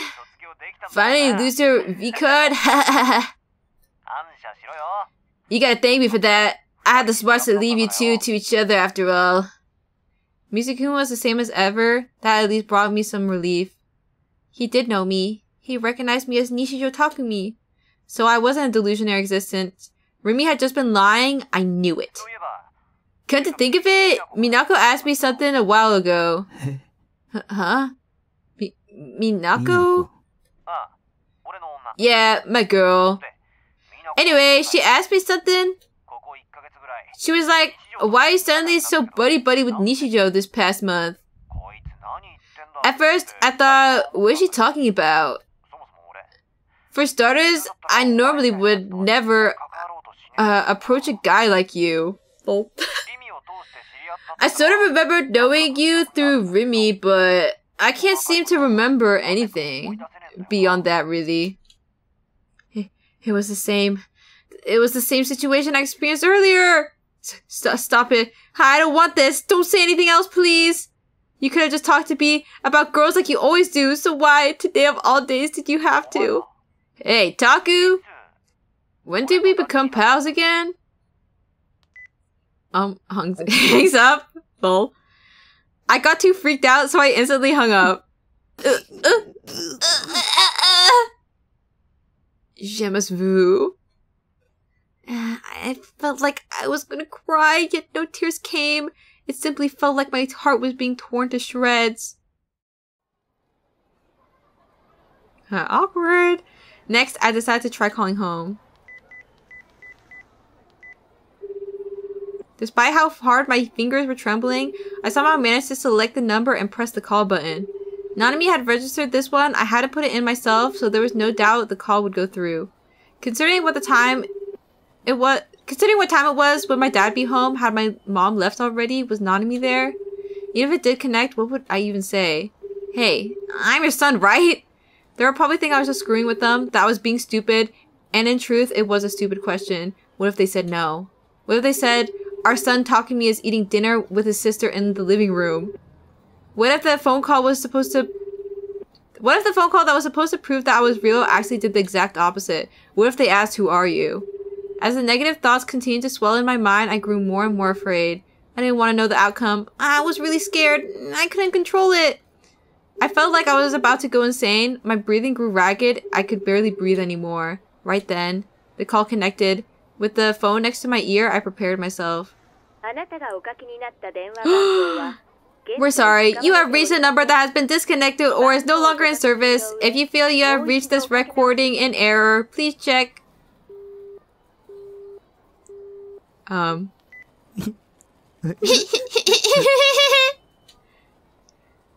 No one would prove that I was me.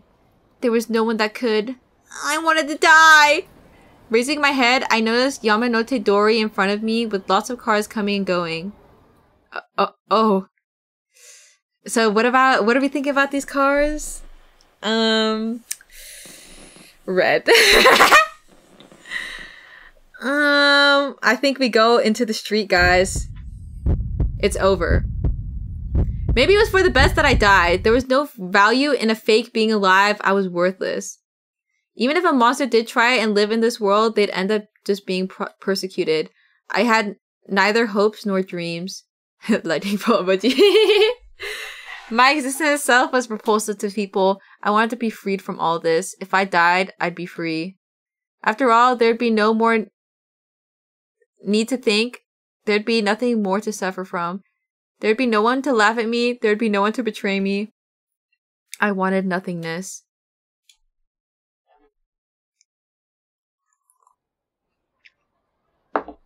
I brought my heavy legs one step forward. In this place, free of traffic lights, I staggered onto the road. I had a feeling that salvation awaited me there. Oh. A glaring brightness from a pair of headlights, the deafening discordant noise of a voice. Oh my god. Discordant noise of a car horn, the unnerving sound of squealing tires. Come on, kill me! Kill and fake me! This unsightly monster! Oh.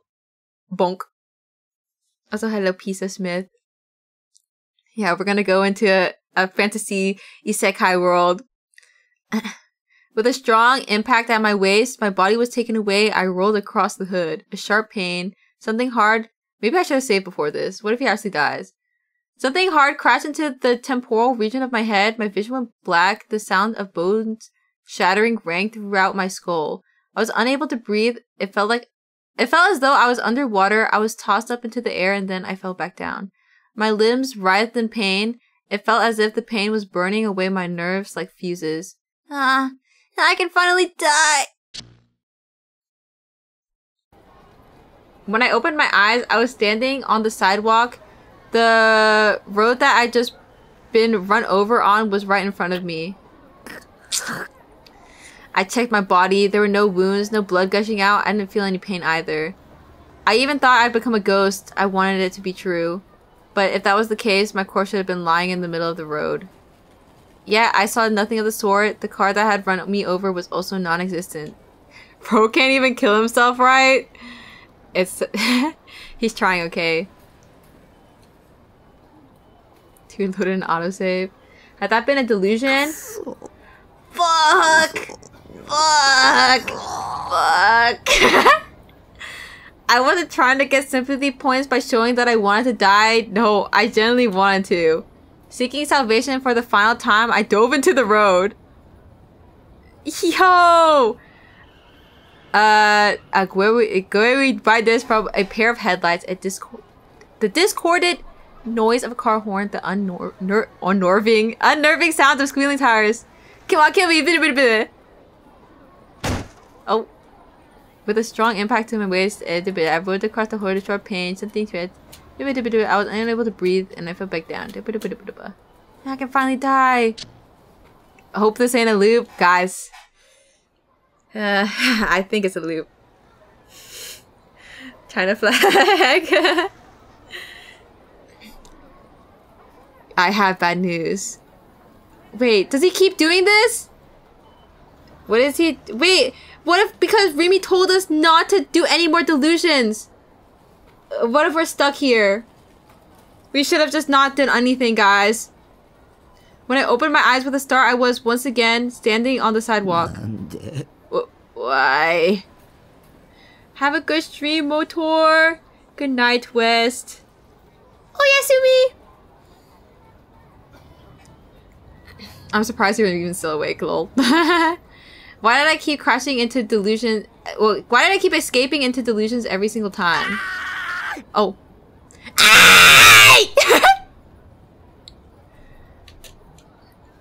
I raised my trembling voice to an almost shrieking scream and once more tumbled onto the road.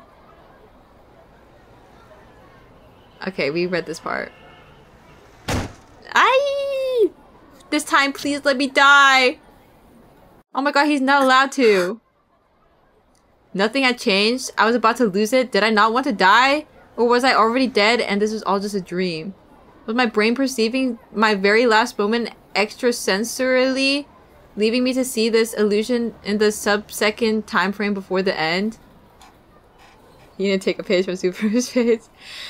As fucking if. Almost completely giving into my despair, I went to walk toward the middle of the road.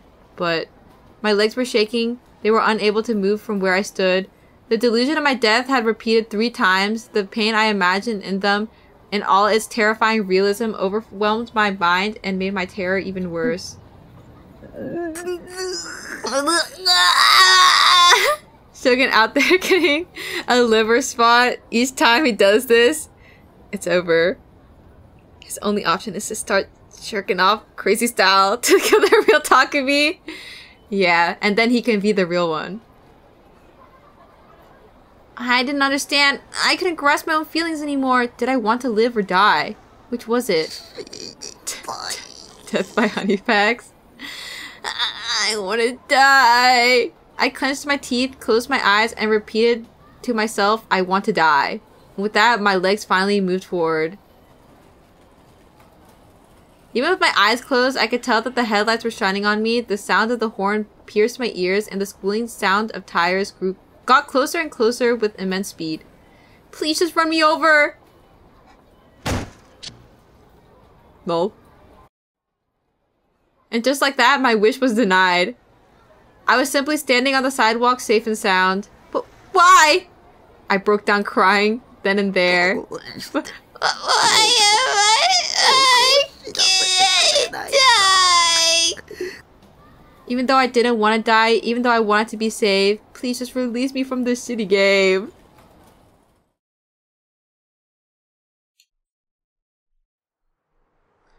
As Sakihata Rimi walked beneath the Shibuya Station underpass, she took out her cell phone. She had walked straight here right after parting ways with Takumi. She then selected the number registered in her address book as Nana-chan and placed a call. They picked up at the very next moment. Oh. What?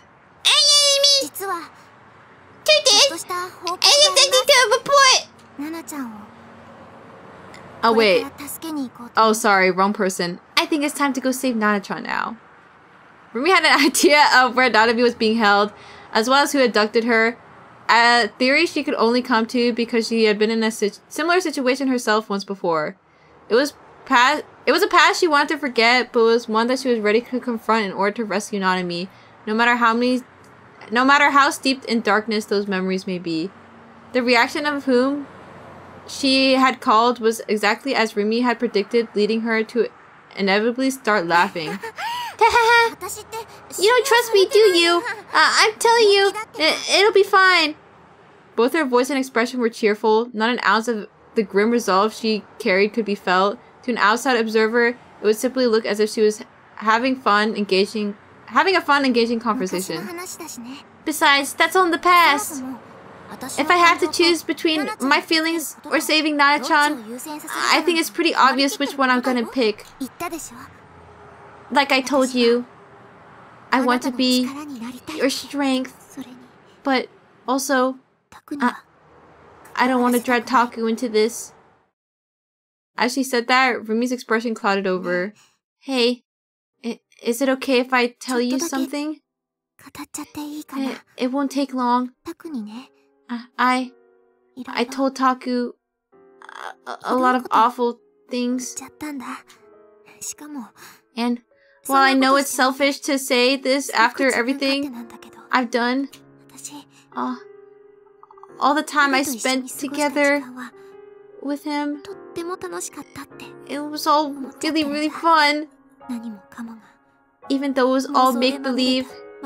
Even though it was all steeped in delusions. My school life. Taku and I going to that school. Being friends with Daichin. Me trying hard to stay by Taku's side. And even Taku's existence itself. Little by little, Rumi's pace slowed. Multiple strangers passed her by. Taku is so helpless, weak, and pathetic. He's the kind of boy a normal girl would never even look at, let alone go near. Rip. Also, hello, Knive. It is true. As he spoke, she squeezed the hand she held the cell phone with. And yet, despite it all, my heart tells me how fun it was. Despite it all, my heart tells me how much I wanted to spend more time with him. What did these feelings mean? Looking up, she saw the neon-lit night sky. No stars were in sight. For an ephemeral moment, Rumi stood beneath it. A slight smile rose to her face when she received a response. Well, I've got to hang up now. It'll be fine, really. You don't have to worry about a thing. I promise I'll put an end to everything myself. Okay? Takumi.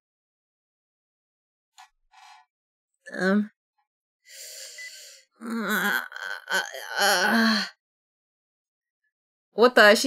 She's like talking to the other Takumi, but then also Takumi, unless she's talking to Shogun and just saying him by name. Having lost all my willpower before I realized it, I found myself back in my base. I didn't know how I'd gotten here after failing to die at Yamanote Dori. My memory was hazy. Tosubishi. This container, who put it here now? It was something I never thought about until now, but now that I couldn't help but notice how odd it felt. The more I thought about it, the more the feeling encroached upon my mind. The moment I closed the door, the room was pitch black. Leaning against the door, I simply stood there, still as could be. Inside the quiet room, all that could be heard was the sound of my shallow breathing and the hum of the fan inside my PC. I thought that maybe surrounding myself in darkness would make things easier, since I wouldn't have to be conscious of my pitiful self, but it had the exact opposite effect. Unable to see anything, and with nothing else to listen to, Rumi's cruel words from before repeated endlessly in my mind. You are a delusionary existence. My own bones disgusted me more than ever before. I even felt nauseous. I was already a disgusting freak, even before all this, but if my very existence itself was warped, I was already beyond saving. I wanted to disappear completely. As I tripped over the trash scattered across the floor, I stumbled my way to the end of the room. I turned the lights on, scaring away the dark. I then grabbed the Seiraton figure, post-awakening version, that just so happened to enter my line of sight and sat down in my chair. I brought her close to my chest. She was really small, and she was really hard too. She didn't breathe, nor did she speak. She didn't have the warmth that a 3D girl had. Dang, he's just having delusions one after the other. He just can't help it.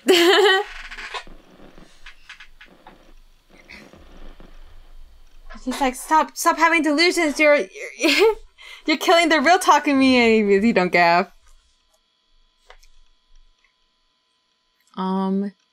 Green. I kind of wanted Goon. Despite that, she was all I had left. Rumi had left me. I didn't know where Nanami was. Senna had attacked me. Kozubi hadn't protected me. Yua was my enemy. And Ayase was hospitalized. These were the only girls I knew the names of, and none of them would do anything for me. Reality was harsh. It didn't give a damn about a monster like me. With my trembling hands, I tightened my grip on Seiraton, then tighter, tight enough to break her. I want to disappear completely. What the? Not his beloved Saberton. If you don't disappear, you haven't had much Oh, even if you don't disappear, you haven't had much of a presence up until now anyways, righto? I felt a sudden pain deep in my chest to think even Saberton would say such horrible things to me. Oh, hush up. Forget horrible. It's the truth. And despite you saying you want to disappear, you nearly spring a leak just from reading... just from me reading you like an open book. You got real carried away this past month, Taki. You started to talk all... You started to all... Oh my god. You started to talk all normal like with the people around you, especially girls. Even though up until now you had no friends and you stayed shut up in your room all day. But if you look on the bright side, you'll realize that if you just use your brain a little bit, all you gotta do is go back to how you were. Go back? Yeah, go back. Going out and socializing is a big no-no, and trusting people, even worse. Who cares if you're real or fake or whatever else? No one can prove that either way. You should just look at me and me alone for the rest of your life. You were more than happy with that before, righto? It's all because of those girls that came up to you that you stopped feeling like that. So you just stay away from those nasty old hoe bags. No two ways about it.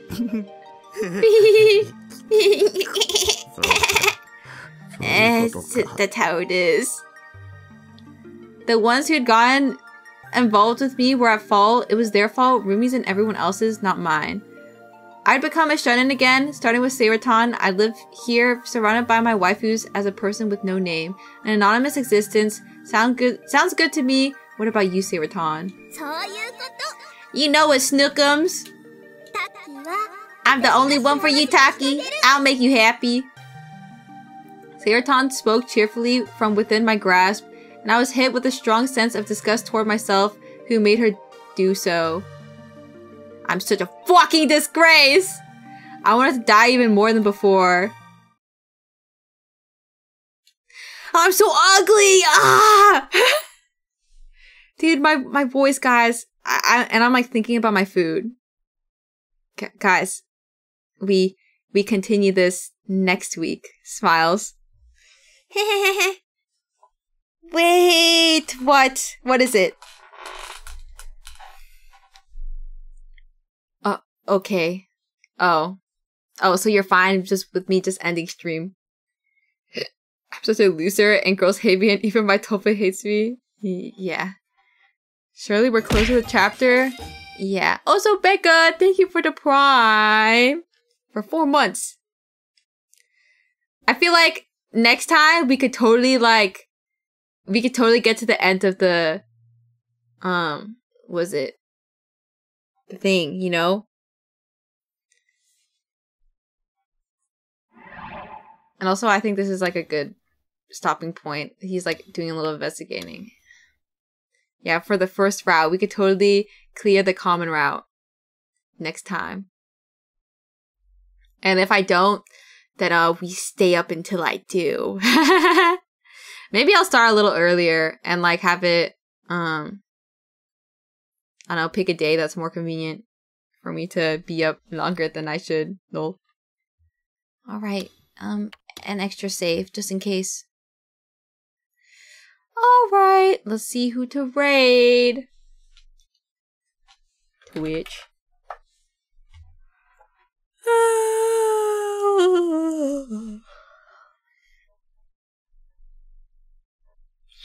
Thanks for stream. Yeah. No problem. Thanks for stream more time. Thanks for sticking around and watching me read. Not too many people up right now. Lol. Thanks for stream. Yeah. Good night. I haven't even picked somebody to raid yet, guys. Any... Wait, let me see.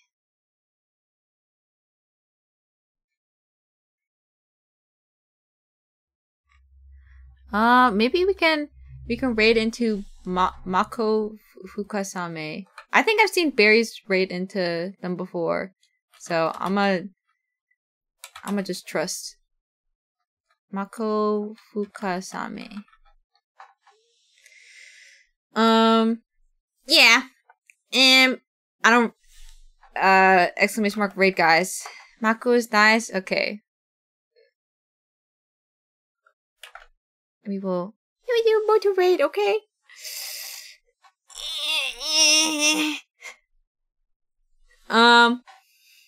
Oh yeah, Dark Souls is tomorrow. I've yet to download the game, so perhaps I should do that soon. I still don't know whether I'm gonna do keyboard or controller. But we'll figure it out. See ya, Mota. Yeah. Bye-bye, guys. Bye-bye. I'm gonna sleep so good after eating this. Well, actually, I don't know if I'm gonna go straight to sleep. We'll see. Okay, I'll just click the raid now button. I have nothing more to say. Oh wait! I might post something later on Patreon. I think I just want to give myself more time for the other thing. So I'm gonna put in my my pre-drawn art, okay? You might see that later. Bye bye, okay? Bye.